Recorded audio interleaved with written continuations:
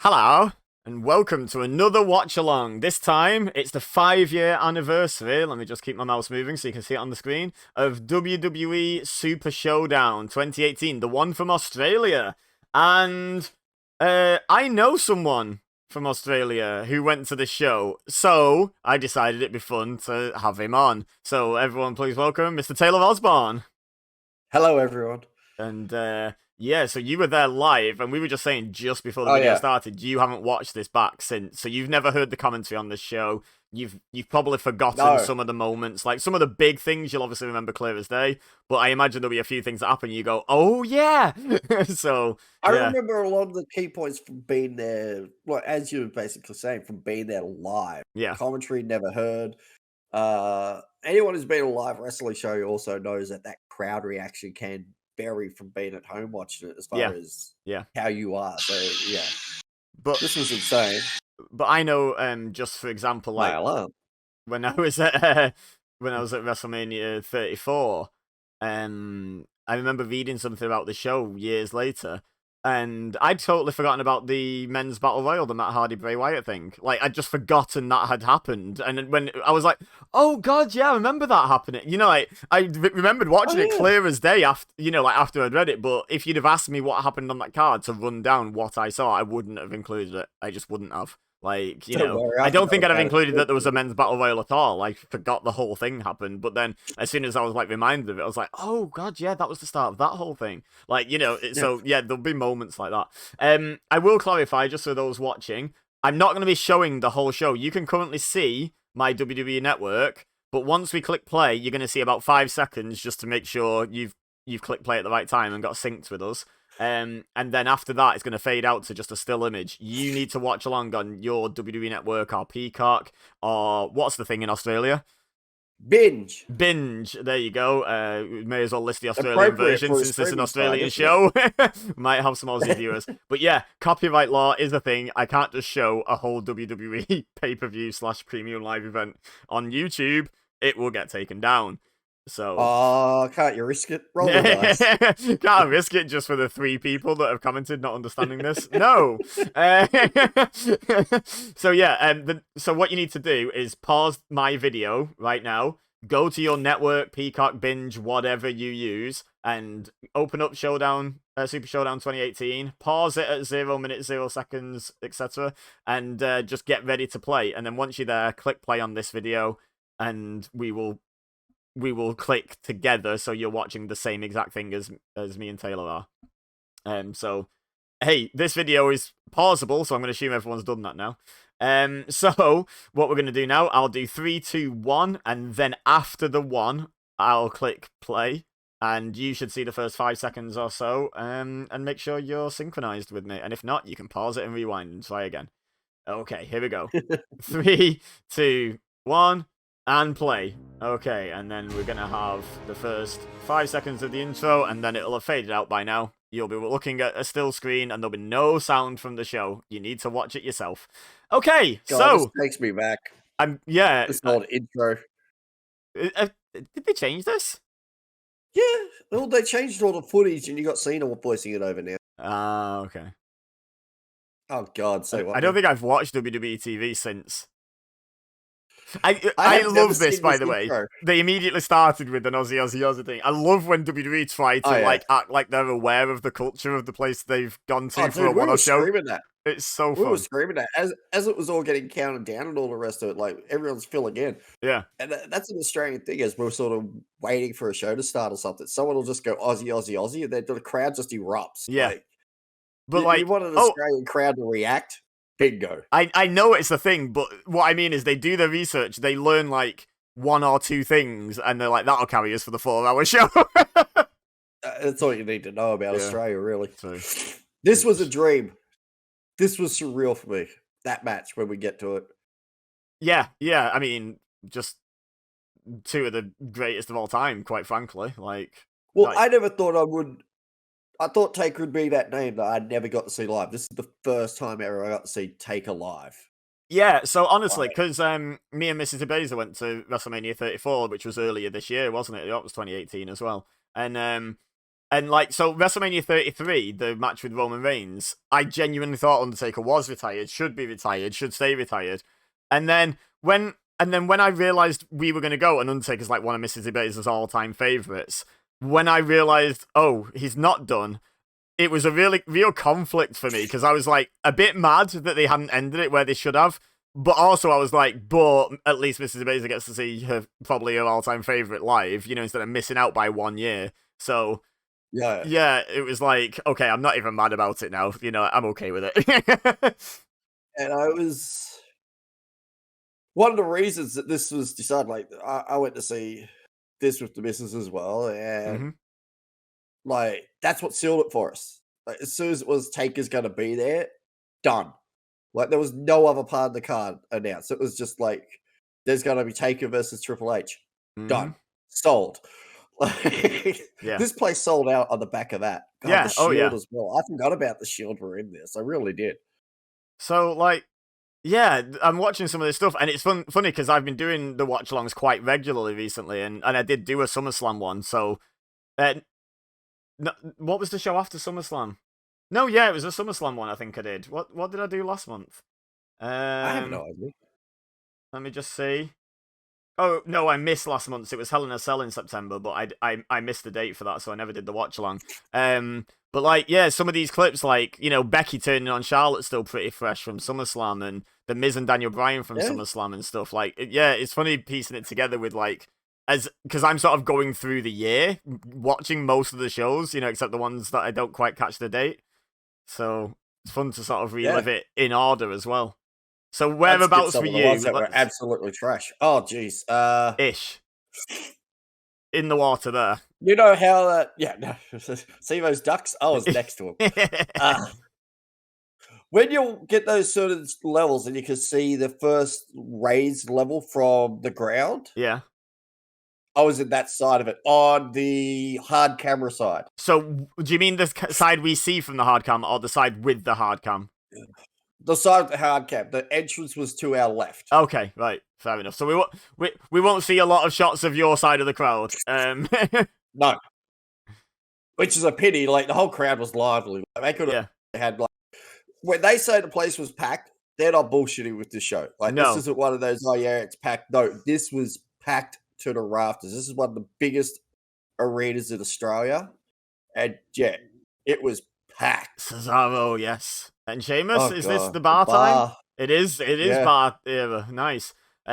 Good way to start. Honestly, probably going to be a banger. I've decided already. I've not seen a human being yet, but yeah, no, I think they're finally cottoning on to that, aren't they? The secret to not having to lie about your attendances is just go abroad. Like, they're going back to Australia next year, aren't they, for Elimination Chamber? They've come to England, come to Britain a couple of times, and they're all just going to sell out because we don't get it that often. There's a big audience for it. Big shows. We may get a tour or something where it's a bunch of house shows or something. We don't get something like this. This was the first time since that one that was headlined with the triple threat with Brock Lesnar and The Rock before Brock left the first time. Yeah. And, like, that's exactly the point, isn't it? Now you guys are getting, like, an Elimination Chamber. You're getting just, like, a regular show in the calendar. Like, that's so much more, like, tempting to go to than, like you say, a house show loop, As much as the house shows are lots of fun, I imagine. Like, I hear from everyone who goes to them that they're really fun. It's still, like... but it's not good. Nothing substantial is going to happen at one of them. Whereas this show comes up and you're like, okay, something big could happen here. Oh, yeah. Well, maybe not hundreds, but I've been to heaps and heaps and heaps of WWE house shows. This was a different environment. It really was. Yeah. Like, it was a different feel to it. The energy in the crowd and everything. Like, we were ready just to... Like, we'll get it soon enough where the crowd went absolutely stupid. Oh, jeez. Okay, yeah, this is definitely going to be a banger. Oh, this was a stacked show, top to bottom. Yeah, but, like, I don't remember this match, but... Hey, look, it's Matt Riddle. Can the Bar versus New Day be bad? I don't know if they're capable of it. No. Sort of like if you've got New Day Usos on a show. Yeah, you might have seen it 100 million times, but it's going to be a good match, isn't it? Like... I could go in the middle of the ring and play rock, paper, scissors, and it'd be entertaining. God, it's all you too watching this. Like Big E, there's a chance like this would be the only time I got to see Big E live because I don't think he was at any house shows that I've seen. But Yeah. at this point, he was so young and everything else. Like you don't process that sort of thing that No. this could be The only opportunity. Yeah. Yeah. Yeah. Can you hear it okay, by the way? I think I'm just going to turn it down Oh a yeah. touch. It's quite loud compared with you. Would you be alright if I... Oh, it's fine. Yeah. Can you still hear there? Oh yeah. Don't worry. It's not like I listen to the commentary or Well, I mean, the commentary is maybe a part of interest for you. I know we're talking over it for the most part, but, like, you've never heard the commentary of this show. Oh, true. It'll be interesting. The Renee Young era of commentary. How did you feel about Renee Young on commentary? Because I thought she did alright, but I did feel she was a bit shoehorned in, because this was peak WWE patting themselves on the back for how great they are to women era, wasn't it? And I felt like that was a bit of that. But on the flip side, I do feel like she did fine as well. So yeah, she seemed to swim to commentary. See, this is another thing too that they don't show you. The commentators actually came out to entrance music and everything out to the desk. Yeah. Like if you haven't seen a live show like this, like they do that. And did you all boo Michael Cole? The tradition is to boo Michael Cole. Oh yeah. Cole got booed out of the building. Yeah. He gets the most heat of the entire night usually. Michael Cole. When I've been to I think all the WrestleManias and subsequent Raws and SmackDowns I've been to, Michael Cole has always had the best heat. Like it's hilarious. Everyone just boos the hell out of him. But Cameron Grimes got like a pop. Yeah. Grimes got a massive pop. You wouldn't think it when you watch him on commentary and listen to him and all the rest. Grimes is the heel. Oh, right. I didn't realize he was the heel at the time, but yeah, that makes sense. He was majority heel, like, a lot of his early run, yeah, so. But, like, yeah, that's the thing again with them going abroad. You go to, like, I think while there's maybe fewer fans in England and Australia, just because there's fewer people, there's more passionate fans. The likelihood that most people in your audience have heard of your NXT guys is a lot higher in Australia or England than it is in America, in any randomly selected American show. Like, an NXT guy debuting or turning up unexpectedly or something is going to get a massive pop in England or Australia, where in America it might get like a mid-sized one, because some people will be like, oh, I know that guy, but everyone in England and America and Australia knows. Do you know what I mean? Right. Like, it's crazy as it sounds, that crowd that you're hearing was a lot louder being there. Like, it's almost like they've turned them down a little bit. No, it's to do with the shape. I get it. It's the acoustics the acoustics of the place. Yeah, because WrestleMania 31 was so loud, and then I watched it back, and it seemed so quiet, and I was like, it was so loud, and it was just because it was an open top. Like, so that was that was really bad for it, because it just, all the sound just went out through the roof, and that was it. Like, none of it reached the microphones, clearly. But it's great for TV in a way. Like, the live experience isn't wrecked, but it's great for TV. That's why I hate it when people start going on, oh, the crowd's dead or they're not that loud. It's like, you don't know. Yeah. Like, sometimes being there, they're erupting, but it doesn't translate well to TV. Yeah, and you don't know how the microphone's set up. Like, have they set it up a bit quiet? Like, is is the acoustics of the building not conducive to the microphones picking it up? Like, like I say, to imagine a WrestleMania crowd is quiet is ridiculous, because most people that go to WrestleMania don't go to any other shows. Like, people save up and travel from all over the world to go to WrestleMania. They're not the run-of-the-mill regular fans that are a bit jaded and just go out of habit, that and follow it around the country. It's how do you think it'll go if it does go to England? If you get like 60,000 fans at WrestleMania, 10,000 are English. Like, and I'm not even kidding. Like, it's massive numbers. So yeah, no, it's not going to be quiet. If it sounds quiet, it's bad acoustics or bad mic setup. It's never quiet. The end of WrestleMania 34 was quite quiet, but that's because the show was about 7 days long. Yeah. No, you burn out at the end of a WrestleMania, particularly, Especially when you're faced with the worst of the Roman Reigns Brock Lesnar matches at the end of that 7-hour show or whatever it was. Oh, that was terrible match. Yeah, and they were like, I wonder why no one's reacting to this. It's like, because we didn't want to see this in the first place. Why have you given us the worst possible version of it? There's no redeeming that match. There's just none. It's just best move on. Yep. It's like the Taker Roman match. Like, that was not great. Like, at the end of that, you sort of sit there going, Jesus.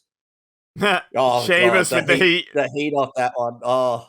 Don't count along with me. I love it. Even I was bored, but it was like that. There was a lot of people in my section that was doing like boo laugh. Like, we knew that's the spot. Like, boo here. Like, we're conditioned, but we loved it. Yeah, I think the best example of that was that I've been to of, you know, the crowd actually playing along properly, because you know what crowds are like. You know, they just cheer who they feel like, and they want to hijack the show. They want to be the star of the show. The one time I remember the crowd really truly playing their part properly was Ciampa Gargano in New Orleans. I think that was at WrestleMania 34, the NXT the night before, and it was just like the heat that Ciampa got, and no one in there thought Ciampa was undeserving or a bad wrestler or whatever. It was just, no, our job is to boo this man. Like, we may love him, but our job is to boo him, and boo him we shall. And I love when fans actually go along with the pantomime, like go along with the routine. That whole thing of Ciampa's run at that point was beautiful, because that's just it. I was excited when he returned. Yeah. But I must boo this man, so I will boo this man. Yeah, exactly. Yeah. It was like, he is probably the best heel in the business right now, so let's make sure we let him know by booing the hell out of him. I always said there was like... Go on. That's telling him he's doing a good job. Like, yeah, exactly. I always said there's like layers to heels. Like, when someone is a freshly turned heel and they're just like a fairly basic run-of-the-mill heel, they probably are getting booed because the crowd will boo a heel turn as a general rule. Oh, yeah. But then when they start getting quite good, the crowd start cheering them. And then when they get really good, the crowd start booing them again. It's like a whole new level above the cool heel that we have to cheer because we love their work. Suddenly it's like, oh no, they're too good for us to cheer now. It's disrespectful. We recently saw something like that with Roman Reigns. Like, this time, he was getting the heat, and then it was starting to be cool to acknowledge him. It was getting cool to play along with his promos. He was not getting the heat anywhere near and then he just turned up the heel. He just got to the next Sammy level. Helped that. Yeah, Sammy helped. Sammy helped that a lot. Like, but he stopped being a cool heel. He changed his demeanor. The whole like abusive side of it came out. You know, like it started being like really manipulative and stuff, and it stops being cool to cheer that guy. So he switched it up. He made himself a better heel. He took himself to the level above where you have to boo him. Right there looked a lot worse live. I'll tell you now, because I also had to watch on I saw some of these angles also where I was looking up at the big screen and that sort of thing to get a view. A lot of times I was watching it as much as I could at the ring, but of course at some points it's like, what exactly is going on here? Yeah, it's weird. Like, again, like, could you imagine the people up those nosebleeds? They're not seeing much as far as the ring. It's the atmosphere you go for. Yeah. Yeah, I agree. I think as well it's hard to resist that urge. Like, when there's a massive screen dangling above your head, like over the ring, that's easier to see. Yeah, you do. Anyone who's not been to one of these shows live will underestimate how much of the time you accidentally end up watching the screen. You just sort of glance up and you end up watching like half a match on it because it's a good view. You know? I watched a lot of the Daniel Bryan Miz match on that screen because I was really invested in the match and I didn't want to miss a second. Mm-hmm. You know, because it's Daniel Bryan's second, third. He hadn't been back very long. Yeah, he returned at 34, didn't he? He returned at that show. Yeah. And they were being sparing with his matches just to make sure he was okay. Yeah. What do you think of the iteration of New Day that was selected here? I mean, they've got the best member of the New Day in there, and Kofi Kingston.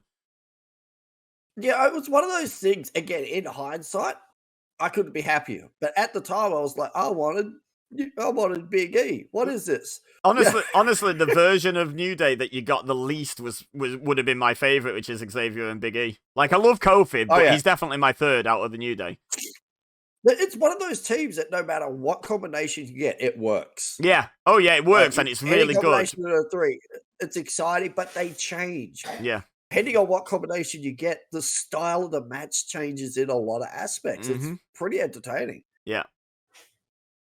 I'm a big Xavier Woods guy. The fact that he's maybe going to end his career as the only member of the New Day not to have won the WWE title is unfair, in my opinion. He's just as capable as either of the other two.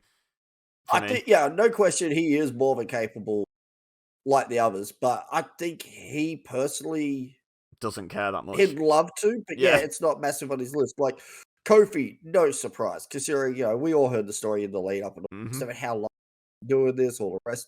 Big E, you look at him, he has WWE champion written all over him. Yeah. Like, he's got the look, the size, the micability. His career possibly being cut short is a crying shame.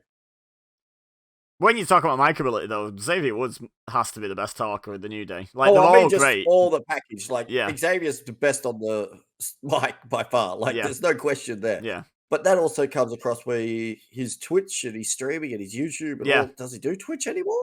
I don't know. I don't know where he streams. I've never been a big one for like watching a lot of big YouTubers and streamers, like live especially. I'll watch videos, like non-live. Oh wow, I was not expecting that to be over already.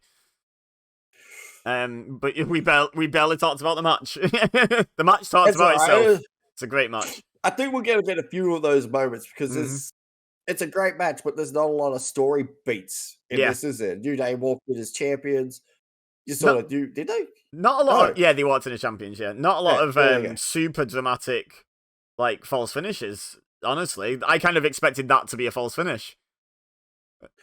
Like there was the one where Kofi knocked Cesaro's feet off the ropes. There wasn't a whole lot of it though. I'm trying to think. No, I don't think there was a lot of false. Big E doing his Christian Cage impression, holding up someone else's belt. I think it's the other way around at this point because Big E was making love with that thing a lot sooner. Look at it, he's in love there. Like that's a man in love. But ladies, find someone who loves you as much as Big E loves our title. Yeah, I don't remember this being a finisher either, but I like it. I think they should have used it more. Well, you're not kicking out of that shit. No. Look at it. I think because a lot of New Day tag matches did involve Big E, so they used that midnight hour, didn't they? The assisted big ending. Like, that you didn't get to see Xavier and Kofi's finisher that much. And if that was regularly their finisher, like, they should have won more because that was a really cool finisher. Should have had an excuse to use it more.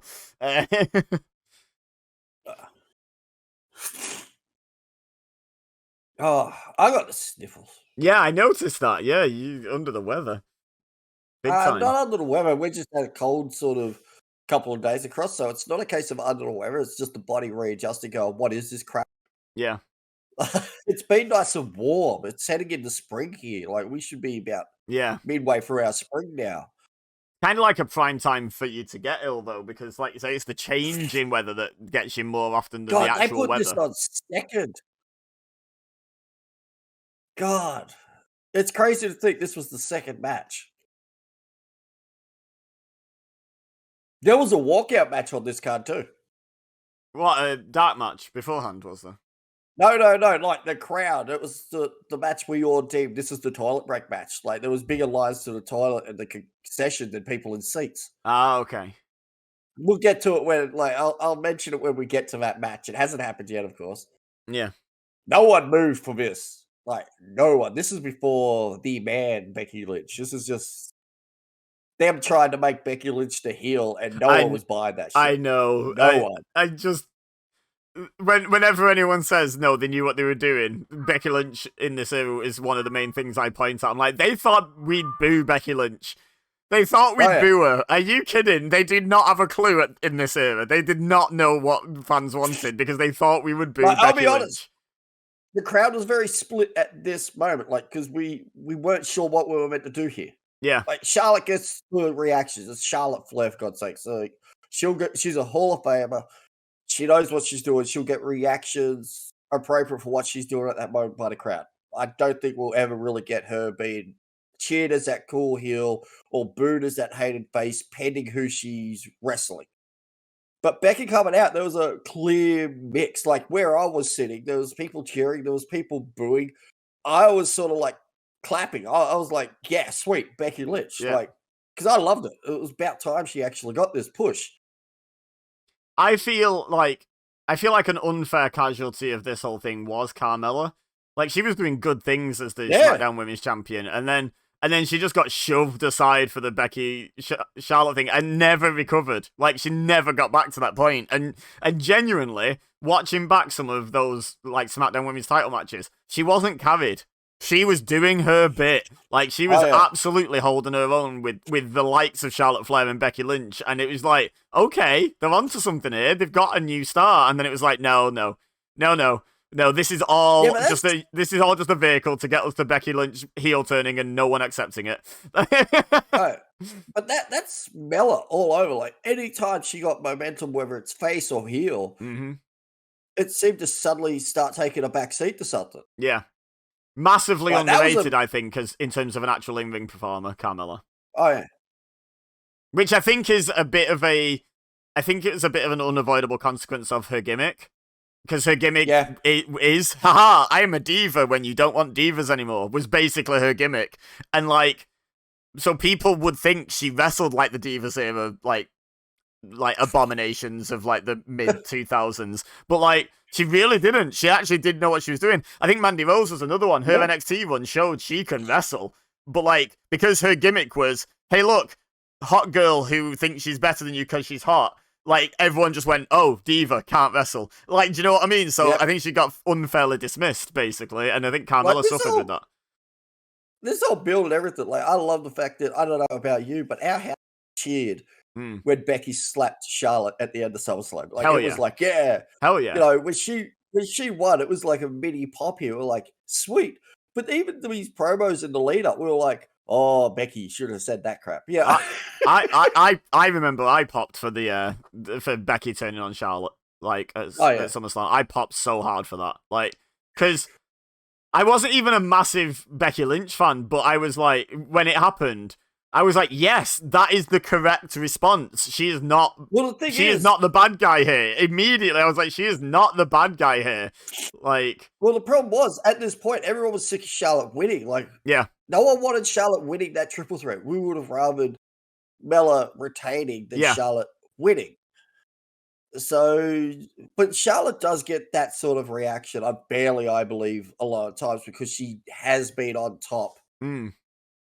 Too much. Let's call it how it is. Too much. Like, way too much. The matches she should have lost, she has won. She's the 2010s John Cena. She's the big dog easily. Roman Reigns. She's another version of that, where it's just like, nope, we're gonna keep shoving and shoving and shoving until you like her, and it's like, or you could just ease up on that a bit, you know. I'm worried she's gonna win the triple threat. If Io I'm worried about that. If Io loses the belt, Asuka's the one that must be winning it. Hopefully, but it's probably Charlotte. I'm hoping Io retains. I want to see Io versus Bayley. That's the payoff, I believe, in this whole thing with the way it all works down. Well, I've already recorded my predictions video that's going to go on the channel tomorrow. But, like, I was talking about this because part of my prediction was, are they going to break them up because Bayley cost Io the title, or are they going to break them up and feud over the title? That's kind of that's the difference to me. They're obviously going to eventually break them up. Over the title. Yeah, me too. But I will say, one thing that I was thinking about this, I don't know who else they had on SmackDown to, like, carry a women's title program with Carmella, but I think this could have been done just by Charlotte costing Becky the match and done the exact same story with Carmella retaining and just these two fighting for the sake of it. Because a big guilt for me that WWE do is not enough non-title just for the sake of fighting women's feuds. Men do it all the time in WWE, but the women, like Trish and Becky is one example I can think of, and then I'm kind of already stuck.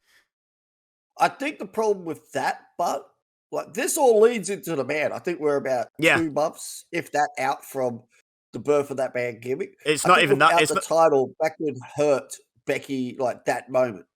I don't think that moment actually happens because she was the SmackDown's Women's Champion. That's why she was leading the charge. Blah blah blah. Yeah, I do agree, but like, I think Becky But I gets see what there you're without saying. the accident, to be honest. But like, I know what Oh, you yeah. mean. It was a big part of it, like for sure. But I don't know. I just think like, yeah, sure. With hindsight, it obviously worked out really well for everyone except Carmella. but I with know. in the moment, I'm sure I remember watching this and being like, I'm pretty sure they could have just had a heated rivalry without a belt.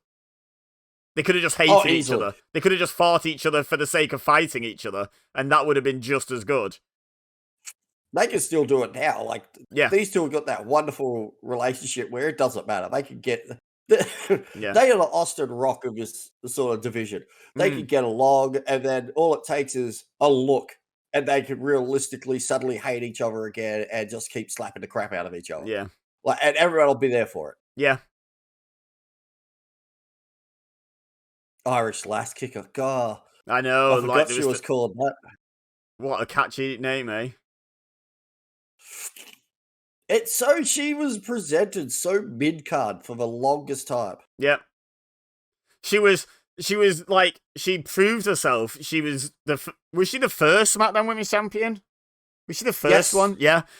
So she got given that, and she proved herself, and then she got it taken off her, which, you know, happens with title reigns. Fair enough, blah, blah. And then, like you say, she kind of just got shoved back in the mid card, and then they gave her an opportunity to turn heel, and it failed miserably in terms of a heel turn because she just turned into the biggest babyface in the women's division immediately. This would have been a lot better if it wasn't for the case everyone believed Becky deserved this moment. That was a big issue with this heel turn. Everyone was been waiting and waiting, and they didn't pull the trigger when they should have pulled the trigger, and it causes this sort of situation with wrestling. Another big issue with it was how justified Becky was. Like, storyline wise, forget like your belief in who's the better wrestler and who's deserving of a push and all that sort of stuff. Just following the story. Yeah, no, Becky Lynch had a SmackDown Women's title match, and then Charlotte managed to shoehorn herself into it. Like, Becky was totally justified in being annoyed that then Charlotte had dared to win the match. Like, you weren't even meant to be in it. And the way she did it too.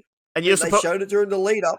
She nailed Becky while Becky had the finish in, being like, some of the points Becky made. If she was a real friend, she would have just left it, sort of thing. It's like, she'd have left it and then challenged Becky and been like, "Hey, we're friends. We'll have a good, clean contest for this title." Yeah, but she didn't. She had to put herself, and like that's been a recurring theme, whether you're talking in kayfabe or not, of Charlotte, of being like just always shoehorned into every match that she's not needed in. You know, like, people do the memes about Daniel Bryan being in that triple threat with Roman Reigns and Edge, but really the specialist in that is Charlotte Flair. How many triple threats has she been shoved into that could have just been a singles match? One coming up. Io versus Asuka pays for itself. Like, there's your match. You do not need Charlotte Flair. Becky Ronda. Charlotte in. Becky Ronda didn't need Charlotte. I was about to say that one. Yep. Becky and Ronda could have been just title for title. Mm-hmm. It could have been awesome because you could have had Becky still win the Royal Rumble. You could have had her go to get the belt before leading into that WrestleMania easily. They've done it numerous times with different athletes. But yeah, like, it's just like, but Becky's character acted exactly as any self-respecting professional wrestler that wants to be the champion of their division should have acted there. Human would have reacted like. Yeah.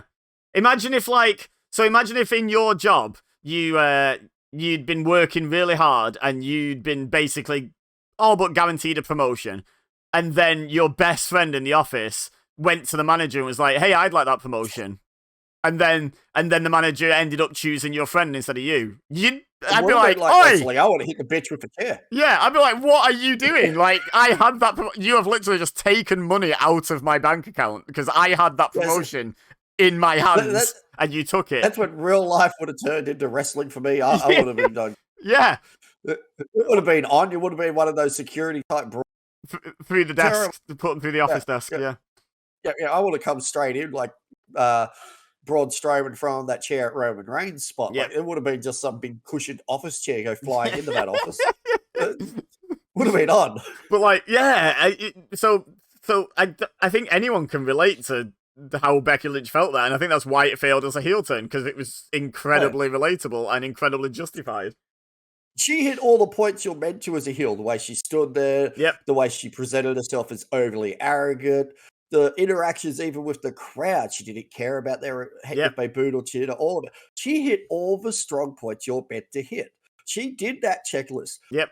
us as a general wrestling group just swung around and said no. Like, and if you weren't watching wrestling before this moment, like again, like we've hinted at, there are numerous times in history that happened. Yeah. There's like, this person is a heel. You must hate them. And the wrestling universe goes, No. no, No, we're we good, will sir. not. I think we'll Yeah. like them instead. Yeah. Like, you will cheer Roman Reigns. But Yeah. I don't think we will. Like, No. But like, yeah, and I think the problem with it was, even like you say, she was hitting the beats of I don't care what the people think, you know, you people promo and all that. The thing is though, looking at that, even that's justified because at that point, yeah, why would she care if we disapprove? yeah. She's just like had an opportunity stolen from her for the person she thought was her best friend. She doesn't care what the 60,000 strangers in the arena think. She cares what happened between her and that one person. Like that's a reasonable reaction, isn't it? I love that with wrestling. Us as a fan base believe that our voice matters. No, realistically, it don't. Yeah. Like, there's some moments that, yeah, okay, our voice changed the course of history. Mm-hmm. But overall, when you've got the heel there saying they don't care what we think and all the rest, yes, they do, because if we don't boo, they're not doing their job. Yeah. I think one of the problems with the heel turn, I think as much as Becky Lynch hit all the right points and played the heel until they took the hint and turned a back face very quickly. I don't think they had a choice. No, they didn't. But I don't think Rebecca Quinn believed that she was ever going to be the heel. I think she's too smart. I think she knew they're not going to boo me. Like, see, they're not going to boo me for this. They're never going to boo me for this. Like, I wouldn't be surprised if, like, you know, in 20 years' time when her and Seth Rollins are retired and they've got a couples podcast or something, I wouldn't be surprised if this came up and she kept saying to Vince McMahon, they're not going to boo me. Don't turn me heel, turn me face with it. Like, turn me super face. Nope, you're a heel. Okay, fine. Watch, it won't work. It was a perfect storm, wasn't it? It was I could imagine. Storm. You got that bloody faced Becky that the crowd erupted, and it wasn't long before she said she is the man, which was just so brilliant. But who was she facing against? We talk about Roman Reigns, but no one. It was cheering for Ronda. Yeah, but it was like, the thing is though, credit where it's due, the feud with Charlotte is what obviously gave her the man moniker, isn't it? Because it was the old Ric Flair, to beat the man, you've got to beat the man. Then she beat Charlotte, and she was like, well, guess I'm the man now. And I was just like, as soon as she did that, I was like, okay, that's gold. I guess I'm the man now. Like, love it. And I love the marketing to it. They could have easily went gaudy and all these t-shirts. No, just a straight black t-shirt with the man on it in big white. It took me back to the 316 shirts. Yeah. Like, and I think that was intentional. I think they knew. Oh, yeah. I think they knew it's really rare that you get one line said on TV and it is exactly lightning in a bottle. And the last time genuinely might have been the 316 promo where they had that kind of... The game I would say is right up there, but in terms of being on that level, where like you create the biggest star in the industry just off the back of one line being said, it's... Oh yeah, do you know what I mean? I still think the man and Austin 316 are on a different level. The game is up there, don't get me wrong, but I think they're on a level pretty much of their own. I can't think of any others. You got an insane. Oh, this was hated. This finish just like you can hear the crowd already. They weren't booing that she was walking out. They were booing that we were going to get. You can sort of sense it in the air. This match didn't have long left. These finishes never really like. I know they go to an actual, like, in the ring thing again now, but, like, you know those finishes where someone does walk out or someone gets counted out or something, and they do it for heat, but I never feel like the crowd are actually booing the wrestler in kayfabe. They're booing the booking team, aren't they? Every single time. No one ever wants to see that finish. I think there's occasional moments where they do. Yeah. But ultimately, yeah, they're booing the finish, not the wrestler doing the finish. Yeah. Yeah. They're not booing the heel for walking out on the match or for refusing to get back in or for getting deliberately disqualified or something. They're booing the booker for booking that. Like, there's a few times that it works. Like, anytime The Miz does it, they're booing The Miz. Because, you know, that's... What can you say about that? Like, hit the bitch in the knee if you're going to hit her. Yeah. Whipping her with the belt.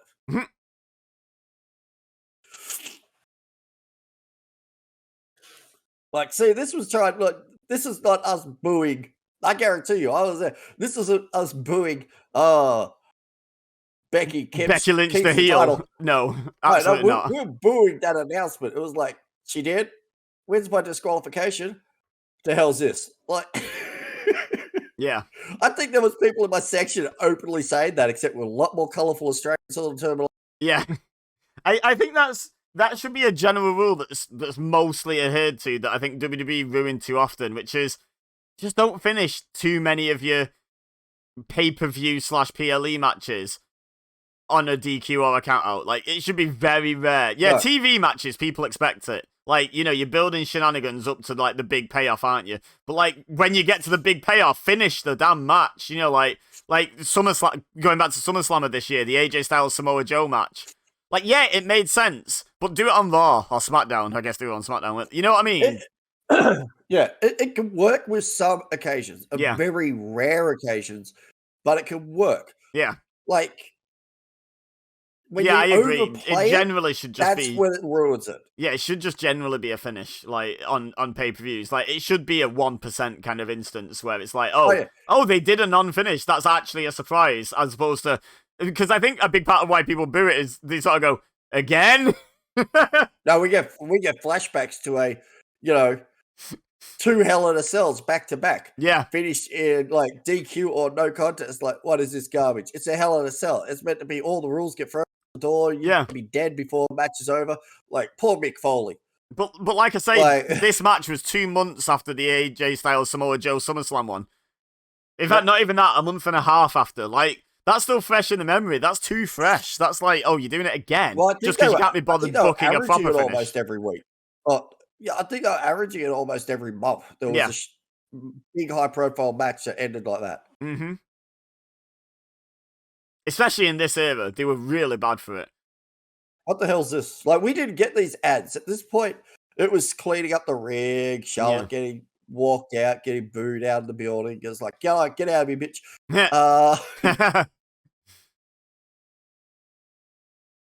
I will say one thing, though. At least they learned the lesson with Charlotte winning by DQ. She didn't celebrate like Lex Luger when he beat Yokozuna by countout and didn't win the title and celebrated like he just like solved world hunger or something.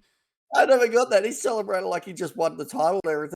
Like, yeah, he was so happy at having not won the title. It was like, you're an idiot. Like, you immediately just look like an absolute idiot now. he should have whopped the ref. Like, they got it right when Mr. Perfect cost him the title. Like, that ended up happening at WrestleMania 10. They got it right then with the way he reacted. He was furious. He was upset. Like, that's the appropriate reaction. Yeah, winning matches is all well and good, but when it's a title match, you don't want to win the match, you want to win the title. It becomes a different thing. Winning the match is not good enough. My God, I'm watching this, and the amount, besides the fact they say network, which doesn't exist anymore, the amount of people that are in this video package that are no longer with the company is incredible. Both of them guys. Oh, I hope they don't take that show down. They probably will. That guy.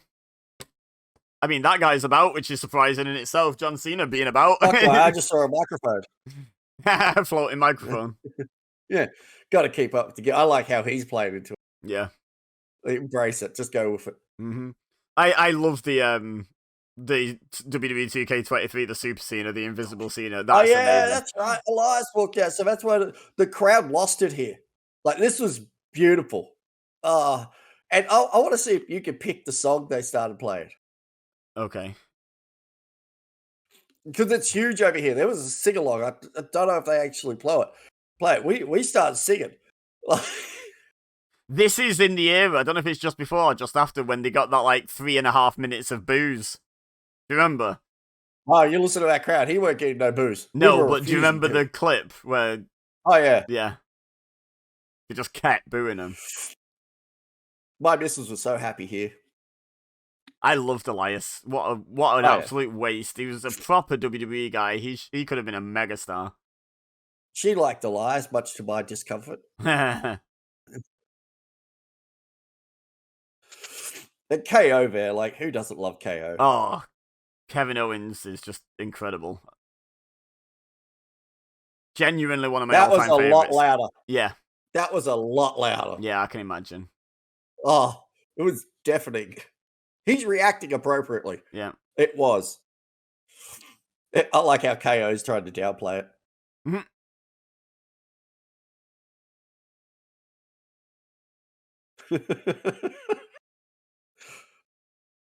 Kevin Owens is just, he doesn't have to do anything and he's just great.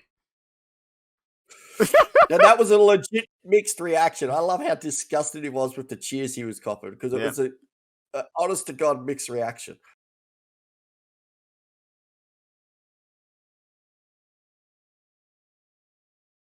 Yep.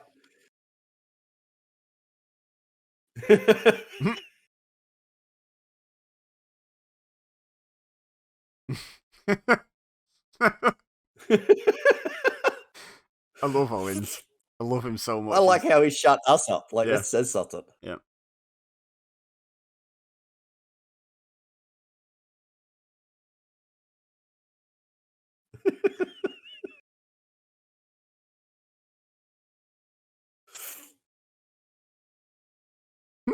There was cheers. You can hear the boos, but there was cheers because we don't like Melbourne either.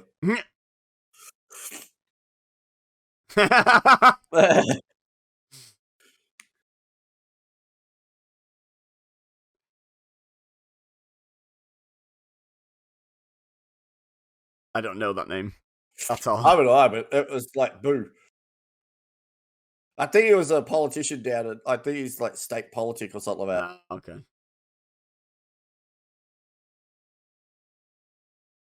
Oh, that was that's quite an a bit. AFL team. And that was the night before the grand final, night after the grand final, and they lost it. That was quite a big cheer. Was that supposed to be hometown heat? Because that was a big cheer. Oh, no. Well, where I was, there was a lot.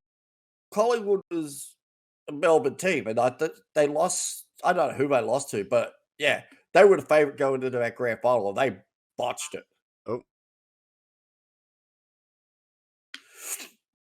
Oh, he must have done that during the break because it was like a Akadaka Thunderstruck. He started playing that. We started just belting it out. So I remember when we were at WrestleMania 34, Elias, I think it was like the Raw or SmackDown after. I can't remember which show he was on. I think Raw. And he came out and like everyone was cheering him, and he was about to sing. And he called the crowd scumbags, New Orleans scumbags or something. And everyone popped and then started chanting, "We are scumbags" for about 2 minutes. It was like, that was not the desired response, but you're having it. You're getting this. Oh, yeah. No, it must have been before during the ad because, again, it's been so long since I watched it. A lot of this just mixes in. Yeah. But yeah, he started playing Akadaka and like AC/DC. I'm saying it's so Australian, aren't I? Yeah. And Thunderstruck, and everyone lost their shit. Like everyone just lost it. We started, doing the whole sing along and all the rest of it. And then he just stopped, and there was a few boos, but we sort of knew that here comes the promo. Yeah. Look, he's got hair. I think that's hot.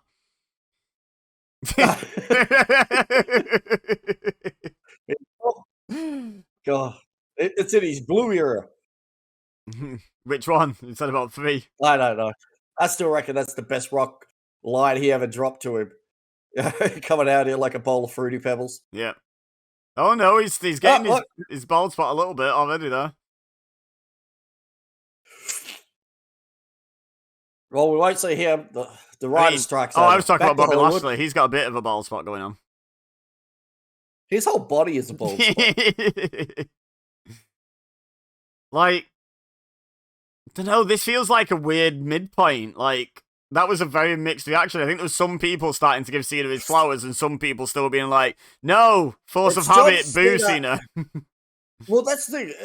He hadn't been out here for a while. It's the first big show in so long and all the rest of it. You can hear it with the crowd.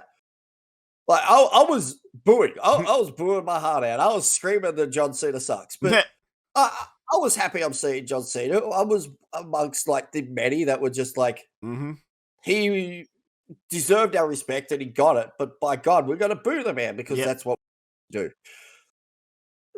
But because we never got really Cena to do this on this big stage, a lot of it was just that knee jerk. We got to do this because Yeah. he was semi-retired at this point. Like, this was a clear, we don't know how long this is going to last sort of moment. Yeah. He'd been around for 16 years at this point. Like, you know, that's a career. Yeah. And he had already started winding down. He was doing some of the, that's why the moment, like, we could sense it. It was very much like that moment after The Rock had done Scorpion King. Yeah. Like, you know that this is starting to, because these movies were starting to really do well. Mm-hmm. Can I just say, seeing as we've got a wrestling match with a Kevin Owens and a John Cena in it, part of my admiration for Kevin Owens was, so I first saw Kevin Steen in a UK indie not long before he signed for NXT. And hey, headband Lashley, and oh god, looks like Cena's bicep. It's about to say sauce. So I saw him and I was like, I love this guy. This guy's incredible. Why have I never seen him? Because at that point I'd stopped watching Ring of Honor and stuff. So I I didn't know him. I knew of him, but yeah. And I bought a shirt that night. I was like, I'm buying myself a Kevin Steen shirt. This guy's amazing. And then he signed for NXT, and I was like, okay, awesome. I can watch him like really regularly now. That's good. That didn't last. And then when he came up to main roster, it was dead funny because I remember I had a housemate at the time. My mate used to live here, and he sort of followed casually, but he only really followed WWE. But we used to watch a lot of the pay-per-views together, like on the network and that. And when this was coming up, it was dead funny because like Cena comes out and like Kevin Owens comes out and he's like, "Who's this fat lad?" Kind of thing. And I was like, just watch this fat lad. And then he did like the middle rope to top rope jump and then do a moonsault and stuff. And my mate, his eyes near enough popped out of his head. Like it was, and I was just like, told you. I said, keep watching. That won't be the only thing he does. And and I was just like, you converted yet? Because that fat lad is like the best cruiserweight they've got. Like, he's incredible. I reckon his call up has probably been one of the, if not the best call up from NXT that they did. I think because the way he came in and stopped on the US title and was just completely like, I'm not counting the Shield. Oh, okay, then best, debuts in history. Yeah, like. Yeah, then best if you're not counting the Shield. Yeah. The Shield is a weird situation as far as call-up, because that was less of a call-up. Bam, we're here. Like, that was one of those moments. Yeah, the Shield, the difference is, I think, NXT. The difference is the Shield weren't the Shield in NXT. It was like a brand new gimmick that just happened to have two wrestlers that had been wrestled in NXT, and Dean Ambrose, who I don't remember this, but apparently Dean Ambrose never actually wrestled in NXT. Never wrestled a match. He had a lot of stop-starts because he was meant to do something with Foley down at NXT, and then that got cancelled. And then Regal, he had a feud with Regal, didn't he, as well, that never got anywhere. I think so, yeah. But like, apparently he never wrestled a match in NXT, which blows my mind. And Roman Reigns barely got seen at all. Like, it's not like he was lining up the NXT title TV moments. No. Seth, yes, but he was the champion and he was highlighted. Like, Tyler Black everyone knew how good he was going to be, and they highlighted him big time. But like, in terms of like someone who moved up doing roughly the same thing as they were doing in NXT, Kevin Owens head and shoulders by miles above anyone else for me. Miles ahead. Nothing changed with Kevin Owens. Nothing's changed still. Kevin Owens is Kevin Steen. Well, I remember that gimmick. It's beautiful. I remember someone saying something to me about that, where they were like, if you pay attention to like Kevin Steen, the human being, whether he's called Kevin Owens in WWE or Kevin Steen in Ring of Honor or anywhere else, his character is unbelievably consistent. Yes, sometimes he might turn face and heel and stuff, but he has basically the same exact principles throughout. Like, and like never actually changes, but not in a bad way. Like, he does evolve, but he never. Like sometimes you see someone do something and you're like, oh, they would not have done that 5 years ago. There is not an example of that for Kevin Owens. Like, there's just not an example. He is just he understands his own law and he sticks to it like big time.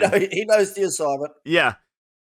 He cares about consistency, like big time, and it's just fascinating. Heel his face or heel depends on how he talks to the crowd. Yeah. Not his in ring, not how he treats the opponent, because he's vicious. Yeah. When he's a face, he's vicious when he's a heel.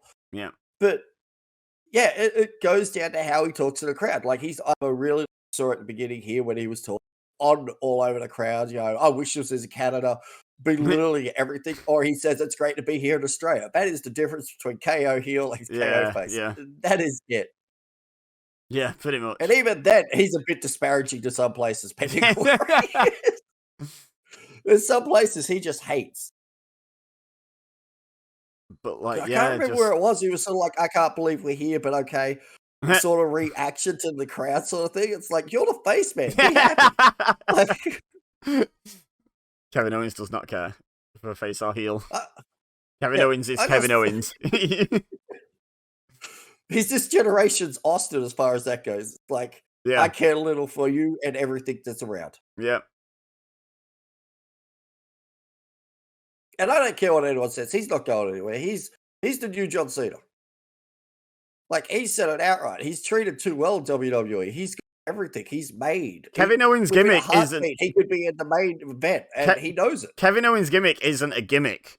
That's the thing. The whole thing about when he came into NXT and he was like, no, I will just do what is right for my family. I don't actually care about the rest of it, like, kind of thing. Like, I need to be NXT champion. Okay, that bit was kayfabe because NXT champion gets paid more, and I want more money to, to support my family. Yeah. We all know that's bit. That's just Kevin Steen. He just cares about his family. Like, fair play to the guy. Do you know what I mean? Like, yeah, he's gonna stay in WWE because AEW would pay him the same money, but like, there's a chance that coming out of an AEW contract 3 years later, he's worth less per year because of their inconsistent booking than he would be after 3 years in a WWE contract. Kind of like, that's kind of, and he knows that. As much as like I do enjoy AEW, there is the chance your stock drops in AEW. There's also the chance you become the biggest thing in the company.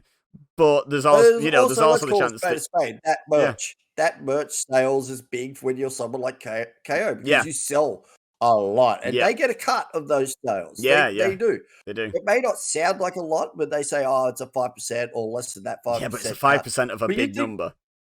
Yeah, I was about to say, you think of that, like, if 5% of like you sell 1,000 shirts, that's a lot of money. Mm-hmm.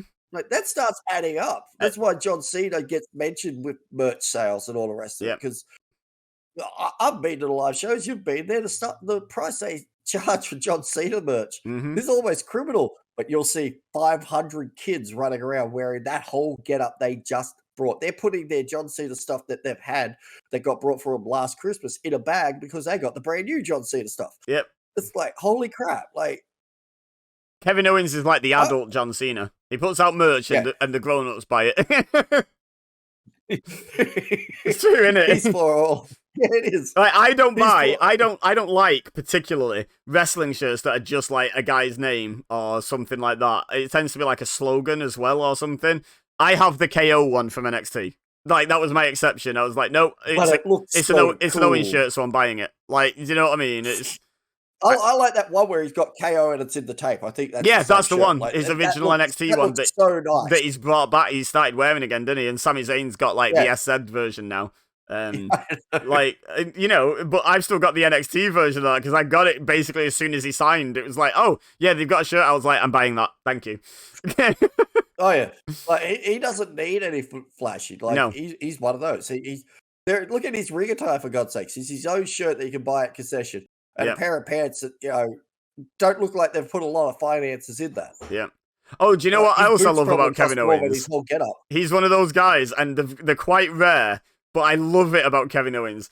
He'll just appear on TV wearing someone else's shirt that he's not affiliated with at all. He'll just be wearing like I don't know, a Carmella shirt one day because he felt like it. Like, and he's just on TV in it. It's like, no, my merch is selling fine. Let me draw attention to one of my friends' merch. I don't think it's that much. I think he just reaches into his gym bag or just reaches into someone else's gym bag, grabs whatever fits. But like, I just I see it all the time with Owens, and I'm like, it's just fun. To the point where I feel like he probably got told off for it because it's just like, it's not the done thing. Yeah, right. Can you imagine Vince backstage being like, "Why are you wearing their shirt? Wear yours, sell more." And he's like, "I've sold all of my shirts. I'm selling someone else's now." I'd love to see a backstage chew out a gorilla for Owens. I don't think he'd stay there very long. I could see Owens being one of those sort of like standing there going, and walking off. Yeah, Mid just shrug Vince and be rant. like, okay, and just walk off. Like, fair enough. And Vince would probably love it. Like, as much as people give shit to Vince, we do it all the time ourselves. That man has got so many stories of like people that are in Cena's position or KO's position, just being able to tell him, yeah, okay, whatever, and walk it off. And he could fire our asses. Mm-hmm. Like, he could make another John Cena. Sure, it'll take him a while, but he can. But he doesn't. He goes, all right, okay, whatever. He puts up with it. Like, oh, God. Was this the debut of this? No. This was the first time he ever did it, wasn't it? I think so. The weird punch thing. I swear, Jericho's doing the Judas effect as just a piss take of that. Or was it the other way around? I think it has to be the other way around. There's no way that was supposed to be a serious finisher. That was like John Cena's people's elbow, only it didn't catch on the same. No. The people's elbow looked cool. That just but the people's elbow was genuinely just a joke done for the house show crowds, wasn't it? Originally, it was to pop the boys. Oh yeah. And then it was like, you know what? I dare you to do it on TV, and he did, and it ended up being look how serious he is. Yeah. The look on his face, like he knows he's just done something stupid, and he can get away with it because he's John Cena. John Cena knows he's done something stupid. Look at his face when he's doing a lot of the promos. He knows he's just throwing shit up in the air and like, hey, that that was such a very similar to the whole match before reaction to the win. It's like, but we wanted an AA. Yeah. Like, don't give us that shit. Oh, here we go. Look at the look on his face. He's loving it. Yeah. John Cena doesn't care if he gets shit up because his bank balance is several like digits longer than most people's. I'd love the interest off his back. Yeah. For WWE, buddy. That it's good to be here. We should come back. You people are awesome. He's that dude. Yeah.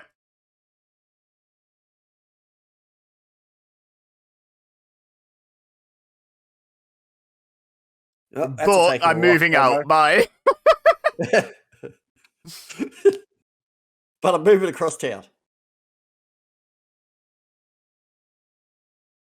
I've got to give him credit. He actually means this because how many times, like, what's the streak? Something ridiculous that he has at least one match. Like, there hasn't been a 12-month period of time that John Cena hasn't been around. Yeah. Like, I think he'll be coming out with an Oscar and in a wheelchair still demanding a match. Yeah. Oh, I don't know about the Oscar bit. he's doing well, but I don't know if he's on that level. I didn't say he'll win it. I said he'll have it. He's just going to steal it. Hey, look, we already had Will Smith slapping Chris Rock. There's nothing saying that The Rock's got to win something and get nominated. And John Cena will just attitude adjust him and just, walk off. Twice in a lifetime. For the Oscar.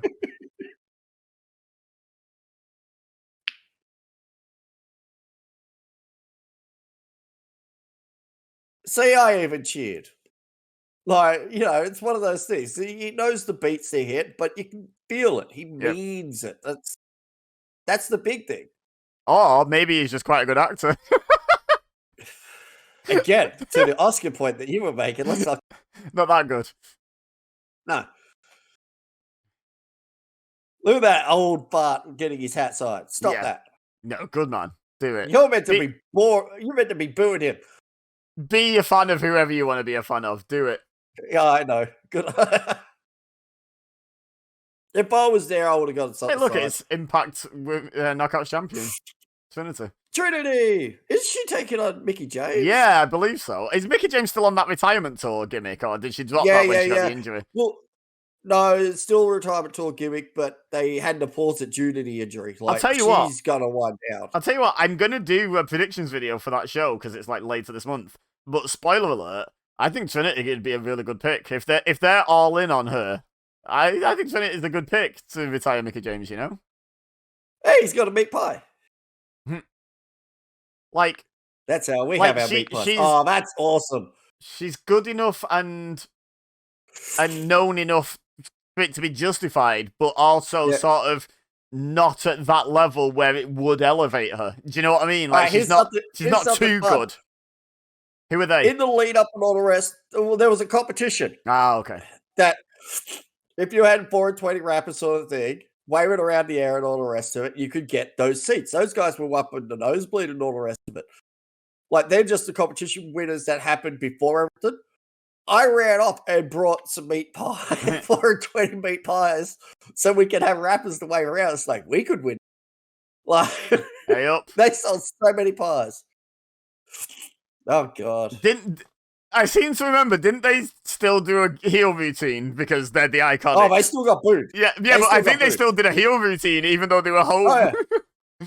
From what I remember. Here's the thing most people don't understand. I think I explained it to you a couple of times and all the rest. Their gimmick is a gimmick of people that aren't like here. This whole bogan sort of stylish and all the rest of it isn't liked. Yeah.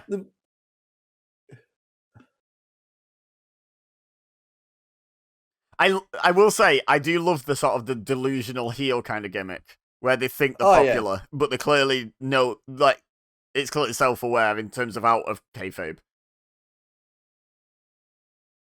Oh, God. You can see, right there, she wanted to go with the oi, oi, oi. It's in our DNA. Mm-hmm. Like, do you see what I mean? Like, they're playing to the crowd, but they know they're going to get booed for it. Like, I love that twist on being a heel. There's a rivalry between New South Wales and Victoria. They're from Sydney. No, but WWE is an American company. Like, America's the only bit that's actually split up. Everywhere else, it's just like, oh, you're Australian, you're from the same country as me, that'll do, I'll cheer you. That's like WWE's mentality, isn't it? I think they knew these two weren't going to get cheered. They would have had to. Yeah. By the way, they're getting a spattering of it. I want to give a big shout out. I want to give a big shout out here to Josh Robinson, who, when the Iconics were split, everyone, and I mean everyone, and I include me in this, was like, oh, Peyton Royce is going to be a star. Poor Billy Kay, the Marty Jannetty. And Josh Robinson was like, no, Billy Kay is going to do better. And yeah, they both ended up getting released, but Billy Kay was the one doing better. And he saw it, and no one else did. So shout out to you, Josh. She was starting to get the cheers and everything. Like, I was even getting behind. Yeah, her gimmick where she was trying to, like, befriend everyone and get signed by everyone. I really wanted to... I don't know if you remember, when they got released, I was like, she needs to take that gimmick to AEW, because that was when Kenny Omega had just teamed up with Don Callis, and I wanted to see her rock up in AEW and try and get Don Callis to sign her, because I just thought it'd be fantastic. Even if it was only a one-off and she wasn't actually signed, I just thought it'd be fantastic. I gotta say this right now, they did this the wrong way around. They should have had Naomi walk out for a little bit, and then they'll bolt down to the crowd with Asuka's thing, because Asuka was over. Asuka's always been over. Asuka is always over. If like Asuka to me, that's a cool effect with her hair. Yeah. Okay. To me, here's a comparison. To me, Asuka is like the women's division's Kevin Owens. If you understand what makes a wrestler charismatic, good in the ring, believable, etc., you cannot not like Asuka. Like, I love how she's the murder clown finally. Yeah, but you know what I mean? Like, Kevin Owens is kind of the same, where it's like, no matter what he's doing, you kind of can't not like him. And even if you boo him as a heel, you can't not like him. And Asuka's kind of the same. Like, this was a big moment, because I hadn't seen Asuka live. These people on the card, I had not had the opportunity to see live. That was the bigger law for me heading to this show. This wasn't so drowned out. Like, this had a better visual as far as watching it live. It wasn't so like, that didn't look too good when you just saw like his hair sliding across, because you couldn't make Asuka out at all. Yeah. I was just thinking she should have had a bit of glow on her actual attire as well. A few bits of her attire should have glowed in the dark as well. Like, maybe not to the same extent as Naomi's, but just a few bits. Like, the face paint that she's still just got that line across her. They could have used like the colorfulness that Asuka does wear to match up with it. Yeah.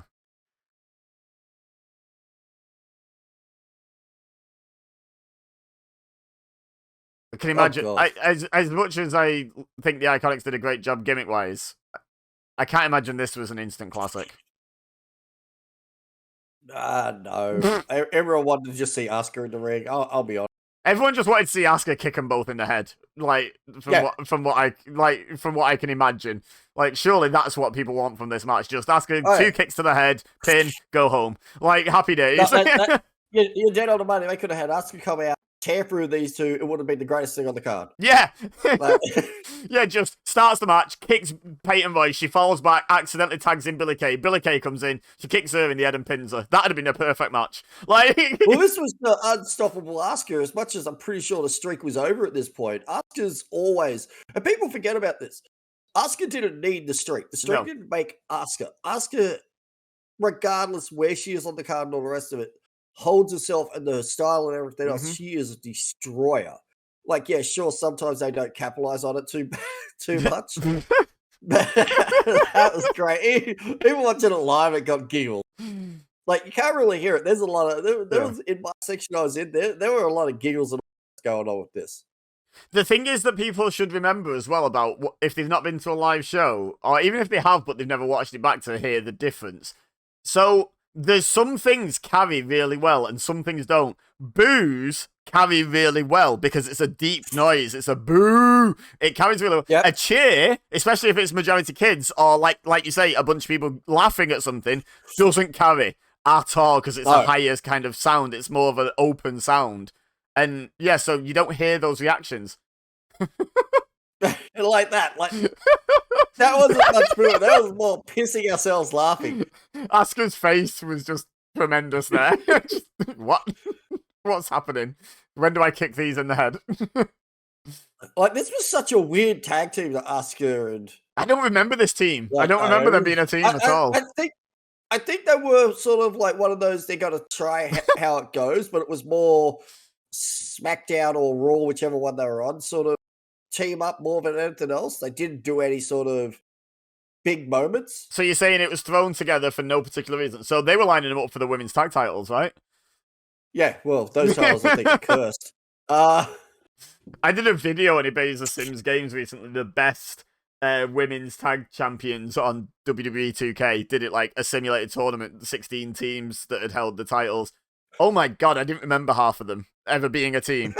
Like, I was just like, when were they a team? Never mind champions. Like, and some of them I remember being a team, but I didn't remember them being champions. I was like, oh yeah, but the average title reign in that division is about 2 weeks, so that's probably why I don't remember. 2 weeks and an injury. Yeah, yeah. Or a firing, 1 to 2. Oh, I wish I still had the Word document open. I had a Word document, you know, just to keep track of like who was in and who was out and stuff. And I deleted it after I'd finished the video because obviously I didn't need it. But I wish I still had it open. I'd have read out some names to you and you'd be like, who? Like, not who is in the individuals, but who? They were a team? Well, I just remembered the Iconics did hold those belts. Yeah. Weren't they the first challengers to win it after the inaugural I think they were the second champions, yeah. And it was like, but I didn't remember that they actually held the titles. Obviously, I knew they were always a team, but I didn't remember them being champions. I think didn't they win it at like WrestleMania or something? Yeah. That's what I was just thinking. They were at WrestleMania. I think Kyrie and freaking Asuka was one of the other teams. Oh, was it? Oh, I can't remember the exact order now because I had them listed in order. But like, obviously, I've got rid of the document. Oh wait, no, probably a lot. I don't think because Kyrie was just. Is she in NXT at this point? Kairi Sane and Asuka was pandemic era team, so that was a couple of years from like when the Iconics won it. So it's probably Asuka and because Asuka's been champions 3 times with 3 different partners. Who was the first one? Her first with Kyrie. Was that a first? Look, I love that sell. Well done, Peyton Royce. That was a great sell. Comedy selling definitely has its place. I love it when it's done right. And this is the sort of match where you can do it because, like, it's not an important match. No one cares. It works with some gimmicks. Yeah, the Iconics had that gimmick. They could like that. That's over the top, but it works. Everything about Billie Kay was over the top, but worked. Like everything. Yeah. Like that was her gimmick was over the top, but it works. Even one of them work anymore. I can't remember. Did Naomi just scream iconic and then spank Peyton Royce? Yep. Oh. Oh, here we go. Asuka's gonna kill someone. Let's go. Oh, God, that was wow. sloppy. Yeah, sloppy, but like just to let Billy Kay cleanly get the one up on Asuka. That's an interesting decision. This finish actually was pretty good.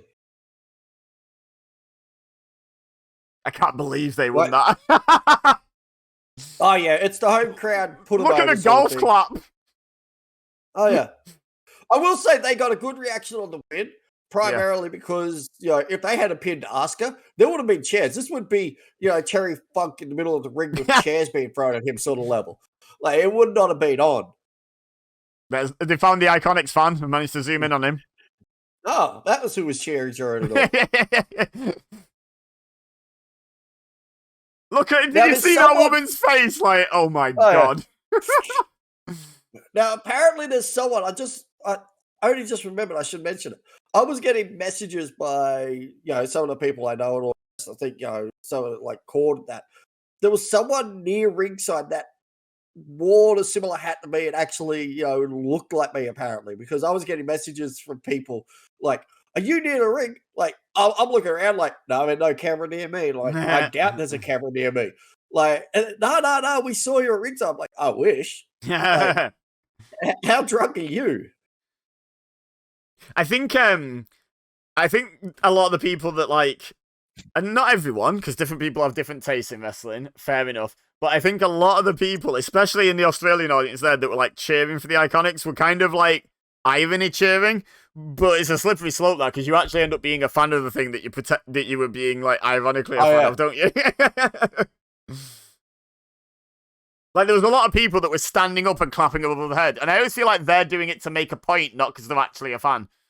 They're like, hey, this match. Look at me, I get it, I'm cheering. You know what I mean? Instead of actually being just a fan. See, that graphic, that went on the big screen. We actually got some of the video packages on the big screen. Yeah. So we sort of knew the timing that was going on, but you heard the cheers. That crowd got loud. Yeah. Like, I think they turned it down. Whenever you got the commentators doing the build for that, they turned down that crowd microphone of that, because they know the moment that gets flashed up on the screen, they're going to lose their shit. And that was one of those moments. As soon as we saw AJ and Joe, like, this was a big match we were all looking forward to. Yeah, can I just say, though, just of this feud in general, the fact that they got to about their third match, and the stipulation was, no DQ, no countouts, hey, we're actually going to have a finish, is just... Oh, yeah. It's like, you could have just had a finish. They could have just had 3 matches with finishes. No one would have complained if you'd have just done clean finishes on all 3 of the matches, because they'd just have been great. You know what I mean? That is such a BS mailbox. Like, we all know his name.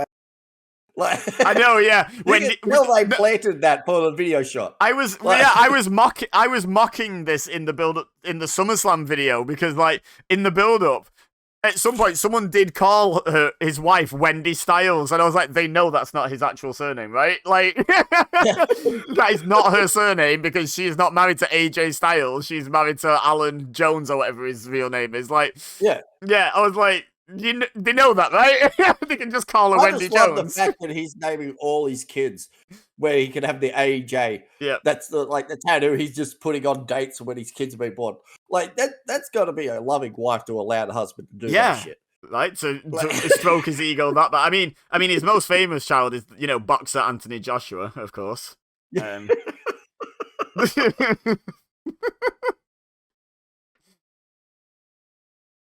By the way, Samoa Joe, top 10 all-time talkers. Like, when they let him talk, oh my God, you believe him, don't you? Like, he might not have, like, the flash of some of what people consider the all-time best talkers, but my God, you believe him, don't you? You believe what he's saying. His promos mean something.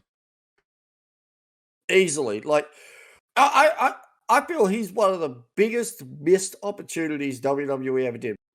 He should have beat Brock clean one-on-one and just... Brock was pushing for it. Yeah, he should have mauled Brock. Like, they could have done a rematch where Brock eventually got him back, but if he'd have Lesnar Cena'd Brock, that would have been amazing. Like, can you imagine if he just interrupted the German suplexes, like didn't let Brock get one in, beat the hell out of him, and then choked him out and just got the win. Can you imagine? Like, well, Brock was pushing for that. Like, yeah. Joe, how many times was he on that doorstep, that threshold? The crowd was behind him. Everything was going, but management, for whatever reason. I think a couple of times, too, he did suffer an injury. Like, unfortunate. Like, oh, damn. Like, that's derailed everything. And people keep forgetting how much that's important. Like, an injury can derail things for all. People have talked about that, not just like the timing of an injury, but you get a couple of injuries. People have talked about how Vince loses a bit of faith in you because they're like, if they're injury prone, how hard can I really push them? Do you know what I mean? Like, Ziggler. Yeah. Right, and I get it from a booker's aspect, particularly when you're on the level of WWE. You need consistency. You need that cart to someone that gets hurt in the big moment. Yeah, you need someone who's going to be there next week to be your champion. Like, yeah, not, oh god, we've got to vacate the title again. You know, I think that's why Finn never got back. Like, I genuinely do. Yeah. I think Vince was going to take a chance on the smaller guy, and then Finn gets hurt, and then all of a sudden that turned him off the smaller guy because his injury, I think he was redlining for a long time, but that injury didn't come off a big spot, did it? It was a powerbomb to the barricade that has happened how many times? It's a pretty big spot. To be fair, I think that was the first time that it was done to a barricade. From what I recall, I think that's the first time Rollins did it to a barricade, yeah. Oh, there you go. But you know what I mean? Like, it wasn't like he fell off a ladder or anything. Yeah, I know what you mean. It was still a wrestling move. You should be able to take a wrestling move, yeah. That's it. Yeah. Like, there's power bombs that hit the canvas are probably a lot more severe. Oh, by the way, I love this theme song. Oh my god. I can't think of a CFO's era theme song that suited the guy better. Like, it's got exactly the right amount of threat and exactly the right amount of swagger for Samoa Joe, hasn't it? Oh yeah. It like matches his personality traits perfectly. It's so hard to explain, but it's just perfect. That weird raw thing to start it off and everything else. By the way, great detail there. AJ allegedly choosing to interrupt Joe's entrance with his own, and Joe being annoyed at it. Clearly, they're just saving time, but like, that's genuinely quite a good detail. Like, the disrespect, no, you don't get your entrance. I don't think they were saving time as much as they were doing. Yeah, I think they were doing a bit, but it does also save them half an entrance, doesn't it? Oh yeah, mind you, it did at the time. It got a couple of boos where I was sitting, not loud crowd, because we didn't get that. Joe's got a lot of fans. In the ring sort of thing. Like, we didn't get that moment, but when it hit this moment, that's probably why it got boos, because they probably first assumed, oh, we're just interrupting Joe's entrance. He's going to get in the ring and act like it didn't happen. But no, it was it was the actual start of the match, and everyone's like, oh, okay, no, we're on board with it now. You know, I got those gloves. I was wearing them in the crowd. I've got the TNA version of those gloves. Well, not those exact ones. More than a shirt. Yeah. I only have two in like separate bits of TNA merch, which is a pair of AJ Styles gloves and a Bad Influence shirt. And those are wondering, that print is on them. That print on the inside of the hands, that is actually on the gloves they sell at the shows and all the rest, just in case anyone's wondering. Yeah, you can do the thing yourself in the mirror. You can put your gloves on and put the Styles logo up. I was trying to do it at the show. I was practicing while I was sitting there before the show and everything. So like, turning to the wife, so like, does it look right? Does it look right? Like, eventually I was getting eye rolls. And she was like, eye rolling. You're like, yes, dear, it looks fine. You've lined it up. And I swear she wasn't even looking at some points. Yeah, it's lined up. Just looking the other way, goes, looks about right to me. Yeah. Look at wondering when Elias is coming. Yeah, looking at Elias. I was about to say that.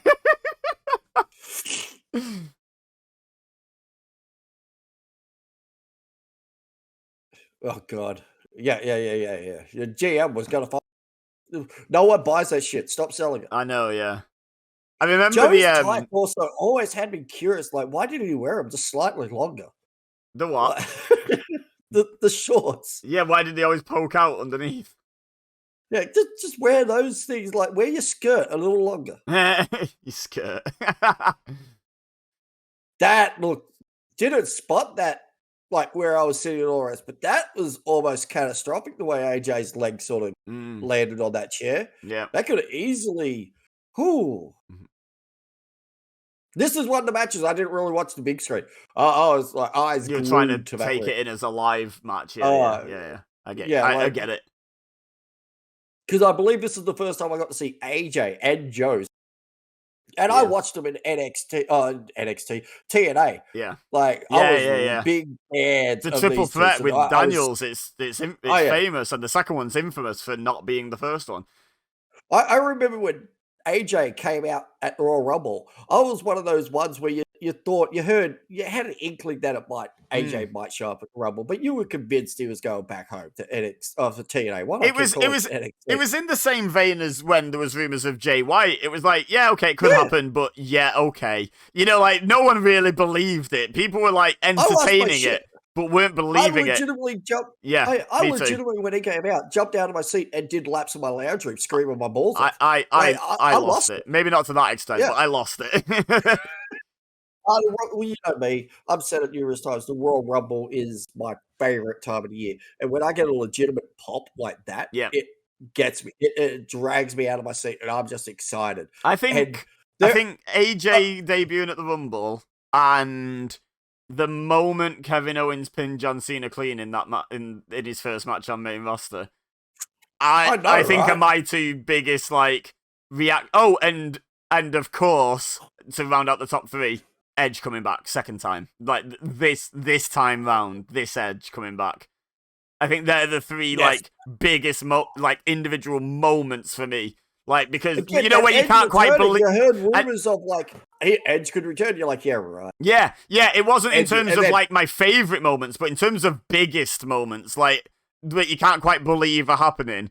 Like, genuinely, when Owens pinned Cena, I was waiting for some, them to show another angle and restart the match or something. I was like, there's no way they've just done that. There's no way. I love it, but there's no way they've done it. And they had, and I lost it. Cena clean is small. Yeah. At that time, it was huge at that time. Now everyone's doing it, but at that point, it was huge. Less people had beat Cena clean than won Royal Rumbles. Do you know what I mean? It was huge. Yeah. See, there was another point. I was actually... Oh, kick out. And I was going to say, and then AJ debuting was the exact same thing, where even though he was standing there on the stage, I was like, I still don't believe it. I still don't believe it. I had the Roman Reigns face when the music started. Same. Normally, I know exactly who's coming out. It's like, who the hell is this jabroni? Yeah. What job was coming out? And then also when that I Am Phenomenal came across, I'm like, no. Yeah. I was like, no. And again, it was the same thing when Edge returned. I was just like, he's standing right there in his wrestling gear. He's looked like he was about to cry. Now he's turned into Edge mode, and his pyro's going off. And I still do not believe that he's there. I don't believe it. He is not AJ there. Had a good showing in the Rumble. It wasn't just run out. Right. That was AJ. People forget about it. They want to keep WWE's mistreating him. Mm-hmm. Oh no, they're not. No. The payday he is getting is insane. And you got to remember, his build, when he came into the company, you don't get when you first walk into the company. He wasn't previously there. He had nothing. Yeah. He walked in and had a great showing in one of the biggest nights in the WWE calendar. Yeah. And then within that year, wins the WWE Championship. Yeah. There's not many. I think it's Diesel, Kurt Angle, AJ Styles. I'm pretty sure that's your list. Oh, and Lesnar. Yeah, there's your list of people that have won the championship within 12 months. Hell, I think all of them are within 10 months of their debut. Oh, yeah, when they know, they know. They do it quick. Oh, yeah. Well, Styles at the point was called best in the world even before he really started getting that moniker thrown on him, as far as the internet fandom and just the fandom. Yeah. He was considered the greatest in-ring performer. When AJ Styles debuted in WWE, he was the only... Well, I mean, he was kind of on his own at that point because I think he'd already retired at this point, but AJ Styles was near enough always the only name I would even entertain outside of Bryan Danielson / Daniel Bryan. Like, he's always been the top one for me. AJ Styles was the only one I'd even hear an argument for. I was like, he's the only one I'll even listen to because I don't think you can line anyone else up with him. But AJ Styles and was that guy. Honest, I think AJ had the edge. Daniel Bryan, yeah, okay, he's probably the most technical, and that argument could still be held up today, except for, Zack Sabre Jr., because what that man does in the ring shouldn't be allowed. Like, I think Zack is a freak. I think the thing is, AJ Styles in WWE didn't get that much worse. I think Bryan Danielson has always been significantly better than Daniel Bryan. Daniel Bryan was still the best guy on the roster, but Bryan Danielson wrestled rings around Daniel Bryan because his way of adapting to the WWE style did make him worse. Whereas I think AJ Styles didn't really get any worse. And here's the funny thing. This AJ Styles that WWE fans used to see, and even New Japan fans that hadn't seen him in TNA, you forget that this version of AJ Styles was a failed heel turn. Yes. Yeah. In TNA. Yeah. Like, he used to, before that, was clean-shaven, short-cut hair. Yeah. Wearing the, like, black short sort of type. Oh, yes. I remember OG AJ Styles. He was great. This was a failed heel turn that turned into the AJ Styles that we got. He was always the phenomenal. He was always all the other parts. It was his the man turn. He was supposed to turn heel, and he just didn't. He just turned more face, like Becky Lynch. That garbage story they tried to, like, that's one of the reasons he didn't go back. That guy, I think you and I have talked extensively about it on other sort of things that we've done. That was a bad story. But AJ Styles it was a weird decision by TNA because when he came back with his beard and his soccer mom haircut, he was supposed to have turned heel on TNA, but he was fighting aces and eights on behalf of TNA, and it didn't make any sense for them to expect anyone to boo him because he was rescuing TNA, the company that people were choosing to watch. But that would be like someone coming in as a heel and fighting the NW. Yeah, exactly. It was like, this doesn't I can't make any sense of what you're trying to make me feel from this storyline. I can't understand what you want me to think about this. But we want him to win. All I actually think is, yay, AJ Styles. Like, that's all I'm actually thinking. But I'm not sure what levels you're expecting me to think. Surprisingly, the best heel turn the heel turn for AJ that worked first was the Bullet Club AJ, because Bullet Club. Mm-hmm. Right. It wasn't until the Elite were running Bullet Club. People forget about this too. Bullet Club was never cool until the Kenny Omega. It was properly legit hated, Bullet Club. Bullet Club. That's why Jay White's Bullet Club gets sort of referred to a lot as the return to the original Bullet Club. Yeah. Because they weren't trying to be cool. They weren't trying to be liked. They were just like, nope. And I don't care what anyone says. I love the new iteration of Bullet Club because they go right back to their roots. Savage, brutal, vicious. Yeah, okay.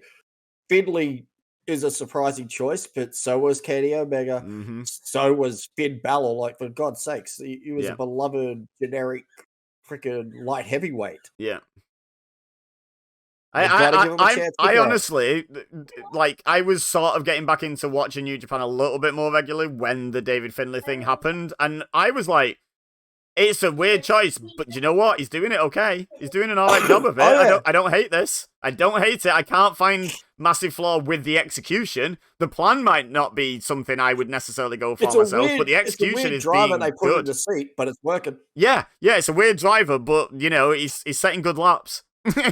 Yep. So let him cook. Let him cook. Like, the destruction of Tama Tonga in that match, I was like, this is genuinely really well done. Like, Tama Tonga did his bit in that, but David Finlay did his bit as well. Like, without him being believable, that would have looked ridiculous. Someone like Tama Tonga going down like that. Yeah, it was shocking, but it didn't look ridiculous. It looked good. Oh, no, that's what I mean. Like, I can't remember Tama getting just dismantled like that. Yeah. We're a bit off track here watching AJ Styles Samoa Joe, but, like, this is what we do. It's right. If you don't like it, just turn it off and just absorb the match. Don't turn it off. Don't turn it off. Turn the volume down and leave it on until the end. Give me those watch hours. My bad. I used the wrong terminology for it. Yeah. Can we rewrite? You do the editing. Just go back and change the wording. You think I'm, like, doing anything other than live to tape with this. Like, this is like 4 hours worth of video. I'm not going through this and editing it. just write down the time and bleep me out when I say that. Just, you know. Just mute your audio feed.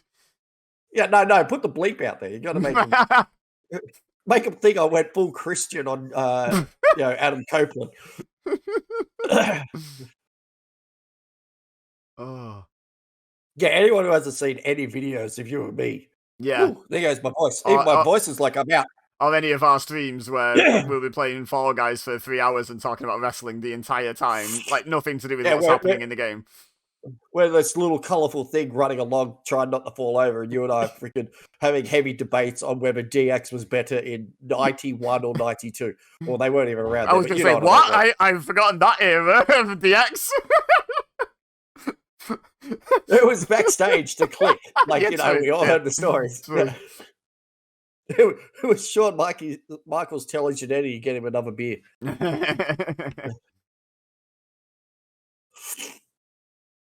It took them this, like, I agree with Corey. Like, it surprisingly took this long before they were like, weapon time. But here's the thing, like, I know it would make sense for them to just go weapon-based immediately from the start because of how personal the feud is and yada, yada, yada.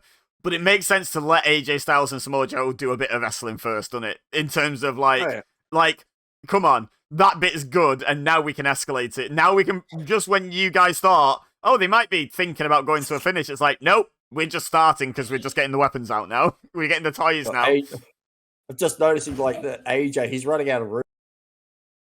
Isn't, oh, running out of everybody's tattoo? Yeah. Buy a TV there, lad. Yeah, I was going to say, man needs to buy a TV, honestly. Like, I'm home. What are we doing? No. What do you mean, what are we doing? Same thing we do every night. Try to take over the world using millions of children. I hope none of his kids get into wrestling because that is a huge shadow to step into. Oh my God, yeah. Although I feel bad for her. You say that, but like Charlotte Flair's done all right, and that's about as big a shadow as can be cast in terms of wrestling legacy. Yeah, but when she walked back into it, it was Ric Flair we were all poking fun at. Yeah, true. It was Ric Flair. You should have retired 5 years ago. Oh, but to be fair, AJ Styles is perfectly capable of retiring from wrestling, saying a few things, and everyone being like, remember when we just used to enjoy him as a wrestler? Can he go back to that and shut up? Because he has some interesting opinions on some things. So his kids have a chance on the strength of that. We might be laughing at AJ Styles when they debut. I don't know, because the difference between Flair and AJ is lifestyle choices, honestly. Like, we're not going to have AJ in any state that Flair's got it into. Yeah, but I think he's capable of a different type of embarrassing himself than Flair is. Still think he's capable of it. Out there going full Georgia. Don't forget, this is AJ Styles who said, I don't believe in Flat Earth, but I think they make some good points. It's like, do they? I think he did that for the reaction. I know, no way he... But he still said it. Like, true. But do they? Please list any of them. Any single one will do. I love that. I know it started off as a joke. They didn't actually feel it.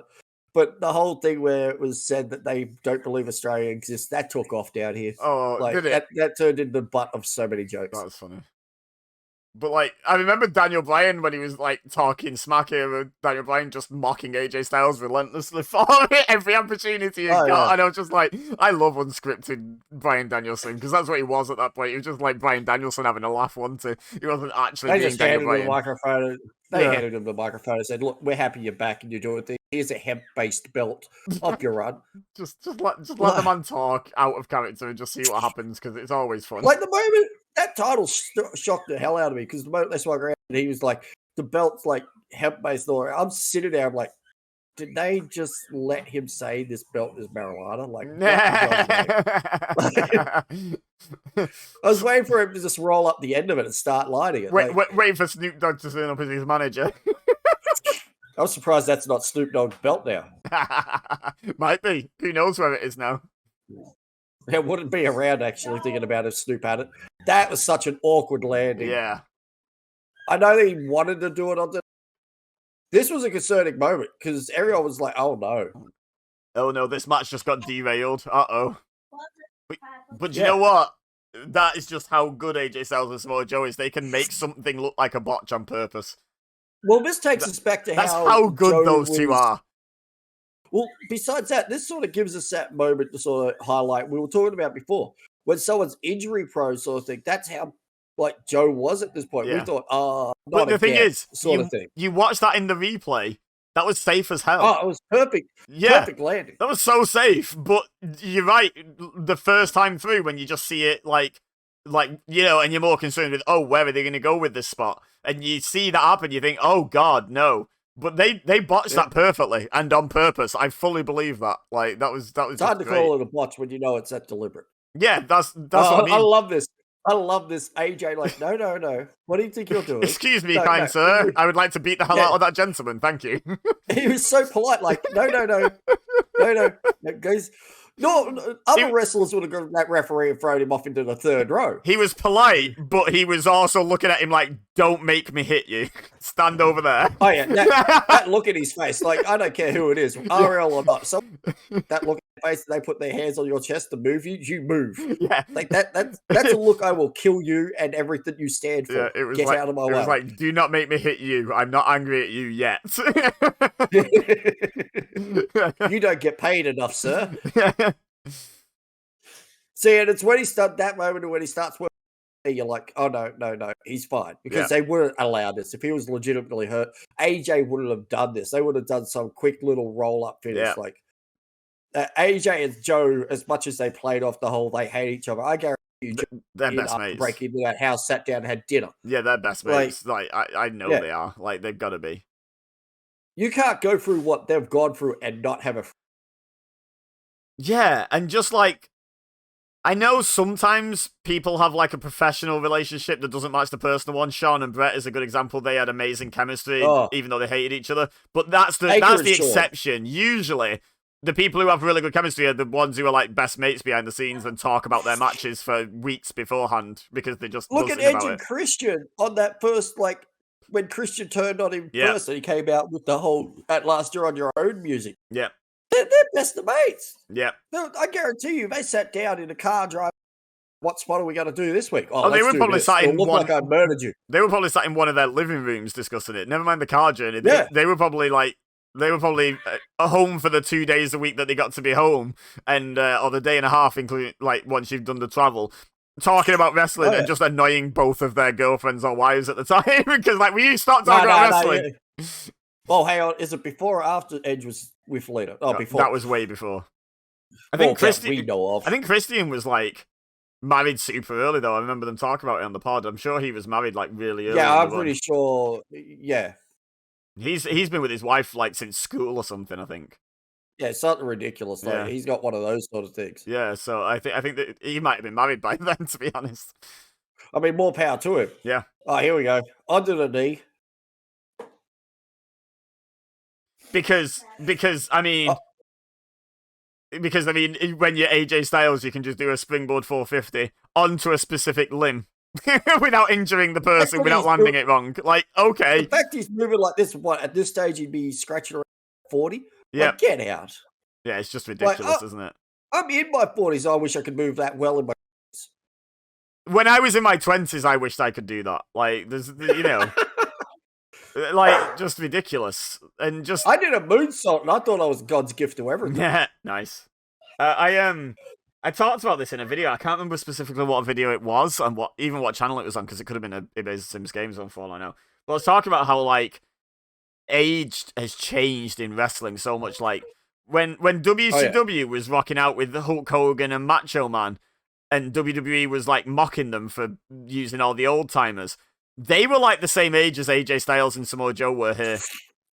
But they were right. Like, everyone was mocking that age as well. Yeah. But they were right at the time. It has genuinely changed. Now the best guys in WWE are minimum 37.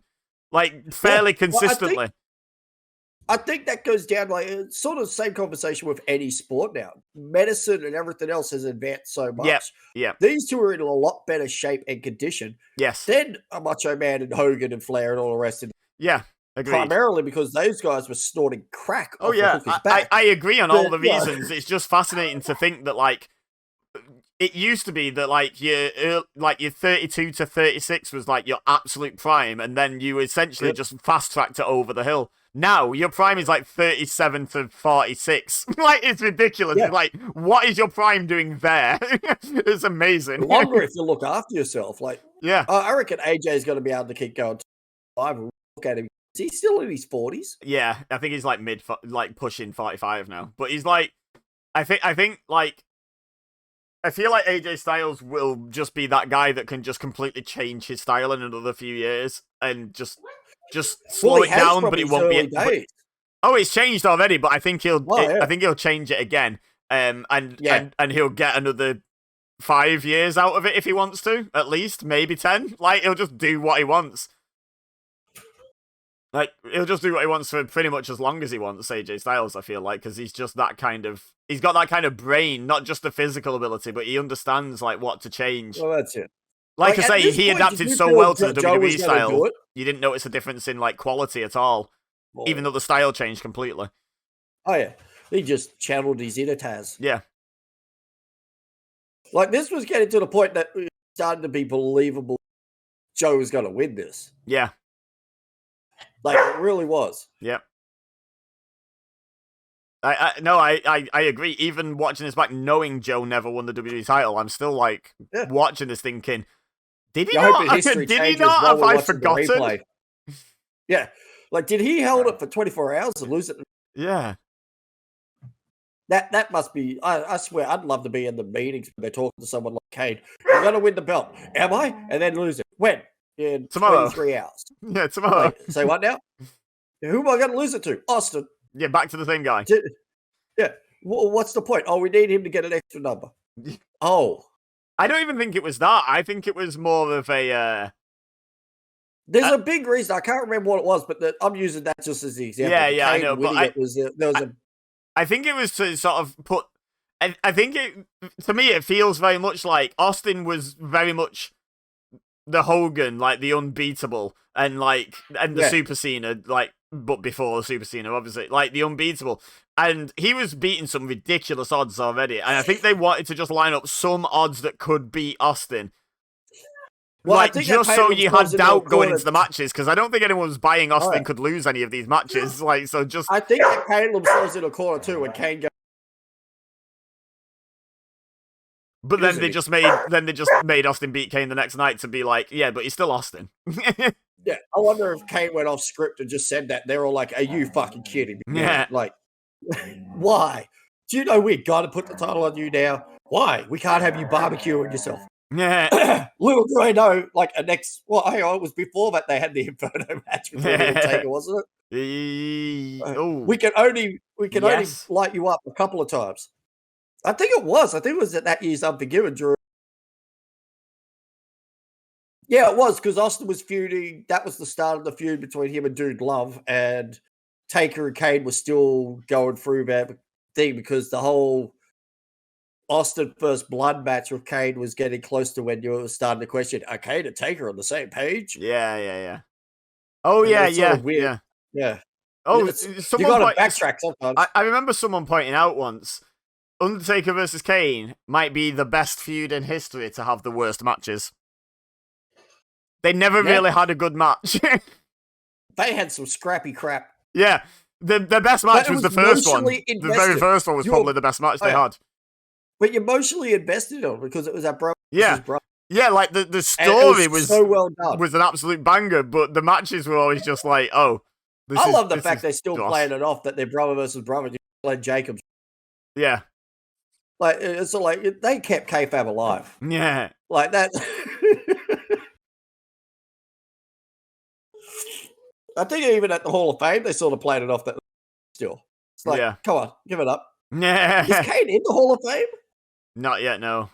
He will be. I don't think he will with his political views. Oh, no, he will, because WWE, like, you think WWE's left wing? Are you kidding? Well, I don't know about the new owners. You got to remember, it's not Vince.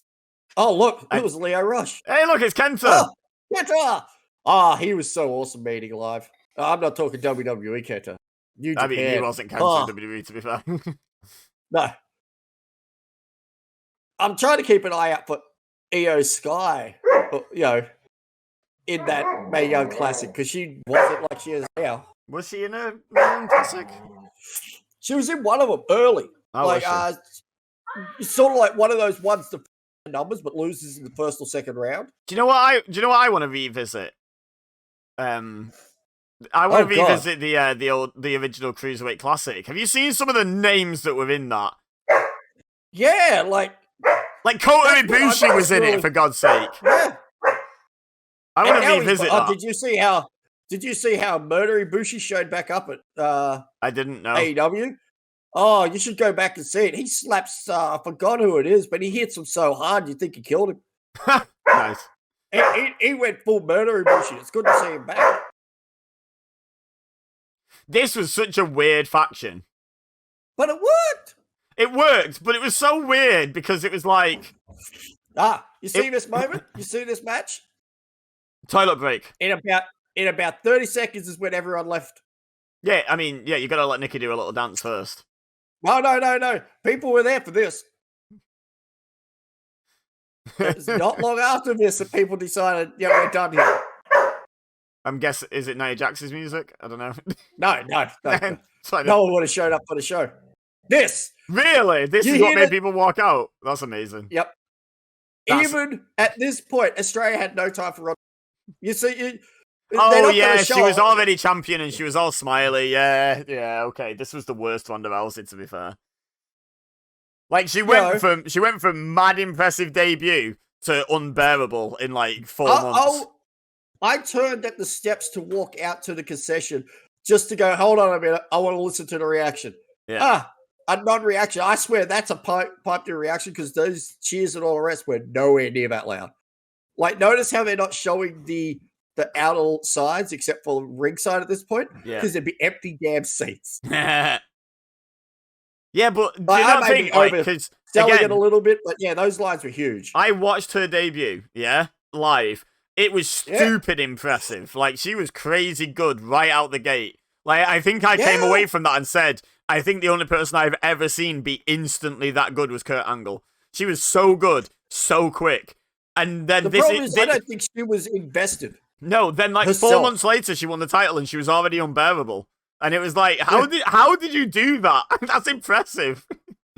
I think the problem is that we all knew that she, at this stage, we knew she was just big name, paycheck, WWE, it's weird how to describe it, but you see it there, boos. They couldn't hide it. Yeah. People didn't want to see her. I think it's because she was so damn transparent. We knew she wasn't emotionally invested in the company or this business. But I don't get it because, all the way through, being in UFC and stuff, not as part of UFC, but in other interviews, she would talk about being a fan and stuff. Yeah. So what? I don't get why she didn't bring that passion that she has for wrestling into wrestling. Makes no sense. Well, you got to remember, around here is when she's had a the crowd were getting under her skin. She couldn't get it. Yeah. I love how she's done an interview where she got Vince and that they're allowed to have their reaction. They're paid to have their reaction. Yeah. You can't let that bother you. I mean, you can try and dictate it if you want, but you can only dictate their reaction one way. You can't make them cheer you. You can make them boo you, but you can't make them cheer you. Oh, that's it. God. To think, out of all these besides retirements, there's 3 that retired. 1 that's not with the company at the moment, and the other 2 are there even though 1's injured. Out of the 6 of them that are here. Yeah, Ronda's on sabbatical / gone. Bella's retired. She's retired. Her contract's over. Yeah, she might just come back at some point. Who knows? But she's gone at the moment. Ruby's in AEW. Liv's out of action, and Sarah Logan's a manager. Well, she's living it up. She's with her husband. Yeah. She's probably having a great time, but I'm just saying none of them are actively wrestling in WWE right now. No. I reckon Liv will come back to a push, but as we've discussed, they've done the experiment with Liv being a single champion. Whatever it is, Liv just doesn't have that gear. Liv is a great underdog challenger chaser, but as soon as she got the belt, everyone just was like, "Oh, we're over this now." she's phenomenal in the tag team environment and all the rest of it. But yeah, she just doesn't seem to have that extra step for whatever reason. See, this is on you. I missed most of this match. I mean, at this point, I was getting a sausage roll or a meat pie or something. Nice. Maybe a beer because I knew this was. Oh wait, no, I think I was smoking at the time. I think I went out for a cigarette. On 200 people that were out there too. Welcome to Australia. I just cringe whenever I see Brie Bella wrestle. I don't know why. She should be. She's married. Better. She was married to the best wrestler in the world, or maybe the second. And she couldn't get better. She couldn't just ask him for a few tips. That. Out of the two of them, she really did perform a lot better. I honestly could not get why Nikki always came across as the better one. I really don't. No, Nikki was by far the better one, in my opinion. Well, you know what I mean? Like, oh. That's not on. I never knew she did that. Was this around the time that we had that accidental injury? Because that was Brie Bella and Liv Morgan, wasn't it? Where one of them kicked the other one right in the face and, like, concussed them. That was them two, right? Yeah. I think it happened before this, but yeah. I think it was Brie just kicked Liv Morgan in the face, wasn't it? For no good reason. Like, it's hard to pull a kick. Like, just... yeah. Like, she just absolutely nailed her. I think the thing is, like, when Brie and Nikki both, like, debuted, it was like, oh, they found twins that are, you know, they're quite good looking. I see why WWE like them, but neither of them can wrestle. And then it feels like Nikki Bella really worked on it because she ended up putting on some pretty passable matches. To say, you know what, I'm doing her a disservice by saying that. She put on some good matches with some people towards I like the end. How Nikki went out and said we're no longer identical twins. Yeah. I remember when I remember when Nikki got the boob job and they did Twin Magic and Brie had like her bra stuffed, and like when Twin Magic came off and the match finished, she like took the stuffing out of her bra and threw it away. It just tickled me so much that they actually did that attention to detail. Like, oh no, we have to pretend I have bigger boobs because you now have bigger boobs. So good. I think it was even a couple of promos here and there. That's just brilliance by them. Just all like, all right, we know what happened here. Lean into it. Yeah, lean into it. Yeah, exactly. Like when Jericho was mentioning how Stephanie grew up. That was great. I love that promo. You know, do you know what? I think now that as you've mentioned the name, Stephanie McMahon doesn't get enough credit from fans for being she's the boss's daughter, right? She's just a millionaire, maybe a billionaire by proxy. She did not have to allow all of those things to happen to her on TV, like the humiliation and stuff. Like absolutely fair play in having the fans' best interests in mind for so much. Like, yeah, there was the Reign of Terror where she just kept slapping people and never got a comeuppance and stuff. But like, aside from that, she already had the comeuppance in advance, let's be honest. Like, she'd taken so much abuse from, like, the Jerichos and the Rocks and stuff, and even, like, Austin's and Triple H himself at points. You know, like, it was just, like, magic. Like, fair play to her. She never needed to do any of that. She could have just rested on her laurels, got an office job in WWE, and been rich. Well, people forget that whole Reign of Terror was her being the spoiled little princess gimmick. Yeah. Yeah, the problem with it that people had was that she never got a comeuppance, yeah. Like, she really never got a comeuppance from it. Like, it took until 2018, and it was from about 2008. So, that's a long time for comeuppance. It was great.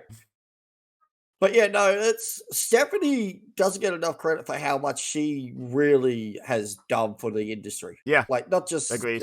And she has a really good reputation for being, like, a really good boss. Like, apparently everyone she's beloved. Yeah, everyone who's worked for WWE, wrestler or otherwise, apparently loves Stephanie. Like, just pretty much everyone loves Stephanie. They're still now pissed off she's not with the company. Yeah. Like, that mood hasn't left. She's still... I heard some people trying to claim that all the layoffs that happened during the merger would have happened if Stephanie was around. It's like, no, they would have happened. Yeah, they would have happened. Like, that office layoffs they did, and the wrestlers, the only one out of the wrestlers that got laid off that I was surprised about was Ali. I'll be honest. Really? No, mine was Dolph Ziggler. Yeah. No, what's Dolph done? That's my standing on it. Like, I was surprised Dolph doing anything, but as far as the people laid off that were actually on TV and doing something, when was the last time Dolph was on TV? It's not a matter of that. The timing with Ali's weird because he was just about to like challenge for a title at NXT. But he like, was meant to win it. But he wanted to go for ages. So like, Oh yeah. But Dolph Ziggler, it's not really so much what have you done lately. It's just he just feels like a lifer. Like, he feels like the guy they can just throw into any situation whenever they need someone. Like, he won the NXT title a couple of years ago just because they just wanted to do that particular thing, and it was like, who can we use? Dolph? Yeah, Dolph. You know, like... No, I was stunned just he was doing nothing. Yeah. Like, I was, before he got released, they go, what the hell's Dolph doing? Is he... But I've had this discussion here at home. I think he might have been a little looking towards his stand-up routine because he's been doing a lot of that stand-up stuff. I think Dolph might be over wrestling. Yeah, quite possibly. Like, he's still phenomenal at it, all the rest, but he might just be at that point of he's made the money, he's done everything. Like, does he really need to still be doing this? He's not like Matt Cardona, who's gone out and reinvented himself. Yeah. Dolph Ziggler could walk into any company and be Dolph Ziggler and elevate the hell out of it. Don't get me wrong. Wrestling feels to me like as passionate as you can be about it. I don't actually understand the Ric Flairs and Terry Funks that still want to be doing it. Like, still involved, yeah, but still taking bumps. Like, no, you got to get sick of that eventually, right? I know, right? Like, you've got to be like, oh, I've done my 20 years. Like, no, I'm good. I've done my 20 years of falling over on purpose. I'm good now, thanks. You know? Yeah. The amount of money he has earned is absolutely unreal. Like, let's face it, Dolph was getting paid bank to sit at home. Yeah. And I think that's one of the reasons he would have been on one of the higher paid contracts out of those released. Yeah, probably, yeah. To have someone getting that much money sitting at home, like, as far as a business standpoint goes, yeah, the axe might fall on you. Why he was sitting at home doing nothing, I'll never understand. Like, how the hell does creative not have anything for him? Like, Dolph was one of those rare ones you can put in any situation. Does Sarah Logan have some sort of martial arts background? I feel like she does, right? Maybe you've seen her husband, right? She probably gets thrown around a bit. No, okay, yeah, but like, no, it tickled me there because Ronda Rousey's basically doing like shoot judo throws there. Liv Morgan landed folded up in her heap on her bum. Sarah Logan did 2 perfect break falls out of it. I feel like she's got some proper training. Oh, she has to. I mean, you look at the devastating hit point where she was doing those knees and that. They're perfectly landed. Yeah. Like, her bumping's always been smooth, all the rest of it. Yeah, like I say, it was more the fact that wasn't a wrestling bump. That was a legit, like, that was perfect. That was a legit break fall, and she did it perfect twice. Like, it just stood out to me as someone who knows how to break fall, that Liv Morgan has no clue how to break fall. She knows how to bump as a wrestler, but she has no clue how to break fall. People won't understand. Yeah, but Sarah Logan knows. Oh, yeah. It's sort of like precursors to Liv versus Ronda here. We don't even realize. I know, yeah. Long-term storytelling. You got there in the end. Give him that much credit. We got there in the end. I'm fascinated by I know it was the done thing, but I feel like it's a bit less. Look at the color contrast between like Liv Morgan and Sarah Logan, and then Ronda Rousey, who's not fake tan to all hell. Like, there's such an interesting color of orange. Oh, I remember this finish. It was so bad. Like, none of it looked like it hurt. I mean, Ronda Rousey's armbar in WWE never looked like it hurt anyway. Look at it trying to line them up. Pair of them are like, no, we're not. Like, oh no, my elbow is bent the way it's supposed to bend. I'd best tap out now. I never understood why her armbar had the arm bent. I never understood. Mind you, if Ronda would come and grab my arm, I'd be tapping out too, not because of the pain, because I just wanted to get away from it. Oh, I'd be tapping because I'd know when armbar was coming. I'd be like, yeah, I just tap now. I don't need to feel the pain. Yeah. But like, if it was that armbar that was coming, I wouldn't tap. I'd be like, okay, I'll just lie here with my arm bent. I would still. You'd be like, no, I don't want you to touch me. Get away from me.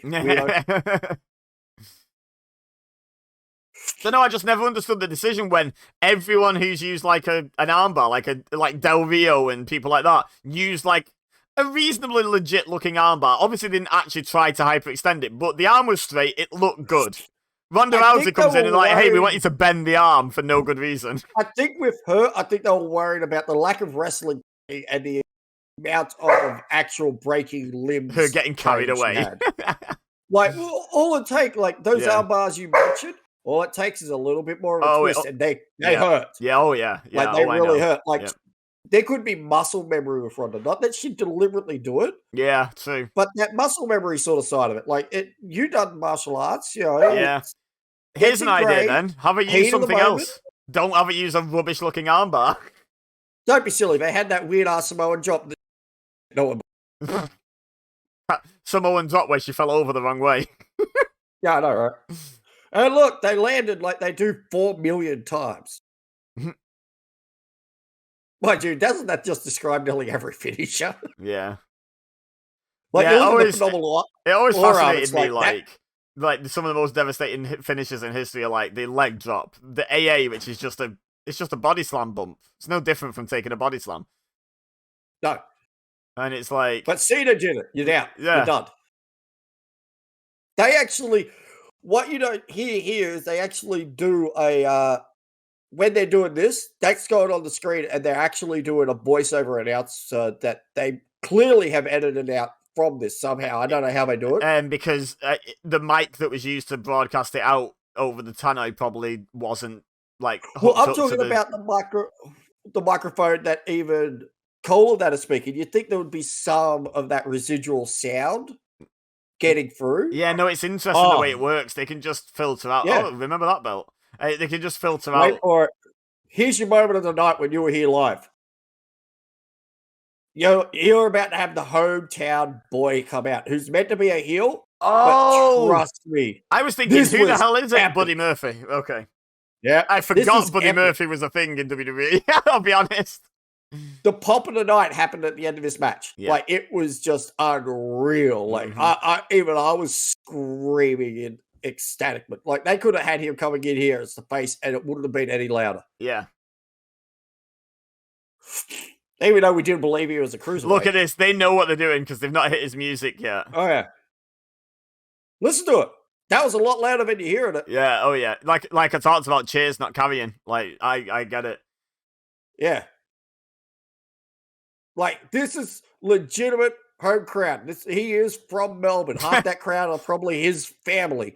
Look at everyone. Half the crowd. That's a big family. Look at everyone like absolutely buzzing to the Saints Row 4 dubstep gun music. Yeah, who cares? Like, it was such generic music, but he was great. I loved his. I love Buddy Murphy. Like, they are so unique. I always they're just awesome. Yeah, I always thought he was like massively underused. Again, when you talk about like, yeah, he's a bit smaller than the average, but like he's built in such a way that's believable. He could fight someone a lot bigger than him. Sherman tank. He is, and he had the cut down weight to be in the cruiserweight. Oh yeah, like look at him now. Like he is a big boy. Yeah. Like he was again such a good wrestler, and I had the look, and just like look at him, he has the charisma. There's just sometimes people in there that you just don't get how they didn't work, because some you get because you're like, oh, Samoa Joe, I get, as much as I hate it and I disagree with it, I get it because he's not a WWE mold guy. I understand that. No. But like when you look at, like, we were talking about Elias earlier, Buddy Murphy goes in that category as well. Maybe less so than Elias, but still in that category of like, how did they miss with him? Because look at them. Oh, I feel bad for Cedric.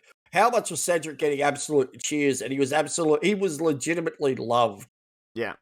And he has walked into an unfamiliar environment here. He was like, I love Cedric going to this, but I sure as hell weren't cheering him at this point. Like, this was all about that heel. Yeah. I think the point is, in that situation, I think there's two types of times you have this hometown hero situation. There's this one, and then there's like the Edge Cena one, where everyone's cheering Edge, but they're also not here for Cena. Like, even if he wasn't fighting Edge, they'd be booing him that loud. You know, kind of like, whereas this is just, no, we're pro Buddy Murphy. We're not anti Cedric Alexander. We're just pro Buddy Murphy. And you knew what, you could feel it in the air. We knew what the decision at the end of this was going to be. Like, there was no other way around it. This was one of those moments, if Cedric wins, we riot. Oh, bat knee. Like, this was the match of the night too. Like, if you haven't seen it, go back and watch this a couple of times. This was a clinic.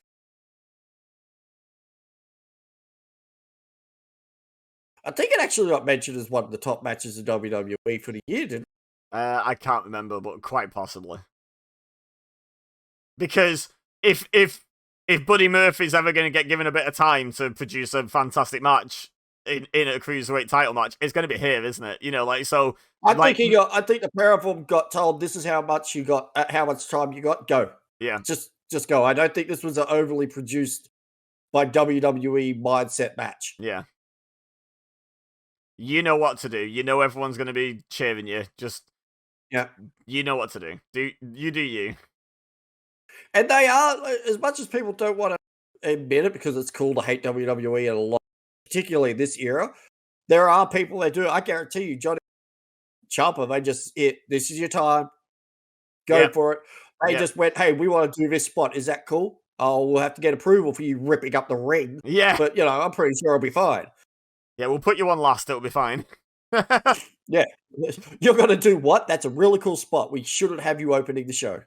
Oh, no, I was thinking more, you're going to destroy the entire ring? Okay, we'll put you on last so someone doesn't have to wrestle in half a ring afterwards. Could you imagine if that was the opening? They'd have to, didn't someone do that? Do you remember? Didn't someone do that where they did it in like the semi-main? They did like and the main event was really interesting because obviously they knew going in they'd have been forewarned, but they had to wrestle a whole match in like a dismantled ring almost. Like I think the ropes had been removed or something.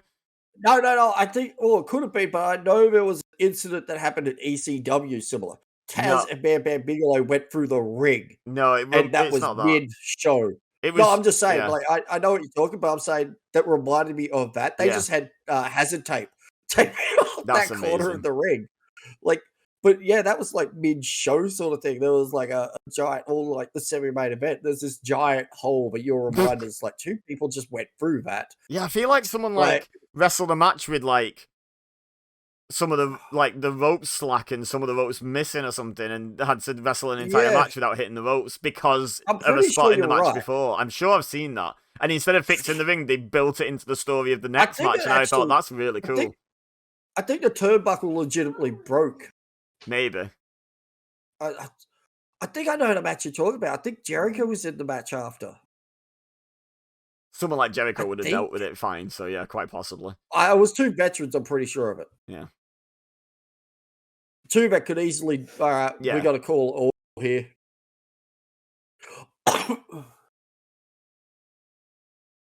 Oh, that's just nice. Yeah. That not so much. But that running, sliding on the knee, I always like to do that.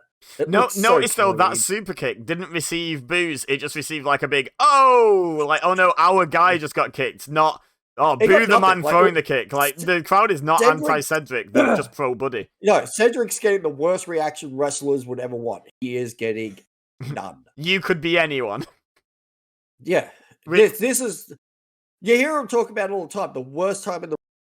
They're not getting anything. Yeah, but like, in a way, it's not really bad because it's... I'd say, as much as I agree that's usually the worst reaction, in this environment, I think getting booed would be worse because it would mean... Because they're going to cheer Buddy Murphy anyway, so if you're getting booed as well, that means they have a problem with you. Whereas they don't have a problem with Cedric. They're fine with him as a babyface. It's just, no, we're supporting the other guy today. Well, it wasn't long after this that that's just unreal. So nice. So nice. But yeah, like, that's the thing. People forget, like, leading it, Buddy was getting the boos, Cedric. I guarantee you, even in my own house and everyone else's houses here in Australia, after this match, it went back to the status quo. Yep. Buddy was getting the heel reactions that he was meant to. Cedric was getting that, we love you, Cedric, please don't die. Yeah. You know, just some of the, I would say about it, it's like just some of the stuff Cedric was doing around here. Yeah. It's like risky as hell. They say high risk. They're not kidding. Like, you can't control how you, like, easy enough to slip off that rope. Like, we've seen it how many times? Yeah. But with regards to the reaction changing for one night, it's like an accepted thing, isn't it? If you know you're going through someone's hometown, it's like, oh yeah, we're in Bizarro World for tonight. Like look at Canada. Look at AEW All In London. Like, the reaction Saraya got, and then next week on Dynamite, she's just full heel mode again, and it's just like, it felt like a genuine actual turn, but it wasn't. It was just an isolated moment. It was just No. oh yeah, like. But the thing I don't like about it is like Buddy Murphy here is still playing the heel. He's just playing the heel that knows his fans love him here. He's not playing a straight up bit. Saraya went full babyface, celebrating with her family and looking all emotional and stuff. It's like, no, she should still have been a heel. She should just have been a heel that the fans liked in that moment. Like, you know what I mean? It just, I don't feel like you should change your character for the one night. No. See, if this was anywhere else, Buddy would be getting the booze. Like, yes. As your point, he is wrestling a heel match. And as much as I hate to admit it, as well, because I love both guys involved, but this would also be over if it was anywhere else. Oh, well, sure. They're not getting the time. But they're not getting this time. Division was not, like, given a lot of time and all the rest of it in WWE. It felt like it was like, you've got your own show. You want time on pay-per-views as well? Don't be silly. Vince is out the back going, we're doing what now? We have what? We have little guys? What? Since when? This is Vince's toilet break. Yeah. They're doing what? They're doing wrestling? Okay, I'm going for a toilet break. Tell me when the fat man's out there squashing people again. I still just have no idea what he was thinking when it's like the money on the bank on Otis. That's a great idea. Oh, it kind of was. Print me money. Kind of was. The after effects were great, but come on, did anyone believe he was going to win? Like, he should have been that one that was teasing, we're going to go after the tag belts with this. That would have been fun, yeah. They should have really went with that with him, because him getting anywhere near that title at that point, particularly, no. Like, he was still doing the whole... I don't know. They were doing some weird stuff in the pandemic. If I could have ever believed it, it would have been then. To be fair. Yeah. Well, I did have the crowd to worry about. Oh, I think the crowd would have eaten it up. Honestly, that sound of the impact on that was a lot louder.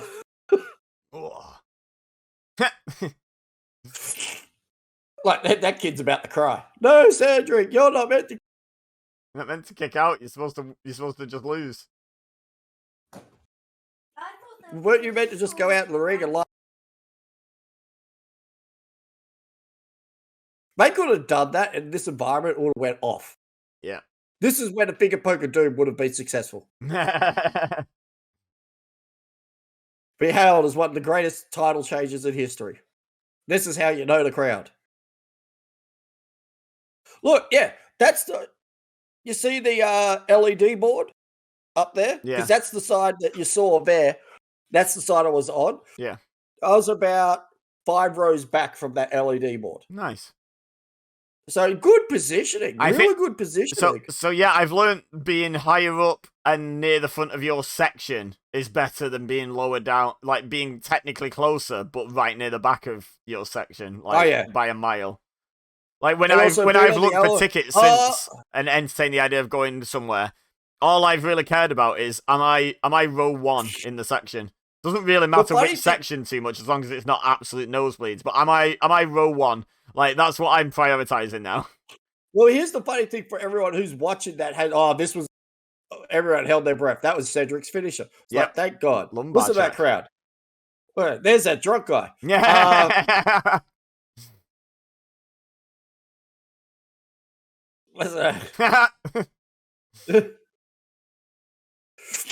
But what people don't realize, you see where that LED... This was done on a cricket field. Yep. Also, AFL football gets played.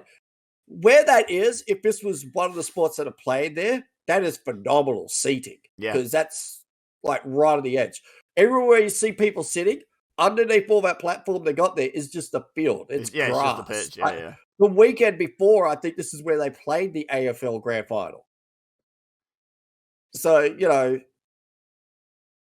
it is one of those sort of things. Like when we were booking the ticket, I was looking at it going, my God, look where we are at the field. Because you forget how big that field actually is. Yeah, how far away you are when you shrink it down to a wrestling ring size. Yep, there it is. That's such a cool move. Listen to that crowd. Oh, yeah. It'd never work outside of 205 Live. How is he doing that to someone like massive? But it's so cool within 205 Live. and listen to that. Yeah. That guy just has a sign for every Australian saying it's that person's town. He had an Iconics one before as well. He's got a little stack under his seat. Yeah. Like there. That's not an isolated thing. Like there were people in my section that was just unreal. Like yeah. It's one of those moments too. We as a crowd really couldn't believe it happened. Like we wanted it. The logic says it's going to happen and all the rest of it, but it's one of those wrestling moments that you're like, oh my god, it happened. It actually happened. Oh, WWE loves to screw someone over in the hometown. That's like a real trope that they have. So yeah, there's always that fear, isn't there? Hey Brett, how's it going? Yeah. But like there's always that fear. If you're in the hometown, there's a chance you're not gonna get done. Like they love making someone lose in their hometown for heat. Like they love doing it. It's what they do.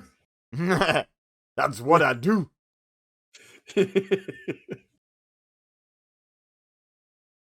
Still got that clip that I see every now and then. But that's how you named it. This is what I do. I sit on you.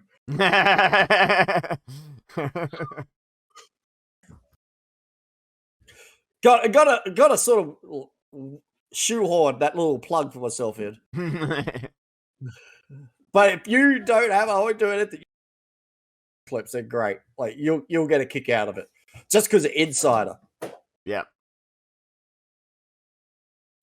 Hey, do you know what? Do you know what the thing is for me here? Like the thing is for me here with Buddy Murphy, him winning the cruiserweight title is fine and all. Like I'm sure he's pleased about that. But that is 364 days out of that year. That was an afterthought belt. Like it only mattered that night because it was Buddy Murphy. The real thing was getting a big win and winning the title there in front of that audience and getting that reaction. That was the moment, wasn't it, really? People forget that as a performer and all the rest of it, I don't care who you are. The dream is to win in WWE. Yeah. He won a WWE championship. That's the part that gets sort of undercurrent, no matter who you are. Even when it was the European Championship, you won a WWE championship. You are how many people in that company? There's only one of those titles. Yeah. I do think, though, like, the big... is that emotional side of it. I do think the biggest deal, though, was doing it in front of his hometown. Oh, yeah. Oh, here we go. I almost forgot about this match just because of the previous match. I was like, main event time. Oh, wait, that's right. The most weirdly put together trio that failed massively with the stupidest name. What they call themselves? Like, Braun Strowman and Dolph Ziggler and Drew McIntyre? I don't know. Did they ever have a name? No, they called themselves something during promo. Some sort of play on like the Dogs of Justice or Hounds of Justice sort of thing. Oh, they like the Dogs of War or something? I don't know. Yeah, something like that. You know what's bizarre to me is this is mere months after Braun Strowman won the tag titles with a 10-year-old. I don't get it. Like, why the big heel turn when he was pretty popular? Yeah, that was WrestleMania 34. That was this year. Yeah, see, I don't understand because this has come off the back of him trying to cash in money in the bank and the Shield reformed to stop him from doing it. It made no sense because the Shield at that point, it's not like Roman Reigns and Seth Rollins particularly were buddy-buddy. Yeah. It made no logical sense. It was nothing more than they saw a chance and a vehicle to have the Shield reform. Yeah. Yeah. Strowman, I'll say it. Strowman should have won when he cashed in the title. Yeah, they missed the boat with Strowman. The time for him to win the title was when he cashed in, not 2 years later in front of no one. Because Roman Reigns weren't going to be there. Because Roman Reigns decided to stay home, yeah. Well, I get why he did. Like, I'm not giving him grief for that. I'm just saying that's the why Braun won, because Roman Reigns decided to stay home. And it's a crying shame. Strowman, I never got it. Like, his career could be over now due to a neck injury. Oh, really? But, yeah, I heard somewhere that, guy his size and all. Yeah. Fusion surgery. It's when it comes to wrestling, because there's so much weight and size and all the rest that is crashing down, there is a bit more of that risk. Oh, look at that fan. Like, I didn't see that fan. So, like, get back. See, that's on the opposite side of where we are. Yeah. I would have loved for him to come on the other side. I wish the hard camera was on that side, because then it would have been awesome. Oh, I forgot Seth had the Intercontinental. Reigns has got that. Poor Dean. Yeah. You don't get a title, Dean. You're too wacky and crazy to have a title. They could have just dumped the US title on him just for this, couldn't they? They missed an opportunity to have that shot. I don't know why Hannibal Lecter's. Those masks I never got. Seth Rollins looks so uncomfortable. Yeah, you can see his nose getting squashed up against the mesh. Like, whoever designed Steph's mask was drunk. It looks like it's too small and too big for his face at once. Yeah. Yeah, it does. I know exactly what you mean. The others, like, look, Dean Ambrose, his mask looks great. Roman Reigns looks great. Like, what, they sized it up for freaking Strowman and then realized, hang on a minute. Hang on, Strowman's not in the Shield. Oops.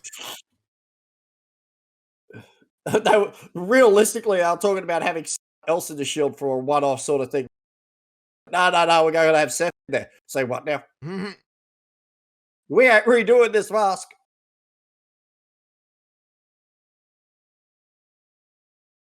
See, that's it. I think this got. I don't think Ambrose's mask fits either. It keeps falling off his face. No, yeah.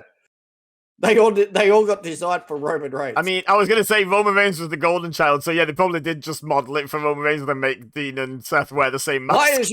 And then they got told off for not having the same face shape as Roman Reigns. Told off for having not a Roman Reigns shaped face. Yeah, you look at them, they all look like Roman. Yeah, you did it. You got budget Sub-Zero, budget Scorpion. Hey, look, the one we put money. Yeah. Look at that. That's a bad angle. Get away from that. Yeah. Like, here's a novel idea. Don't have them wearing masks. They never wore masks the first time round. They didn't need masks. They started wearing those weird bottom half of skull ones just in the Evolution feud, didn't they? And they were okay, I guess, because they were just... Oh, so this is where they got the half-cooked idea of Retribution. Yeah. Oh, I like how they keep going onto it. It looks worse every time because he's moved a little bit more. Half second later, they're like, well, I've just had a thought too. I wonder if this whole reformation of the Shield was nothing more than, hey, we're going to Australia. It's a big deal. They haven't seen the Shield. Let's give them the Shield. We had, actually, on house shows. But, before they split up the first time, obviously, and all the rest of it, they'd been here once on Look a at house Seth's nose. Did you see the big dent in it from the mask? Yeah. Like a big red mark in his nose that was like a dent. See, these guys are in that horrible spot. The crowd spent. Like, this is when they should have had the Divas match sort of thing. Imagine putting the Universal Champion, the IC Champion, your recent Money in the Bank winner, the most popular faction you've had in probably a decade at least. Imagine putting them in the cooldown spot. That's just such bad booking. Well, it's not even the most recent. You got the two Money in the Bank winners, because I'm pretty sure Ambrose won it the year before as well. Yeah, but what I mean is Strowman's still a fresh Money in the Bank winner. It's only like 2-3 months ago, isn't it? I'm just mentioning the whole thing that you got there. Then you got the tag team champion. Like, there's a prestige in this match that they should have had that.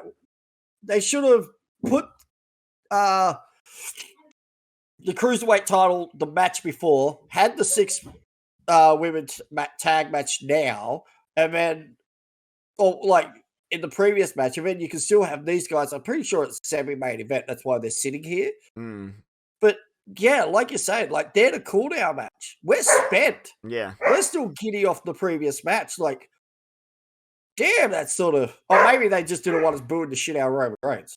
Yeah, have them all dead tired so they can't be bothered booing him. Before we realise it's Drew McIntyre out there with Dolph Ziggler. To be fair, the funny thing is, like, Reigns didn't really get booed a whole lot when he was in the Shield. It was just when he was on his own, because everyone liking the Shield overrode everyone hating Roman Reigns. And the funny thing is, Shield Roman Reigns was still Roman Reigns singly. He's the one guy, but out of the Shield didn't really change anything. Yeah. He only changed when he became like the head of the table. Yeah. Like that. It's one of the greatest rebuilds of a character they've spent so much time and money on ever. Yeah. Like, and that's one of those things. Like how you would ages. Like they need to turn him heel. They need to turn him heel. Mm-hmm. His literal his literal like the system. cousin or whatever they are set the groundwork for how to get someone over who's not getting over as a face. Like he literally like he's the prototype for that. Like yeah, and it works. The crowd's booed him.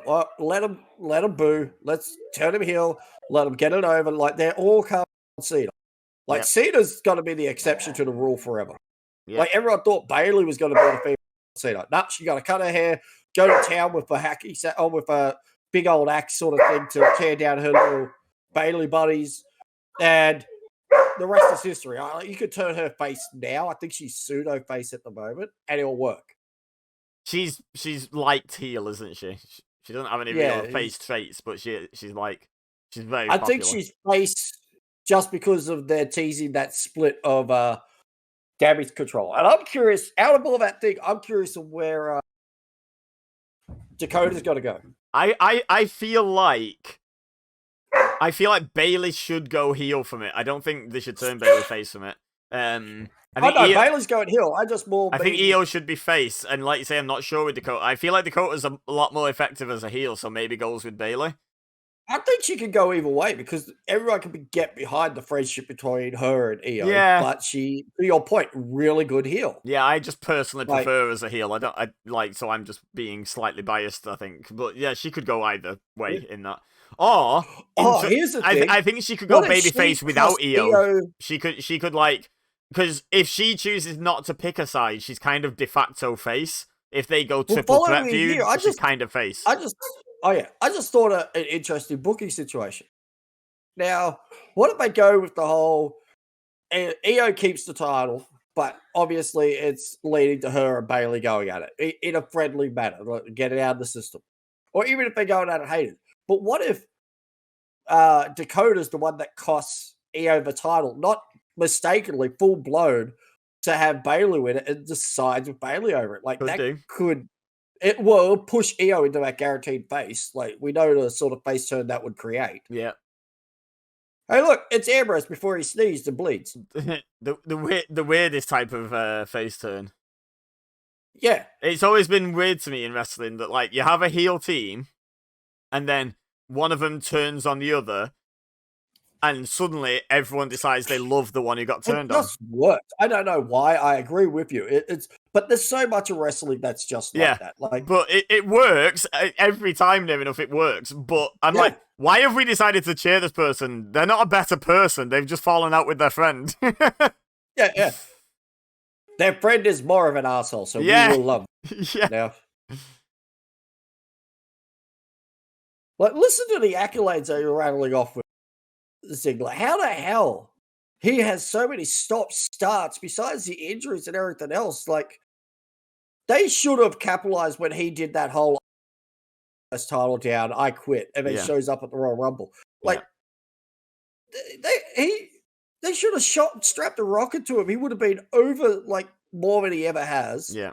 He looks like Shawn Michaels' sort of young president sort of thing. I never understood why Ziggler hasn't been given everything. I never could understand it. Second best cash-in ever?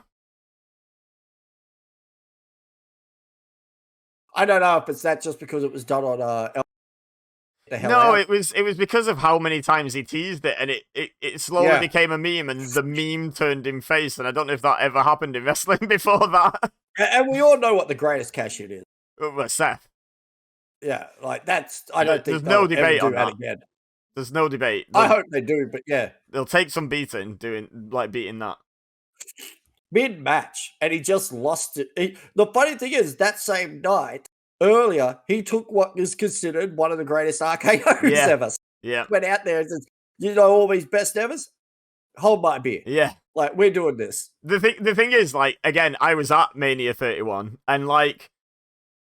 it was such a weird show because like when the main event came round, everyone booed Roman and everyone cheered Brock, and then they had quite a good, like really quite a good match. That's probably their best match. Yeah, honestly, I reckon that's their best one-on-one. And they turned the crowd into a triple threat. They turned the crowd. Like, people were getting behind Roman in bigger and bigger numbers. They were turning the crowd. Yeah. And everyone was like, you know what? Okay, I can get behind Roman here. This is fine. People were starting to accept it. And not in a sort of defeated way. In a genuine, like, no, you know what? After this performance, we're okay with it. And then Seth's music hit. And everyone was like, screw Roman Reigns. This is our guy. It was so good. and then 12 hours later, it's back to, no, we hate Seth. Oh. It was amazing, though. The reaction. I'm just amazed at how he was swinging that belt around it and didn't slip out of his hands, because he didn't look like he had a belt when he's swinging it around like a madman. He was like, I was waiting for him to full. Oh yeah, I was waiting for it to go full Naito out of his hands and just go flying up into the air and land a big break, like into the crowd. Yeah. Oh, could you imagine if that happened? Oh, I guarantee. Champion 24 hours later. He'd be lucky if he was employed 24 hours later. Someone absolutely gets mugged by security to make sure they don't run out with it.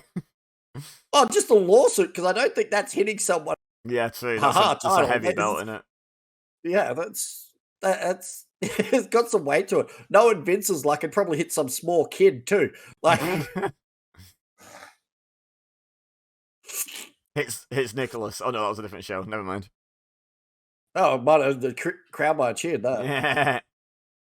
But like, yeah, no, I just remember that show being like, I remember afterwards when we got back to the hotel room, me and my friends that went and saw it, we were like, that was incredible, but that might not have translated that well onto TV. I don't know what people's viewing experience of. No, not the cash-in, but the show as a whole. I mean, the cash-in, yes.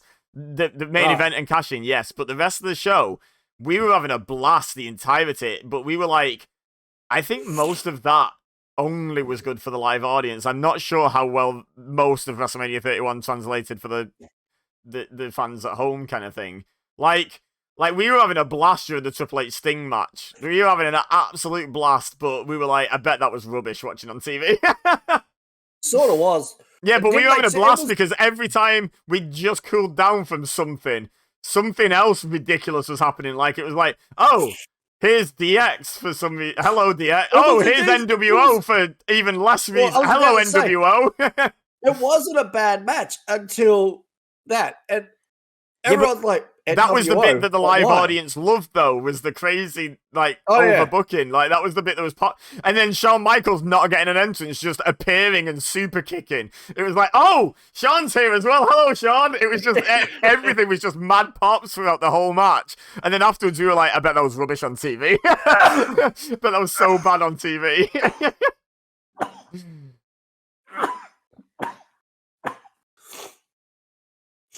You good? Oh my god. Yes, I think we've got more than just the main event to go, you know? I'll survive. Try not to die yet. I've sounded worse during one of your streams. Yeah, probably, yeah. Yeah. God, this. Like, I was waiting for the turnbuckle to snap. Or Strowman's knees. He doesn't look comfortable up there. I know it's scary to land full front on your belly, but the last thing you want to do is land on your toes when you weigh that much. Like, it's asking for trouble with you. He doesn't win. Like, Strowman doesn't win in that situation. Yeah, the last thing you want to do is do that, honestly. Yeah, there's no comfortable way Strowman is coming off the turnbuckle to land. No. If he lands flat, it will just be... I don't want to be his ribcage, because that would just be unreal. Yeah, but at least you distributed the weight, like... Yeah, true. But, like, if you land just on your toes, like he did, and then fall to your knees, oh my god, you're taking all the impact on your ankle joint and then your knees. Like, no. You know what? I'm going to say this. Watching this back, you could tell Ambrose had already mentally checked out. He had decided he's not re-signing that contract. Yeah. The oversell a little bit there on that whole grabbing the rope. Like, because we know now in hindsight, he had almost decided 100% around now. It's funny though, isn't it? That, like, yeah, he had, but I do feel like John Good, the human being, was like, I've checked out, but fans have paid money. I don't think I'm gonna do my best, but you just can't. Oh, you yeah. can't give it the same level of 100% once you checked I don't out, even think if he you had mean to. 100% decided, because I know that 100% decided happened during the goofiness between him and Seth. That came But I after think this, he was starting to get the feeling of like he could be done here. Yeah. But like I I say, know he's talking about he wasn't 100% happy for the longest time. Yeah. But like I say, even in that situation, I feel like he still is that kind of person that wants to give the fans their best. But I just genuinely don't think. Well, right up until the last moment, he gave everything. I just don't think you can give the same level of your best when you're just not happy. No. Simply put, he wasn't happy, and he couldn't give the same level as he can now, where he's clearly happy where he is now. Oh, I don't know. No, he is. Well, I mean, maybe not right now, but generally. I feel like he feels like he could have a break.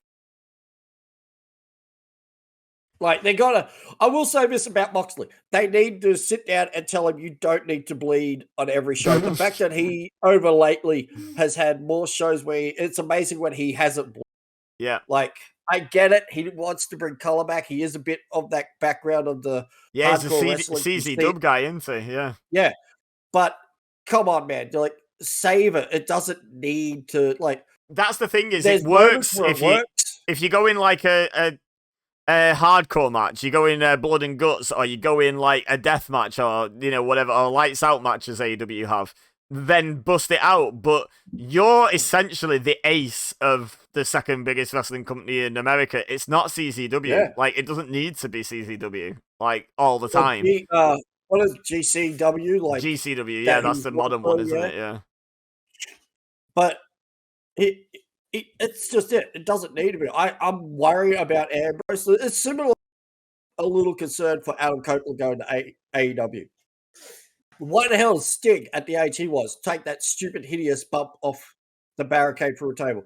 There seems to be little control over the embedment for their workers. If they want to do a spot, it's almost like go for it. I'm worried we're going to have Christian and Edge in a ladder match, and that's the last situation Edge needs to be in.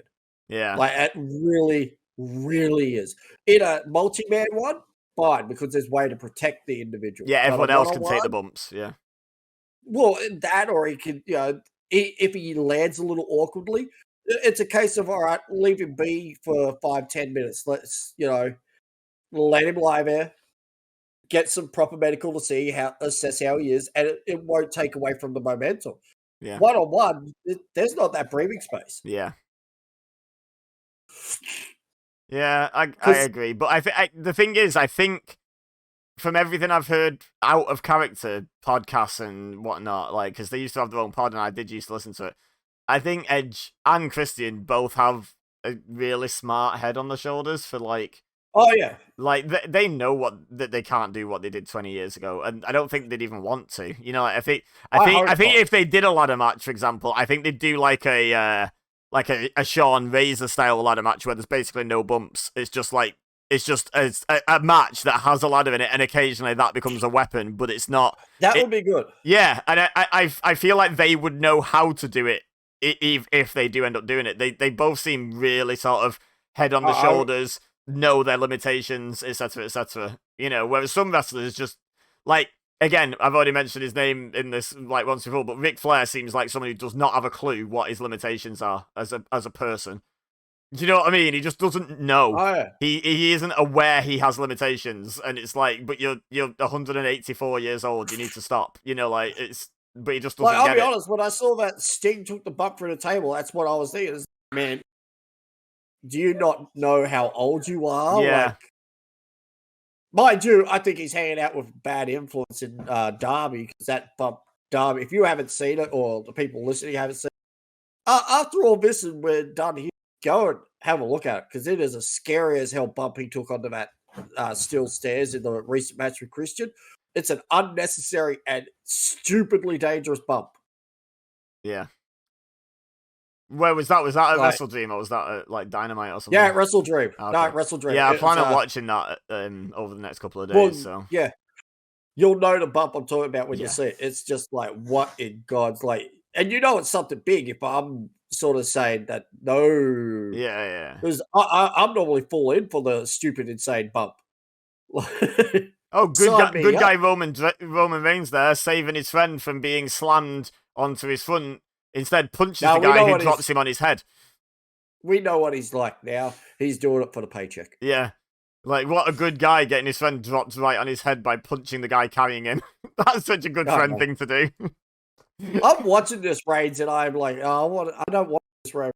I want him to disparage in the crowd, damn it. It's mad how much less he does now and how much more he gets out of it. He has grown as a performer so massively. He does next to nothing and gets so much out of it. People forget about that. Like, it's not a case of how much you can do with some athletes. Yep. How little they can actually. Like, John Cena gets a lot of flack for the 5 moves to do, but some of the most successful wrestlers ever in the industry had barely 5 moves. Hulk Hogan, he wrestled a match. I mean, the finish was shake a rope. Oh no, that was Ultimate Warrior. That was Warrior. Get punched a lot, point at the person, go you, big boot leg drop, match over, and the crowd ate it up. And he never even did the Soldier Boy after you, which was disappointing. Yeah, no. I know, right? Perfect opportunity. Ultimate Warrior. Get hit a whole heap of times. Shake the ropes, run, shoulder block, splash, done. Or, clothesline, depending if he wanted to jump on. Wait, were they really teasing Ambrose turning on the Shield here? Yeah, this is when they were. Like, the Shield got formed after this thing, but him and Seth were having issues up to this. It's sort of what made it so weird, because it's not long after this. I think it's only a month, if that Roman Reigns announces his leukemia sort of has come back, and he's got to drop the belt. And that night, Dean Ambrose turns on Seth Rollins. Yeah. Apparently, it's not long after this moment, and he hated it. Well, no. So the story goes that turn was already planned for that night.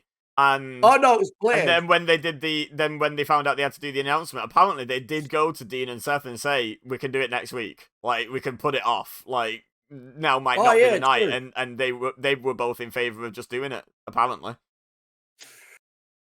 I think part of it too was the whole don't do Reigns to disservice, because they had worked so much with this whole everything.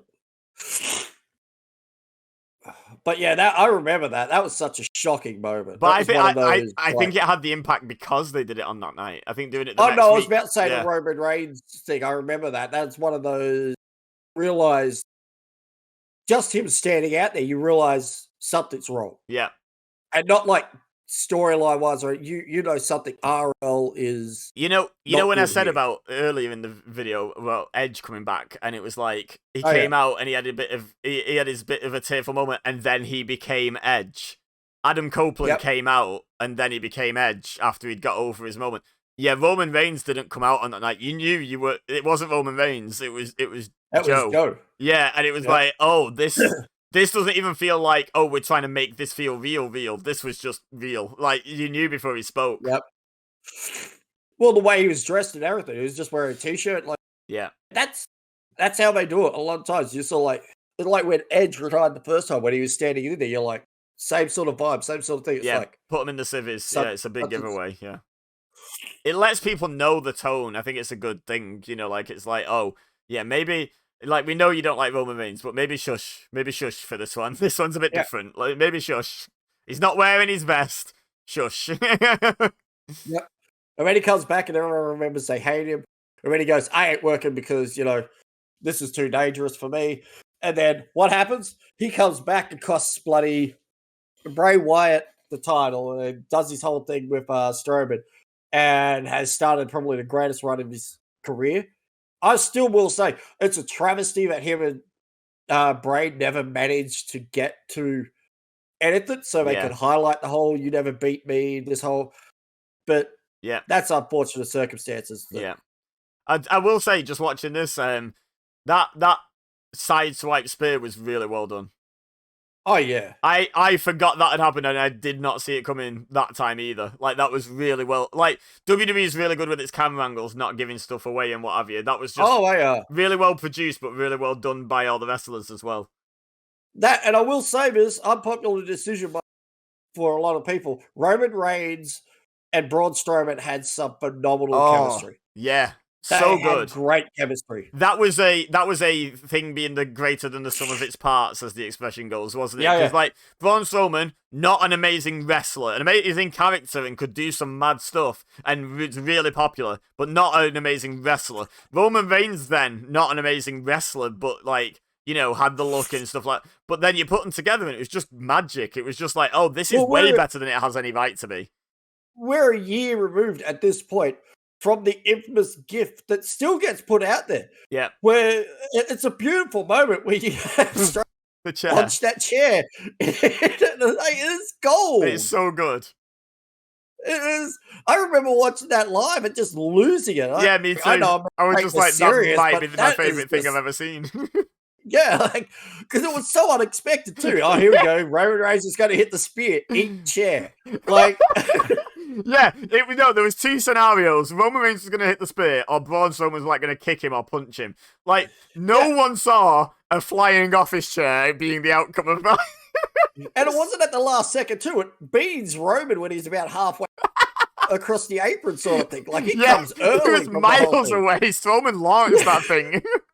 And that could have been a dangerous spot. I've talked about it with some guys in that after the fact, like when I've seen it a few times. There's no controlling a chair when you launch it like that. And that was an office chair. It had the arms and everything. It could have that could have been like casters first, right into Roman Reigns' like eyebrow or something. Like really hurt. Like bust him wide open. Yeah. But he ate that perfectly. The chair landed perfectly. Like, oh yeah, a really underrated part of it is how Roman took it. Like, as much as Strowman launched that thing, it's only an office chair. Like, I can quite easily pick up an office chair and chuck it around. Roman Reigns is capable of just catching that damn thing, but he took that.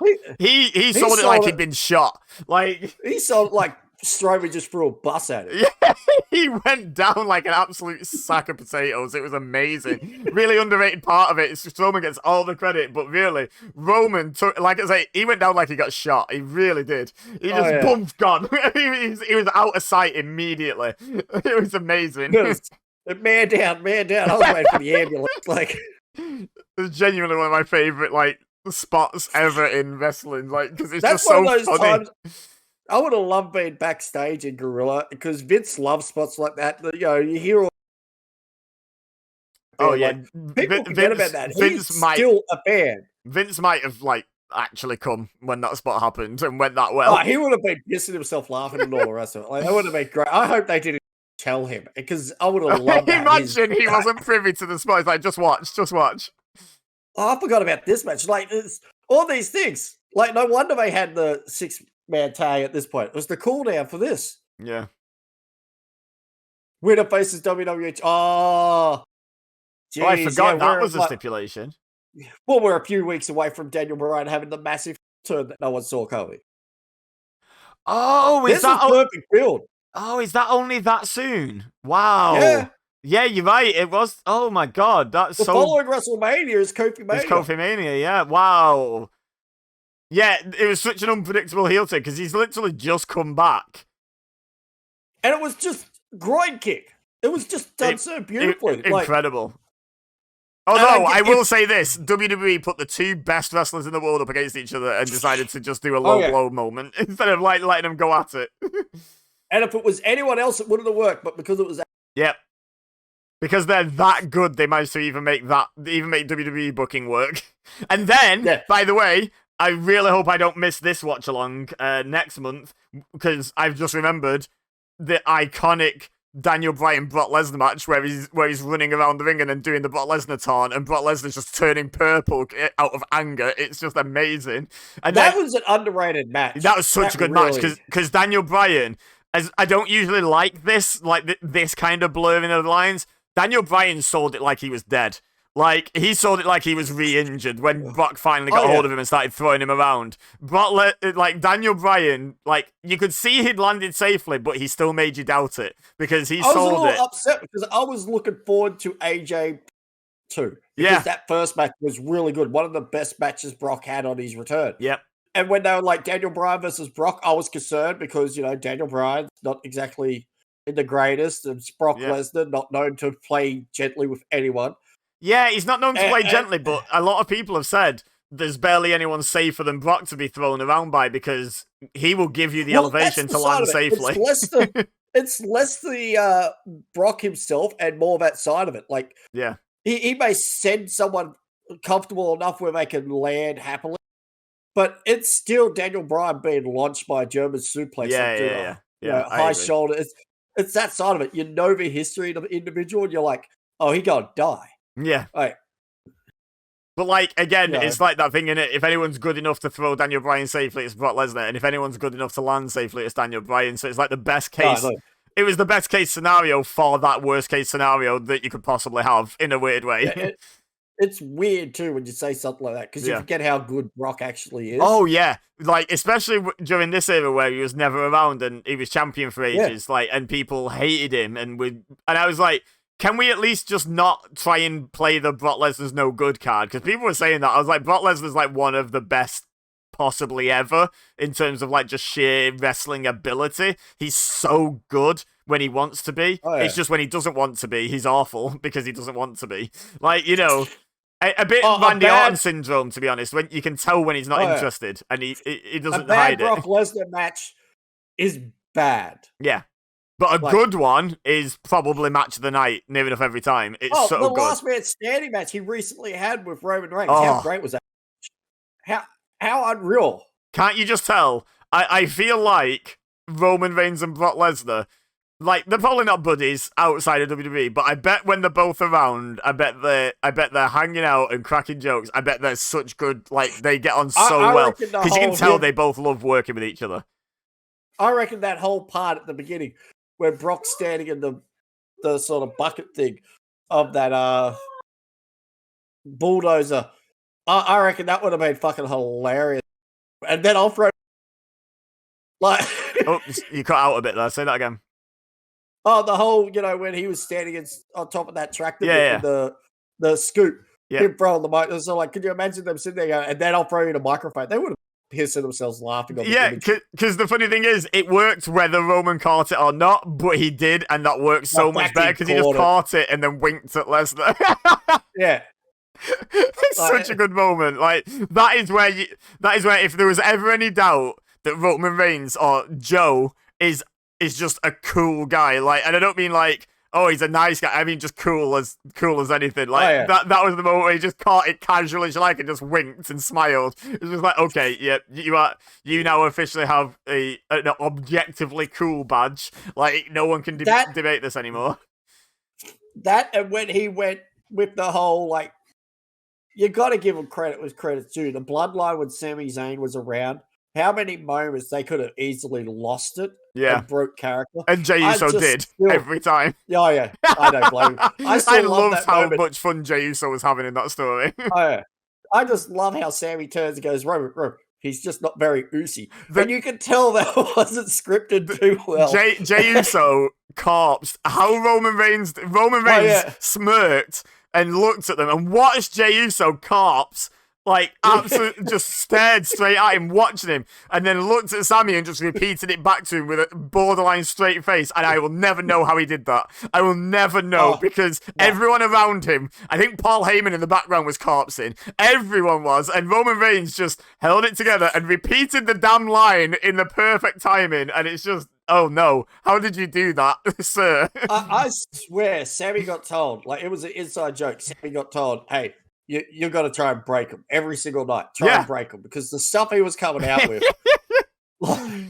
He was R-Truth in Brock Lesnar. That's what he was doing to the Bloodline story. It was just like, go out there and break him. Brock was requesting to do more work with R-Truth because he broke. Yeah. Like, no, he was Undertaker level. It was hard to make Brock break character. Yeah. R-Truth went out there and it shattered him. Like, absolutely shattered Brock. Thinking Paul Heyman was in the Royal Rumble and retracted it when he found out it was Lesnar. And apologizing too. It's like, my bad. my bad. I undeclare for the Royal Rumble. That looked like R-Truth has got some of the best moments. And everyone forgets he is up a wrestler. Yeah. Truth killings. Like, that guy wrestler can turn it on. But R-Truth is a comedic wrestler. I love those parts where he was talking about how he's got arachnophobia or talking about his fear of heights. It's like, dude. Oh. Like, do you understand the words you were saying? I do think as well. I mean, we're watching Ms. Daniel Bryan talk about R-Truth right now. I love how off the rails we go, because when I do my watch-alongs, I do try and talk about what's happening on the screen, because obviously you haven't got that person to bounce off and end up on a tangent as easily. But like, yeah, I feel like a real disservice. I feel like R-Truth, like, it's not possible with hindsight, but I'm still mad that R-Truth didn't get a WWE title run in 2011. When he was like full-on conspiracy heel R-Truth. Like, the Summer of Punk fully interrupted that and fully deserved to and was amazing. But could it not have been the Autumn of Punk? Do you know what I mean? Could we not have just given R-Truth a little 2-month reign, losing it back to Cena, and then do the Autumn of Punk? People forget, could we not have done that? That pipe bomb happened after a match between a tables match between R-Truth and Cena. Like, they were in a feud, a big, awesome feud. But, as you said, Summer of Punk derailed it. Like, that was lightning in a bottle. WWE didn't realize that was going to like it. They actually took the lightning in the bottle and ran with it willingly. It was crazy. Like, it's rare they do it, but they do it. Like Kofi, everyone forgets. Yeah, Kofi Mania happened and people are pissed off how Kofi's title reign ended. Yeah, okay, I get it. But he wasn't going to beat Brock Lesnar. Stop kidding yourself. But he was never in the cards to win the title until Kofi Mania. Yeah. And even that, he got in the Elimination Chamber that started it all off an injury. He was never going to be in that match. No, yeah. Like, the fact Vince McMahon listened and turned it into a massive story, that says something. Like, people forget Vince at times he knew what he had to do. Yeah. Like, he gets a lot of hate and all the rest, but the bloodline happened on watch. Yeah. Like, I get what you mean, but I think there you are. Shock roll up. No one expected that. Yeah. I think I forgot that they did that. Hear that quiet in the crowd? That was legit. Yeah. We were all like, wait, what? Hang on a minute.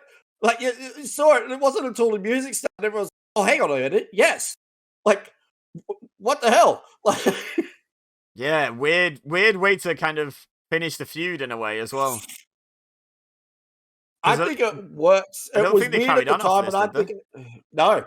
I think it was perfect in a way.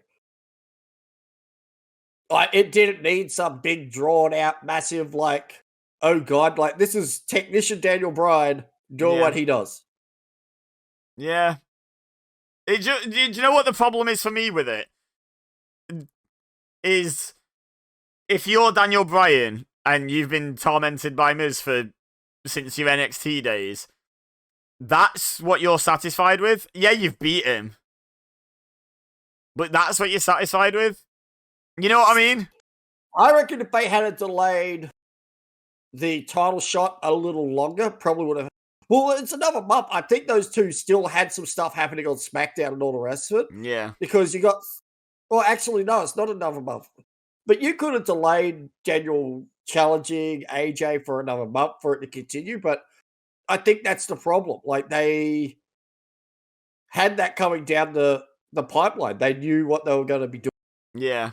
I feel like Daniel Bryan, though, is like, in character, should have at least wanted to submit the Miz, I feel. Oh, yeah. Prove a point. I don't know if a roll-up proves a point very often. That's the problem with it, I think. Hey, look, it's Spidey. It's what? Behind Corey. What's this? What is he? Why is he? What's he doing? I don't know. I didn't just notice that. It's like, is he drunk? Probably.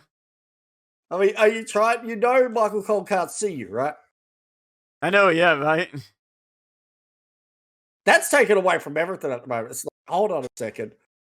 Like, and there's security standing next to him. I don't think it's illegal to dance like that. I think it should be, but I don't think it is. I would have tasered him. Yeah.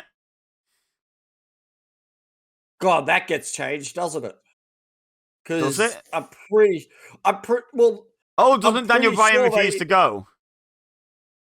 I think Daniel Bryan wins the title or something. Yeah, I think he wins it on an episode of SmackDown in the UK, doesn't he? Yeah, Oh, was that? No, AJ Styles won it in the UK. But didn't he win it on SmackDown? Yeah, he did. Yeah. Yeah, hang on, because Real World, just before when they were announcing these cards, the whole controversy that happened over there. Which one? Well, the one that has everyone like, nope. Oh, good. Yeah, nothing makes a big show in Australia feel special like sticking the match back on SmackDown. I hate that. Well, doing an immediate rematch on TV from a pay-per-view match always feels wrong to me. It sort of works in that thing because it was the DQ finish. Yeah.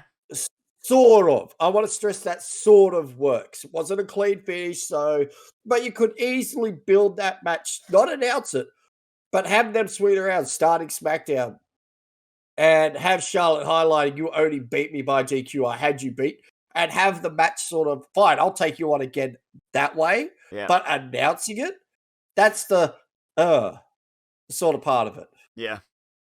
Oh, God, I forgot they did Alexa versus No, they didn't, did they? This got changed. Didn't it end up a tag match or something? And I think it ended up Mickie James and Alicia Fox against Trish and someone, and Alexa was just a manager, because I think Alexa was, like, injured or something. Got hurt. Yeah, was it Trish and Lita? That would have been the tag. Yeah, it would have been that. I think they combined the matches, and Alexa Bliss got replaced with Alicia Fox for some reason, and I don't mean, I know why Alexa got replaced, I just don't know why it ended up being Alicia Fox. And that was Ronda versus Nikki. Yeah, Nikki Bella, yeah. I'm looking forward to doing the watch along of this, I was looking forward to this, because I remember it being a good show. I'm pretty sure Kyrie wins the finals. It was Kyrie and Shayna on the show, yeah. Yeah. And an insane moment. You really did think Shayna was going to go over, just the way they built it, but I'm glad Kyrie did. Shayna Baszler played the Pete Dunne role in that tournament, and Kyrie Sane was the Tyler Bate. Wait, hang on. There's 53.5 minutes remaining. Oh my God, was this match that long? It was about a 40-minute match. You forget we got about. I know we've got to get Undertaker to the ring yet. I get that, but like, Jesus. You're looking at about 10, 15 minutes of these two going to the ring. You've got about a 5-minute videoette, vigilante sort of thing here. And then I think there's about 10 minutes at the end of the show. So the match itself isn't that long, but the build-up, the entrance, and the sign-off, so to speak, I think all up goes for about 20 minutes. Oh. Hope so. Jesus. God, that's too long. That's too long a match for people in the prime most of the time. You know what I mean? See, they showed. I'm pretty sure they were showing this live. I'm pretty sure of it. Up on the video with the music, the sound blaring out to us. I have a question for you, and I'm just going to leave this in the video. I need a wee. Would you like to talk about why you were looking forward to this match so much and why you got tickets while I go for a wee, or would you like me to pause it and we act like it never happened and I'll just edit out the pause? Pause it, because I wouldn't mind jumping up getting a drink myself. Okay. Alright, so flawlessly executed. You guys know nothing. We've just had a quick break before this hour and 20-minute main event or whatever it was. So goes longer than both WrestleMania matches.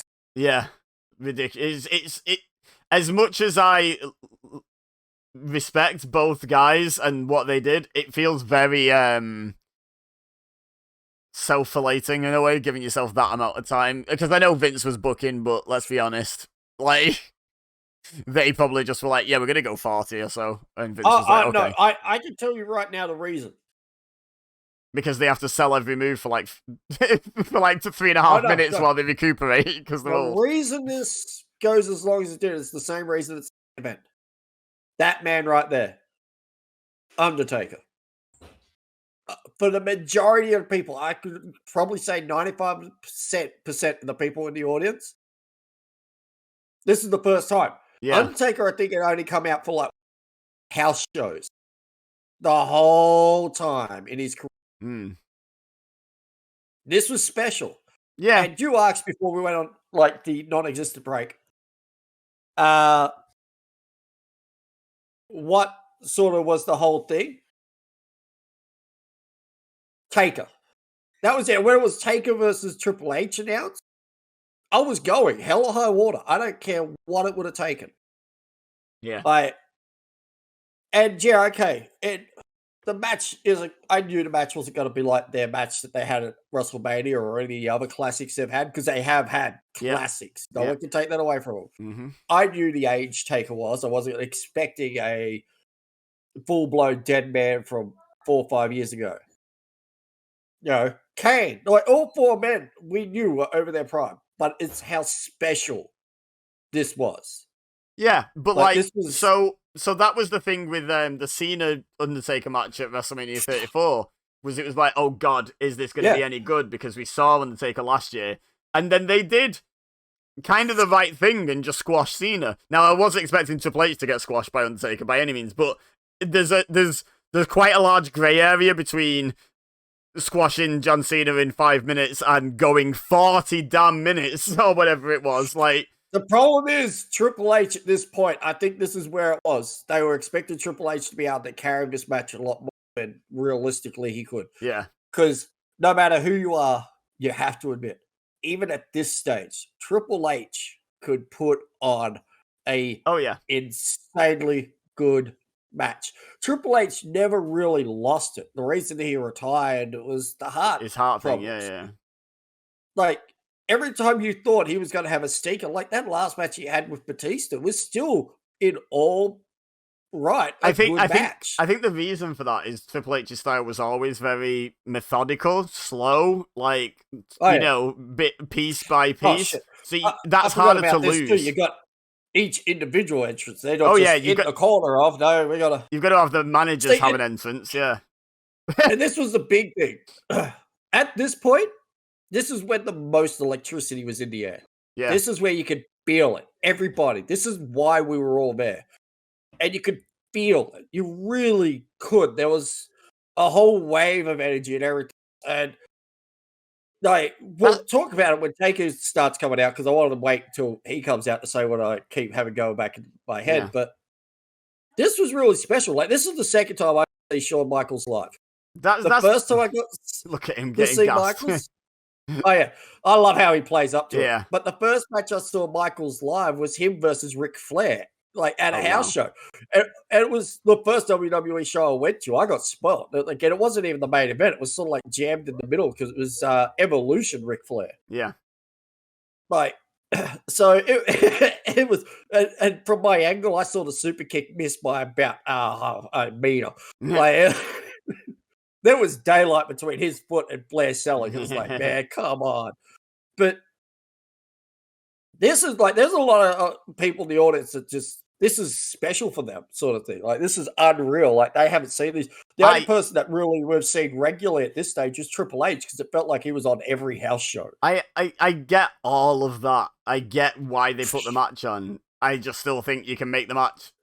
You can make the match 20 minutes, and that's a good length match. Like, I won't argue. You're dead on the money with that. Like, but I honestly think that was the problem. They thought Triple H was going to be able to carry this match for 40 minutes, and it wasn't going to suffer. By memory, I think this is still a decent match, but I haven't watched it back from being live, and you can attest to this. Live is different. Yeah. Oh, yes. Absolutely. That electricity and that energy can make a crap match feel spectacular. So I'm nervous here. Yeah. I'm really nervous. You're nervous. Triple H is waiting for the Shield to notice he stole their face masks. They probably borrowed it off him. But I think I think it's a really good point about the live crowd making a difference. And the prime example for me is always Rock Hogan, which is not by any stretch of the imagination on a technical level a 5-star match. But it is one of the greatest matches of all time because of the crowd. Oh, yeah. Do you know what I mean? Like, the match isn't actually any better, but it's better to watch because of the crowd. Yep. No. Cena Punk at Money in the Bank is another good example. That got 5 stars from good old Uncle Dave. But the thing is, there's been better matches in WWE, but the There's crowd been is better what tipped matches from Cena and that over.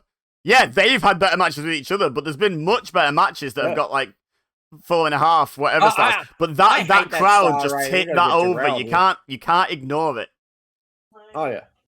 No, but and that's with this. You can feel the energy even just watching it 5 years, 6 years, how many years? 5 years? 5, yep. Later.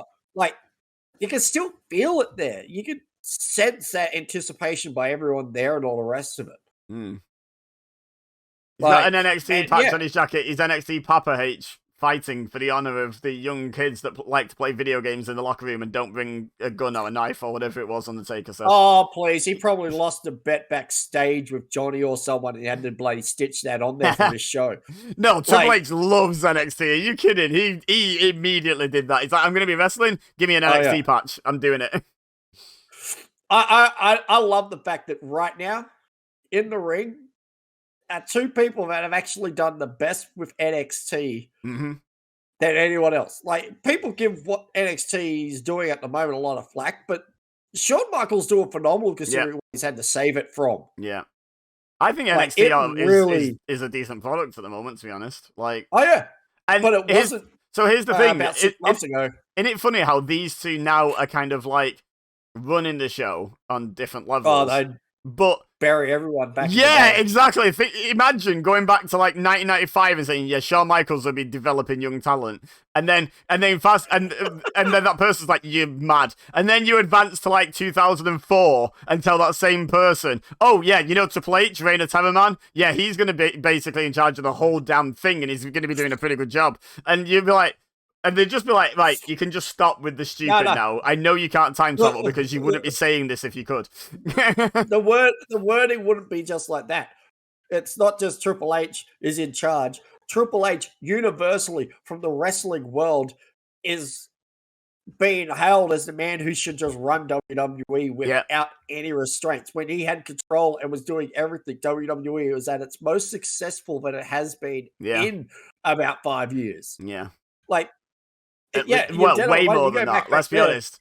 The last time they probably had any sort of like any sort of quality like that was probably because I know the Summer Punk was like special, but 2011 was actually a pretty decent year, all told. There was some good stuff on that year. There was some dross as well, but there was some good stuff. I think that was the last year that even holds a candle to the like you say, the unfiltered Triple H bit. Oh yeah. Oh, here we go.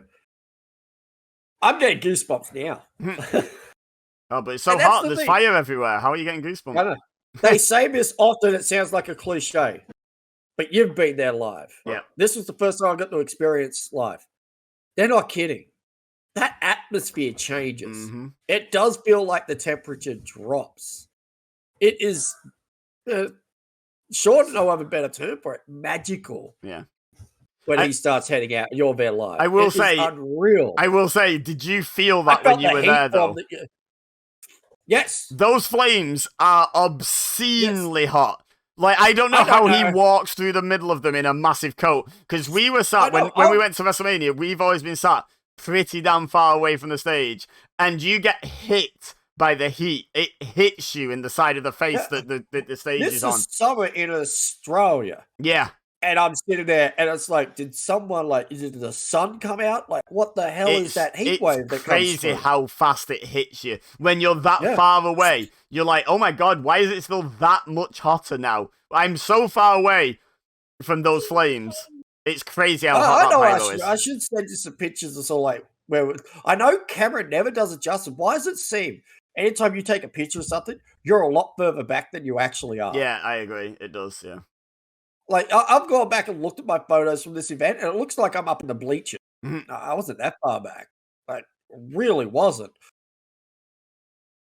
But yeah, this was the moment. Like, you asked me why, and it's this. Like, I, honest to God, before this, thought this was an unattainable goal. Yeah. Like, I never got to see Rock live. I never got to see Austin live. I thought Taker was going to forever be on that list as well. That's it. I'll never have the opportunity. The opportunity. Do you know who my one is? My one for that, because I might not have seen them all wrestle live, but I've seen Rock and Austin. I've been there when Rock and Austin have appeared live. My one for that is Punk, because Punk, if you remember, quit the year I went to my first WrestleMania. There's talk that he's going back. I know. I'll believe it when I see it with that one, big time. Same, but it's plausible. Oh, we were talking before about moments you don't believe even though they're in front of you. Punk in AEW is one as well. For me. I didn't think he'd ever go back to wrestling. No, me neither. Honest, but he did. So even when his music hit, I was like, I need to see the man. And then when I saw the man, I was like, I still don't believe it. I'm going to put this out there very bluntly. In hindsight, he should have. Because, okay, I'm not talking about the matches he had and all the rest of it, but the BS that went on backstage, he should have stayed away because it was clear that he was not happy. Yeah, it was weird though, because he was obviously very happy to be back. He was happy being in the ring. He was happy sort of be there, but the way he was carrying on, particularly after a brawl-in, was a brawl-out. Either way, they're both accurate now. What I'll shake it all about. We've had brawl-out and brawl-in. Yeah. Those moments, plus, like, you look at the media scrum even before that, like, there's classic shots of Tony Khan looking at him with absolute disbelief. Like, the fact he goes out there and buries everybody, then goes out for himself into, like, looked after, went into business for himself. I lost the terminology there for a moment. Like, with the promos, like, I still don't get why he went back out and started going on about Hangman Page, where Page didn't mention him at all. Like, so I have to disagree with you to say with hindsight he shouldn't have come back, because I'll say one thing, which is, well, I think there's two reasons why he should have come back. I think he might have achieved the most impressive and long-lasting pop I've ever heard. Because that was obscene, that pop. Because normal, because a I'm pop, putting Bray's above his. No, yeah, but the thing is, a pop is a pop. His went on for his entire entrance. The crowd didn't go pop and then cool down. They just went pop for the entire entrance. It was like, you must be running out of breath by now. What is happening? It was crazy. But the second thing is he tipped MJF over the point. Oh yeah, he did that. Wrong. Him and MJF tipped MJF over that point for me. Oh yeah, don't get me wrong. He did great things when he came back. Just that was worth it to me, because MJF is now on a very different level than he was before the Punk feud. To me. Oh yeah, but Phil Brooks, CM Punk, I'm still a massive fan. Phil Brooks, not so much. So I'm dead on the money. I agree with you there. Like, yeah, this was like not announced. Oh yeah, I remember they were just announcing it in the moment, weren't they? Yeah. And that pop again was nowhere near as loud as it was.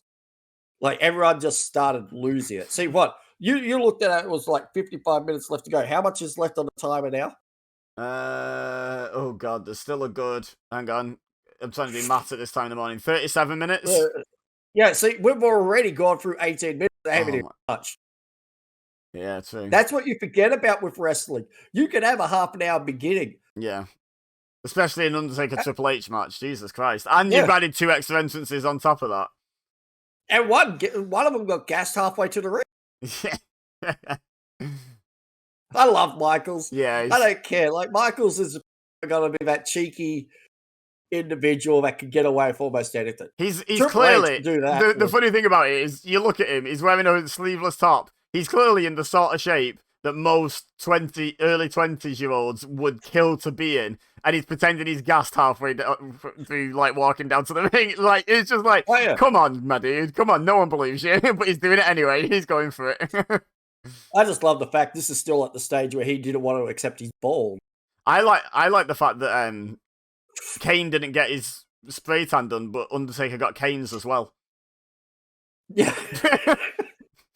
Kane was going for that Sheamus look at this stage. But Undertaker's got his tan and Kane's tan on. That's legit tan, because, you got to remember. That's him with his old body not knowing how to process sun. Triple I H bet he's just been honest. I love how Triple H is the young, youthful, speedy guy in this match. I know, right? This Probably 46 years old or something, and like 250 pounds or something. He's the young, speedy guy. Like you and I said, he could still go at this point. He wrestles the next year at WrestleMania, I believe. I don't know who against. Oh, I know, but it's just funny that he's having that role in this match. He's never been that role in any match. He's every role in this match. Like, and the crowd may sound like it's died down, but that's because everyone just holding our breaths. Like, this is one of those surreal moments for all of us. Just sort of like, is this actually happening? Like, it's still processing. It's sort of like, God damn. Do you think part of the pop for the no DQ stipulation was a lot of people being like, oh, they've got a crutch, thank God for that? Oh, basically, it instantly get taken back to what these two are able to do. Yeah. Like, that's the but beauty like, of it. But like, there's the fear of these two putting on a pure wrestling match and knowing it's going to go quite long. Is it going to be as good as the thing I bought a ticket to come and see? But as soon as they say no DQ, it's like, oh, okay, they can have some fun with this. Well, now. that's the difference. We didn't know how long this was going to go for. No, granted, but you did because it's Undertaker Triple H. Oh, I still was not expecting it to go as long. When you looked at the timer, my brain still processing, like, did I sit there that long previous? Like, I'd struggle sitting at home through, like, a match between these two for that long. I'd be sitting there, like, 20 minutes into it. It's like, why is this still a thing? I guarantee you, I didn't look at the time. No one was paying attention to the time during it. Again, you've been there live. Yeah. It's different. You don't care. Once you get at home, when you realize, wait a minute, we got how long left to go? Because you look at the watch. I've been watching a pay-per-view, and you're like, WrestleMania is 4 hours long. It feels like 9. I've been there live for both different scenarios, though, because I've been at WrestleMania 34, where there really were a few clock-watching moments where you're like, right, how long is this show that was go? a clunky show. It wasn't well-paced. It was very long. Matches were all in the wrong order. Some matches just really didn't need to be there. And it was as much as there was good stuff on that show, there wasn't the show itself wasn't well put together, I don't think. But when you go to a well put together one like Mania 30 flew by. Because 34, they let the air out of the ball often too, by memory. Like there are a lot of times when decision, it was just a deflating moment. Like I'm pretty sure that's when Asuka's streak got broken, wasn't it? No. Yep. Yeah. See, like that was like the hell are we doing here? Yeah. Like that shouldn't have happened. You know. It's sort but the weird thing is, WrestleMania 30 had a moment like that, and it still flew by, even though it had the streak ending, and a lot of people didn't agree with that and didn't like it. It didn't slow the show down. More of the difference there is that still held a massive holy crap sort of thing. Yeah. That wasn't an undefeated, in their prime, unbeatable force losing by a tap out in a clean submission to someone at that point. Everyone was well and truly over in Charlotte Flair. Yeah, true. Yeah, agreed. It's I get what you mean as far as the comparison. Yeah. No, yeah, I'm just giving an example of like you can take the wind out of the audience and it not affect the show, whereas WrestleMania 34 did not do that. No. Triple H is how everyone looked at the end of WrestleMania 34. Winded, tired. Halfway through it. Yeah. I think, okay, so here's a weird thing. Had everyone sitting there going, the hell is going on? Here's a weird thing from like WrestleMania 34, just while we talk about like the fact that we were at shows and talk about the pacing of that show. The Alexa Bliss and Nia Jax match. I found it really strange. I sat there. It was silent. No one cared. Then Nia Jax won and everyone popped. And I was like, you didn't care. Why are you pretending you care now? And I think I figured out a lot of people were just cheering it was over. Like that's the only conclusion I can come to why you would not care about any of the match but cheer at the final bell. Surely that's the funny part about that too, it's the closest they ever got to anyone caring ever since her NXT time. Yep. Because they played the bully angle. That gets everyone behind it. Like you had that really nasty bully in the form of Alexa. Yeah. And you had that, you know, I call her that Mean poor Girls person. Alexa in that gimmick. I just think Yeah. that's what she was. She was just Mean Girls in a wrestler, wasn't she? I've heard it mentioned a few times. She had resting bitch face. Yeah. Like, it was beautifully done. Like, Nia got portrayed as that every person. That you emotionally got behind it, particularly those who had any. Yeah, but no one was behind her during the match. That was the bit that I didn't get. No one cared about the match at all, but then everyone cared that she won, and I was just like, I've never heard such a reaction to a match with such a lack of reaction in my life. Like, it was so out of place, the reaction to her winning. No, it's probably because it was over. You well Yeah, it probably was. Like a giant. She was standing out there looking like a giant bumblebee, which was confusing. It could be what shocked the crowd. It's like, what the hell? But yeah, I tell you now, talking about Nia Jax, shocking moment. She's back. I know, right? Why? But, why does she have to be back? Apparently, we need another my whole gif. She might be literally my least favorite wrestler of all time. I don't immediately think of someone worse. Wait, you got someone else that could be on there? I like this awkward. See, this was even awkward live. And they played do-si-do around the table. Like, come on. I mean, it's no DQ, so I'm not sure what. Right. So here's a couple of things. One, why is Kane angry? It's no DQ. You can do this. But two, why aren't Kane and Shawn Michaels just jumping in as well? Like, wrestling logic falls apart in no DQ matches because anyone can just do whatever they want. So why is Shawn Michaels not decked Undertaker yet? Do to their paycheck. Yeah. They'll have him lose to Johnny. Everyone will pop for Johnny winning. It's one of my biggest pet peeves in all of wrestling is when you have like a no DQ gimmick tag match and they stand on the apron and make tags. And I'm like, the referee can't disqualify you. Just go into the ring and fight. Like, he can't disqualify you. Just get in. Like, the Dudley Boys and the Hardy Boys during the Invasion in a steel cage match started the match making tags. It's a cage match. There's not even room to stand there. What are you doing? I think they just forgot what type of match they were in. There's a cage. You're leaning against the cage. How could you forget? Did anyone check in the state Jeff was in? Maybe he started. They're like, oh god, Jeff. Like, but like, do you know what I mean? That sort of logic break really bothers me in wrestling because it's like, yeah, you have to suspend disbelief a lot for wrestling. But the fact that the bad guy doesn't just go, hang on, this referee can't do anything, and just run in and just batter the good guy baffles me. And Triple H is playing the heel here. Like, this playing here. Yeah. Oh, Shawn Michaels has already cheated. By the way, behind the referee's back sneakily in a no DQ match, Shawn Michaels cheated. It's like, just do it in front of the ref. I think the decision to make it a no DQ, so they had a few little extra spots they could do because they probably realized talking about what type of match they were but they didn't change the bulk of the match. Yeah. They still kept a lot of the whole, like, we got to do this sneaky, we got to do that. You know. Yeah, it just tickles me when people are like in a no DQ match and they just don't think, hang on, I can just do whatever I want here. Why am I stood here waiting for a tag, or why am I attacking like my client's opponent behind the referee's back? I can just grab a chair and do it for free. You know, that's something we haven't seen enough of. Paul Heyman getting involved. Yep. I'd love to see him try and push one of these guys into the ring. And it'd be great one. I was like, he hit someone with a chair, and they just sort of turn around like, the hell did you just do? The way Heyman sells needs to be studied. Oh yeah, the selling of something non-physical, like the sort of the fear sell is so good on Heyman, or just the emotion sell in general. Like, even if it's like a positive or a fear or a shock or whatever. Footage of it, how shocked he was when Brock wins. Yeah, like that still gets shown around. He was more shocked than anyone else in the crowd. I'll tell you who else has a really good non-physical sell is John Cena. Do you remember the moment where Bray Wyatt bridged up at WrestleMania and he fell over in fear?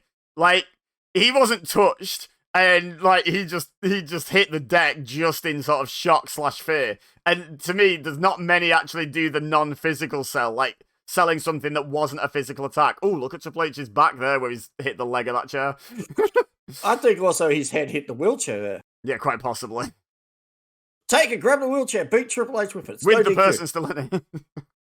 How strong are you feeling? Swing a person. Look at the look on their face. Like, there's slight fear in that person's face. Like, I can't get away here. Yeah. Well, I mean, Undertaker's massive compared with, like, an average sized person. Imagine that person is stuck sat down. Like, Jesus Christ, Undertaker must tower over them by about 4 foot. Like, that's massive. And Triple H is a big dude too. Oh, yeah. Like, that's a lot of like mass just sort of coming at you. Flying around near you, yeah, and you can't move like quite as freely as everyone else around you, yeah. But like how I remember choking is. I remember Mrs. Ebeza commenting on that when we got to see Undertaker's entrance, because obviously you've got all like the cameramen, haven't you, scurrying down the ramp that you don't see on TV because you're watching through their camera. And like, yeah, but they're next to him when you watch it live, and she was like, wow, he's like, I knew he was big, but he's so big, because like you assume the cameramen are all just average sized human beings.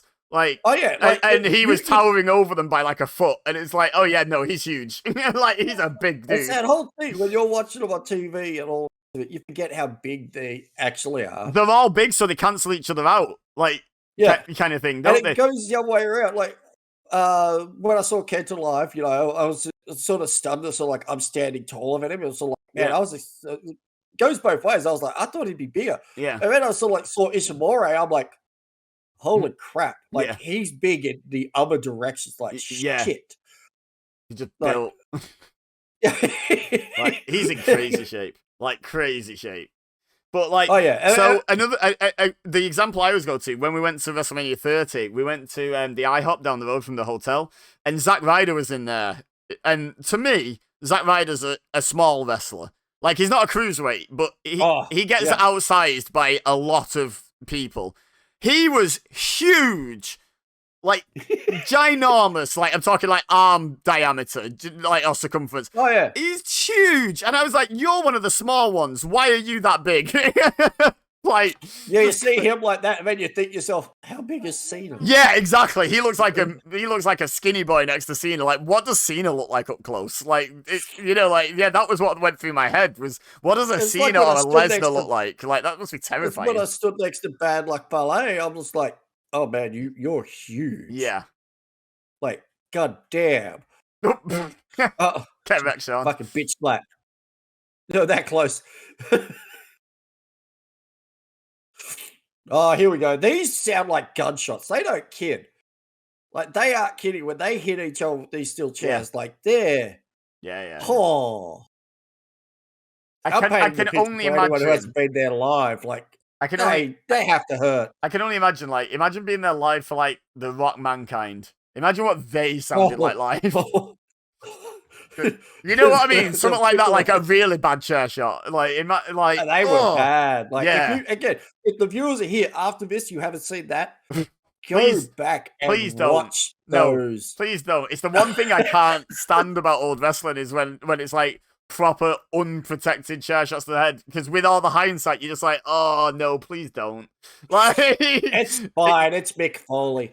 How is Mick Foley not turned out like an absolute like psychopath with the amount of times he took those sort of shots? How is he still like a reasonably well-adjusted human being? I don't get it, because his brain must be liquid. He's one of the nicest people you can meet, apparently. Exactly. Oh, that's well, you can only call him reasonably well-adjusted, because he was never well-adjusted to start with. Because did you see some of the shots he took willingly? I've seen the key in a deathmatch tournament. Enough said. Yeah, but I think the chair shots made him well-adjusted. I think it was. He started off broken and it fixed him. He started off really mental. Like, you look at what he did in WCW with Vader. Like, no sane person is taking that powerbomb on the concrete. Oh yeah, like, Vader did. Particularly for Vader, he cared little for anyone's well-being. Yeah. Like, that's was like going to be stiff as hell. Do you know that's like 30 years ago? Because I've just watched the show where Cactus Jack. I've just done a watch along for the 30th anniversary of the show where Cactus Jack came back from that powerbomb. Oh, you know, when he was feigning amnesia and doing all those things, and then it turned out he was just faking it. Yeah, I've just watched that show. Like last month, I think, as a watch along. So yeah, that's 30 years ago, that Vader powerbomb. Over. I mean, how did WCW fumble the ball? How did they fumble the ball with that? They had Cactus Jack and Vader. Like, I don't know how they had right. WCW at one point had Cactus Jack, Triple H, and Steve Austin on the books at the same time. I'm pretty sure. And Taker. no, Taker had gone by then, but they had Taker before that, yeah. Ah. But like at the same time, they had Triple H, Steve Austin, and Mankind, which is, correct me if I'm wrong, a main event of like, was it a SummerSlam? They had them on the books and let them all go. Look at the money those three alone made. Idiots. Like oh, that's why Kane was fuming about them setting up the table, because he was going through it. Okay, it makes sense now. Yeah, we all knew Taker wasn't going to go through that thing. Yeah, DX was setting it up, so I figured one of them was going through it, because golden rule in wrestling is whoever sets up the table goes through it. Like, that is like... That works everywhere except for tables matches. Yeah, that's like 9 out of 10. Like, genuinely, in non-tables matches, that is a good rule. Like... And I think it relates to you knowing the table is set right for you to fall through it safely. I think it is actually like just a safety thing, to be honest. I like when they've done it and they set up the table and then you forget it's set up. They do a marvelous job throughout the match and then suddenly someone goes through it. Yeah. Oh, I forgot about it. What was the match I was watching? I think it was on one of the older WCWs I was watching, where they set up a table really early and then they kept teasing, putting each other through it. And kept teasing and kept teasing. And every time I was like, this is the one, because this is like the 7th attempt. Okay, this is the one. This is the 8th attempt. And they kept going. And I swear it was on about the 15th time of asking someone went through the table. And it was really lame, the table spot. And I was like, that's so disappointing. Because it was a really bad table bump in the end. I think it was just a super kick to someone on the apron. And they just sort of flopped through the table, like dead weight. Oh, the good old I fell here. Yeah, it didn't even look that dramatic. Right there, I thought it was over. I thought it was over at that point. Like, Taker gets no credit for how he can sell someone kicking out. Yeah. Oh, yeah. I was just about to comment on he's got good. The way he reacts is again, just like non-physical selling the shot. Yeah. Unlike the referee. That was very physical selling. That didn't look like it got goddamn telegraphed really much at all. He didn't hit him with the... But that was fist connecting to jaw on that one. Like... Taker's old, he probably forgot about the distance, and whop. His eyes aren't quite what they used to be. Yeah. Doesn't judge distance quite as well. More than give a shit isn't there as much anymore. You know, maybe a little bit column A, a little bit column B.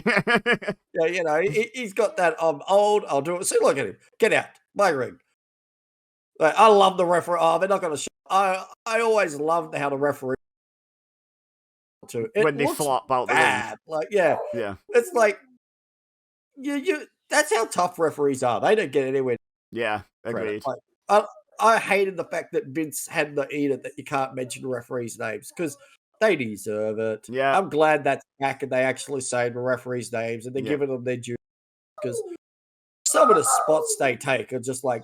They don't need to. And even if they don't take a bump. Oh wow. That's not selling. That's just that hurt. But that noise, that echo. Did you hear that? That legit. I was there live. That legitimately. I've said that a lot.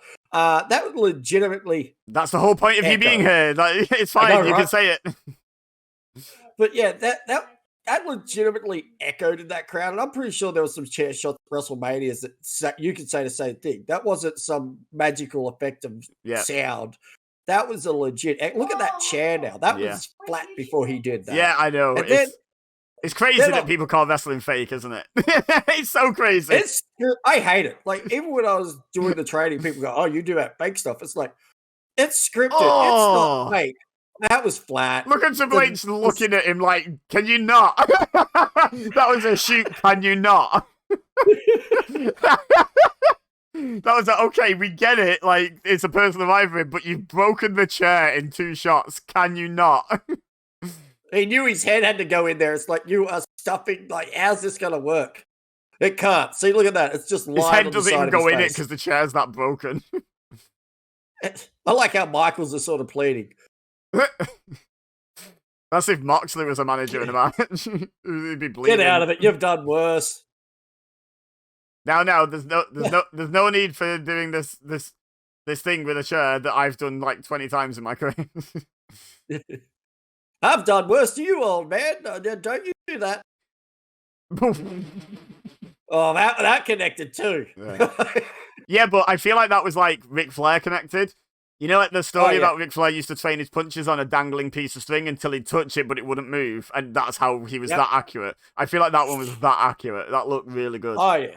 It looked snug, but I feel like it didn't really hurt. It looked really good. And I think we're a month away from Triple H tearing his quad. Did he? Yeah, remember at Crown Jewel? Oh God, I tried to forget that match. That match never happened. Yeah, well, the match never happened. I just remember the injury.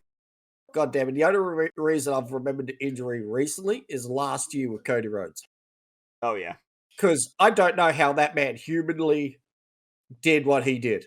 Like again, when people call wrestling fake and you're just like, hey, watch this man with his pec not attached to his breastplate. Please watch him wrestle an entire 5-star wrestling match and tell me it's fake. Ooh, I feel like Fake was a bit late there. The referee stopped and then the arm came up. But, you know, that match says a lot. Like, he didn't need to do what he did. He had that. But no, we're going to have the sledgehammer drilled into your bicep or your pectoral as well. You know, a lot of those spots were planned after he had torn his pec, because it's like, now they don't make sense otherwise. Yeah, to target the pec specifically. Yeah, that's Dusty coming out. I guarantee you that was Seth backstage going, I don't want to do this, and you know. Cody going, I feel like we are. I feel like on that day, Seth said several times, "Are you sure?" in response to suggestions that Cody made. Like, are you sure? That sounds stupid. Yeah. Like, Triple H was probably saying that to him, because, you know, it's like, no, that's a bad idea. Yeah, when Seth Rollins and Triple H are telling you maybe you're pushing this, working with your injury too far, you're going too far. And that's saying something. Oh, Kane's back. Triple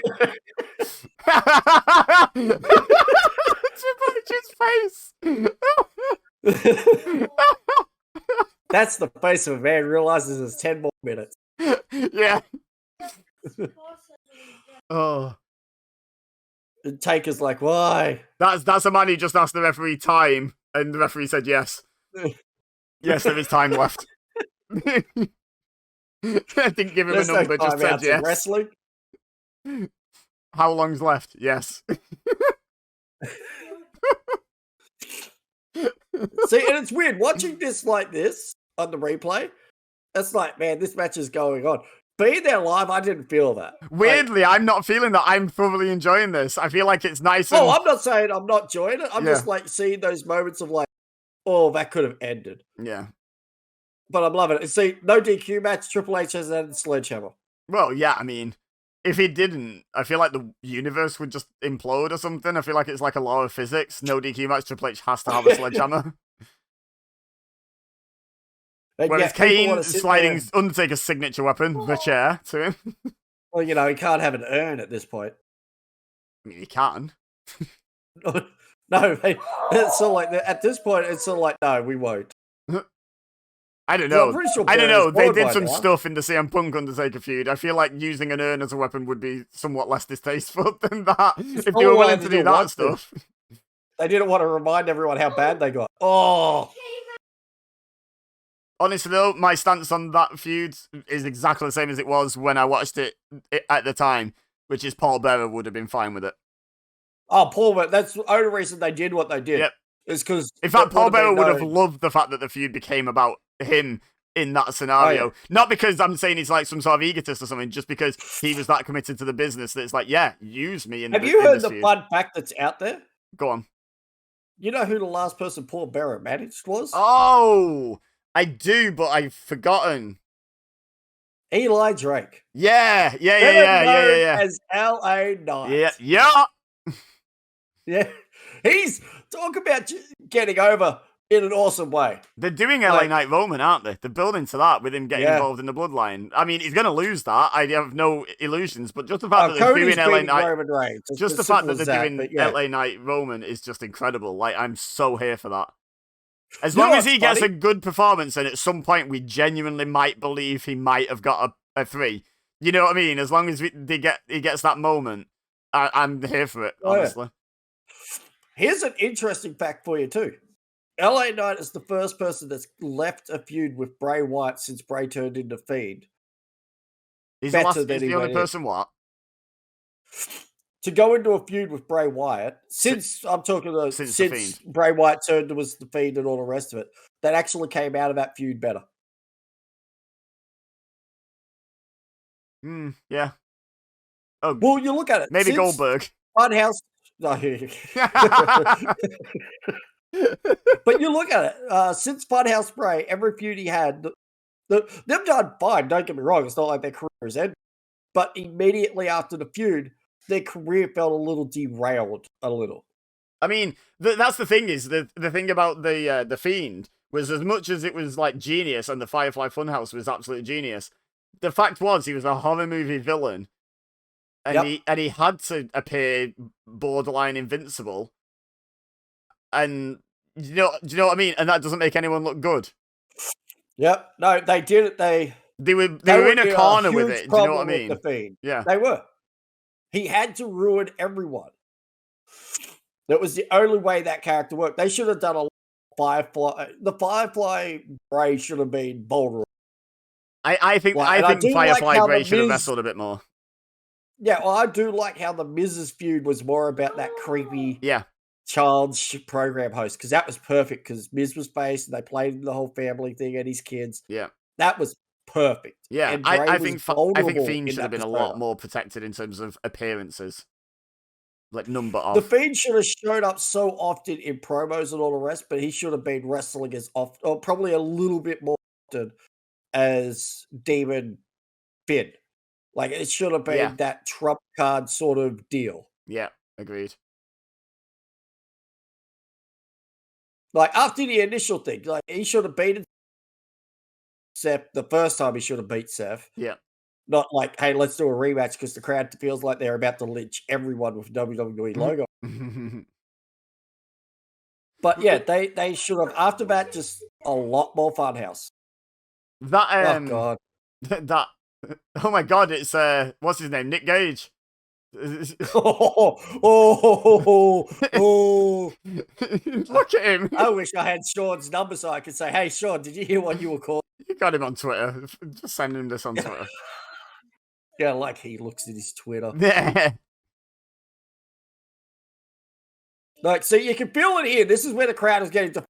Oh, they're doing the callback to the greatest kick out of all time.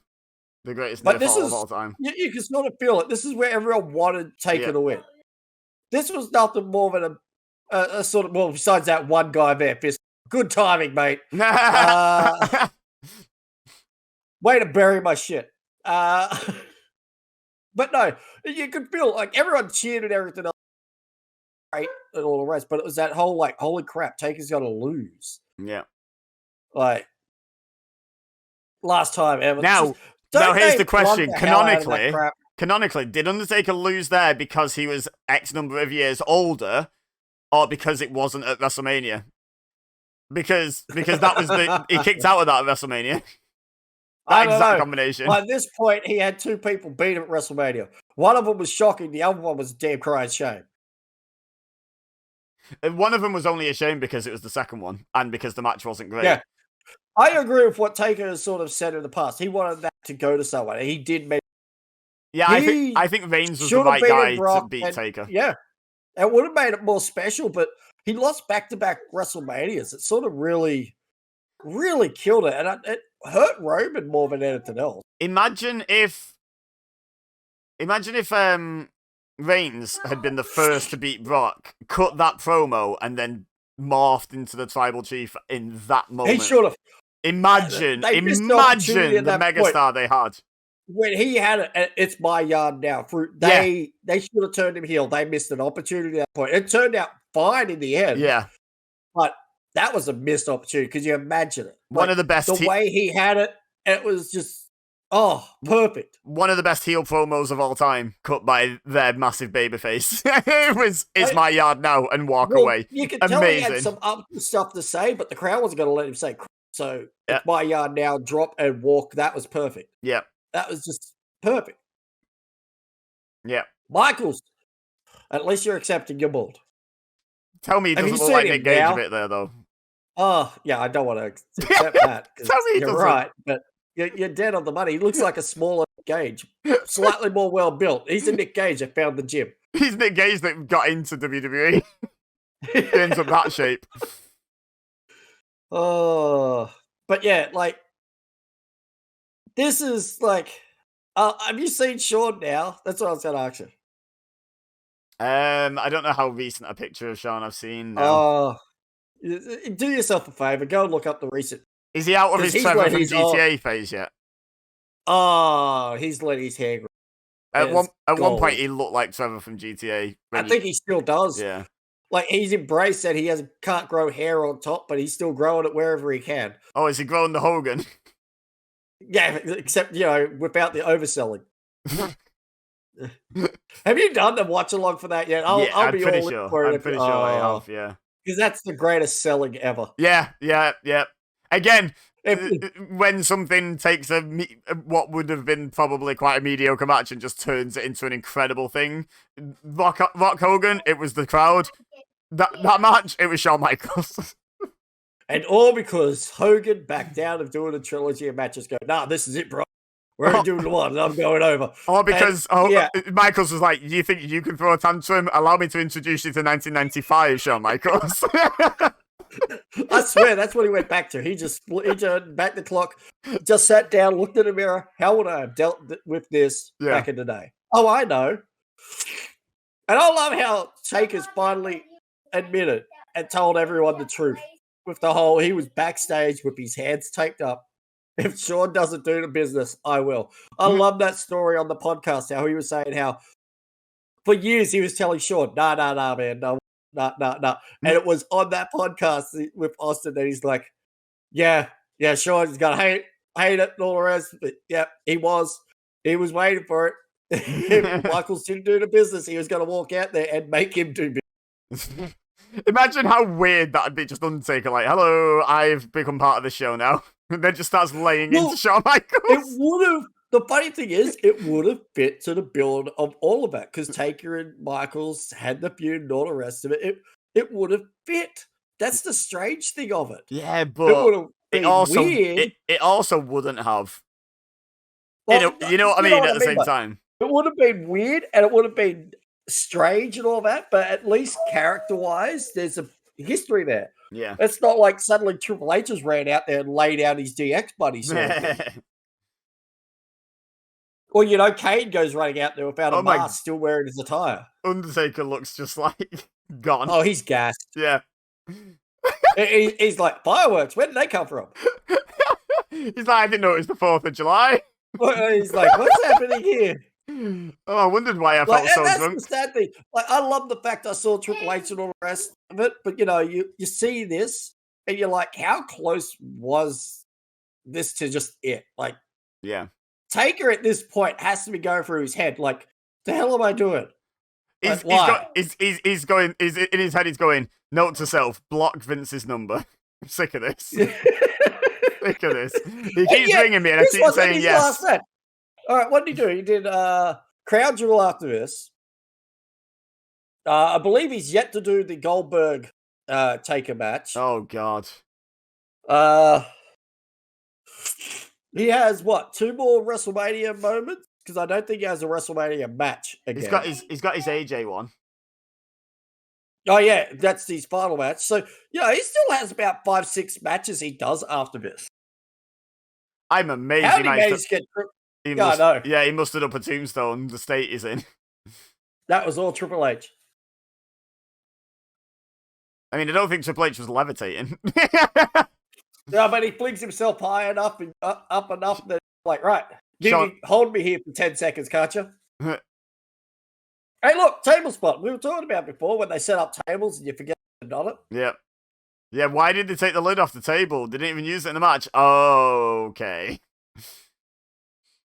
And this is how old it is. Look at all the cables. Nowadays, they just bloody little monitors away and it's over. Yeah. I don't know what Kane was trying to remove there. Old school.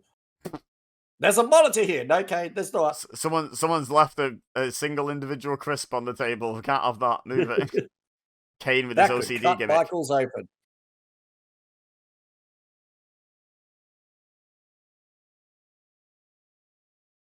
Oh.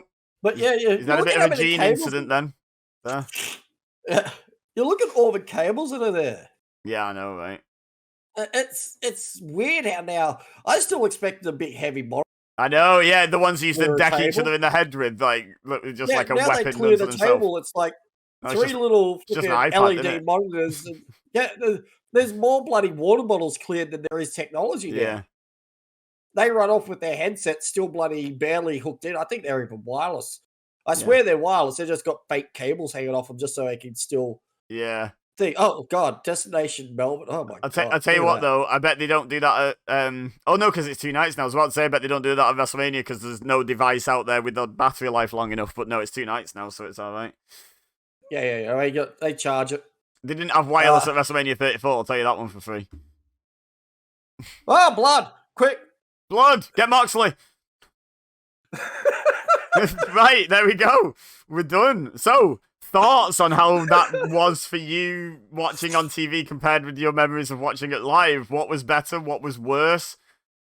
It's a silly question because you know damn well live was better for sure, just because of the atmosphere. But how did it hold up on TV? Do you think? I'm going to say a good 80% of it held up, and I'm going to say the 80% because apparently it was live. My buddy's trying to sneeze it out of me. I think while you're trying to sneeze, I think that was a good show. I enjoyed that overall. There was moments I wasn't particularly fond of, but I enjoyed it overall, I would say. I'd say that was a good show. Yeah, that's what I was going to say. Like, the moments that were down on the television were picked up when I was live. But overall, that's still a decent show. Like, yes, the main events went on a little longer, but you sort of felt that live anyway. But it's still that, ooh, sort of thing. That genuinely didn't feel that bad to me. For a half-hour match between two people who the youngest of which was probably like 45, 46, that did not feel that bad to me. The youngest was the chair. I think at ringside, I think in that whole area, the youngest was Renee, followed by Corey. That's it. And even then, they're sort of just in wrestling though in the ring. But like, yeah, that I was dreading that match when I realized how long it was going to run. And it do you know what? I think they kept the pace about right. It's a fun match. Yeah, it was a fun match. And the moments they had where they could have like 3 minutes of someone rolling around the canvas, they did beautifully because Triple H was murdered by a chair. Like that first chair shot, like that's the first time I watched it back. And yeah, that was as vicious as it was by memory. It's like, oh, he killed him. Like Triple H is now paralyzed. Yeah, that was a hell of a chair shot. So yeah, I think overall, still a good show, but obviously, like, unless you go to an absolute stinker and the production is amazing and it actually boosts it, I don't think any show's going to be better on TV than live. Like wrestling. No. Wrestling is at its best live. It's just it takes a special match to be worse live. Yeah, exactly. I think the only time I think the only time I would say a match can be worse live is when they don't have a great screen setup or you don't have a good view of the screens and there's like a Falls Count Anywhere match or a street fight where most of it takes place on the other side of the arena and you can't see. Very gimmicky. Yeah, very like. I think that's the only time that when you'd actually go home and be like, I need to watch that on TV because I missed most of it. And so it's not really the quality of the match. It's just they weren't brawling next to you; they were brawling on the other side of the arena. So for some people that match was better live. Still, like you're dead on the money. It's similar sort of backstage. There's going to be some people in the crowd that don't have a really solid view of those big monitors or big screens that they're playing. What happened out there? They're probably affected slightly. Yeah. I think overall, I enjoyed that show. There was some downtime, but there wasn't that much of it really. Hey, it's nice to say I finally watched the Ronda match. Is it? Okay, so now you guys watching, let us know if you're still around. Let us know in the comments and let us know what you thought. Is there anyone watching that was there? Like, who knows? There's a chance. And what were your thoughts? And how's it aged in 5 years? I think that to me feels like it was probably one of WWE's better shows of 2018, just because I don't recall 2018 being a particularly strong year. I don't remember it being dreadful either, but that was quite a good show. I think the problem with 2018 was like the same they've had a lot of times. There's been a good match on the cards, but the cards haven't been solid from top to bottom. Yeah, definitely. But yeah, let us know your thoughts. Leave a like if you enjoyed the video. Subscribe if you're new here.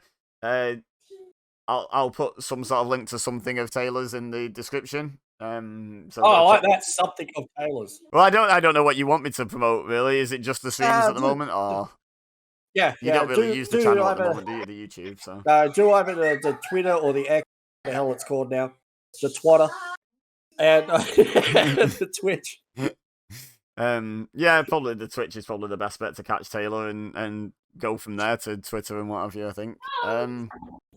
Yeah, and yeah, just I think the main thing is let us know your thoughts, because I'm always curious what people think of these shows, like going back. Like, I think it's more interesting the further back you go, but sometimes when you only go back like 5 years, it's like, oh, a lot's changed considering this is only 5 years ago. Like, you know, that's the interesting bit. What happens in wrestling in a calendar year? Like, you listen to us, sort of go back over things, and even we're sort of like, oh, hold on, this happened here. This, like, a lot happens. You get 12 events, and that's not even counting standard TV. It's a lot to keep track of. Yeah. All right. So, all I have left to say now, because I need to get to bed, it's 2 o'clock in the morning here, and I'm up at 6, is thank you very much for watching. Say what? No problem. Oh, I'm going to go rub some lotion into my pony. Awesome. Took me a second to process what you meant there. I'm not going to explain it to the people watching. All I have left to say is thank you very much for watching. As always, I've been EBEZA. You've been amazing. He's been Taylor Osborne. Thank you. And I will see you next time.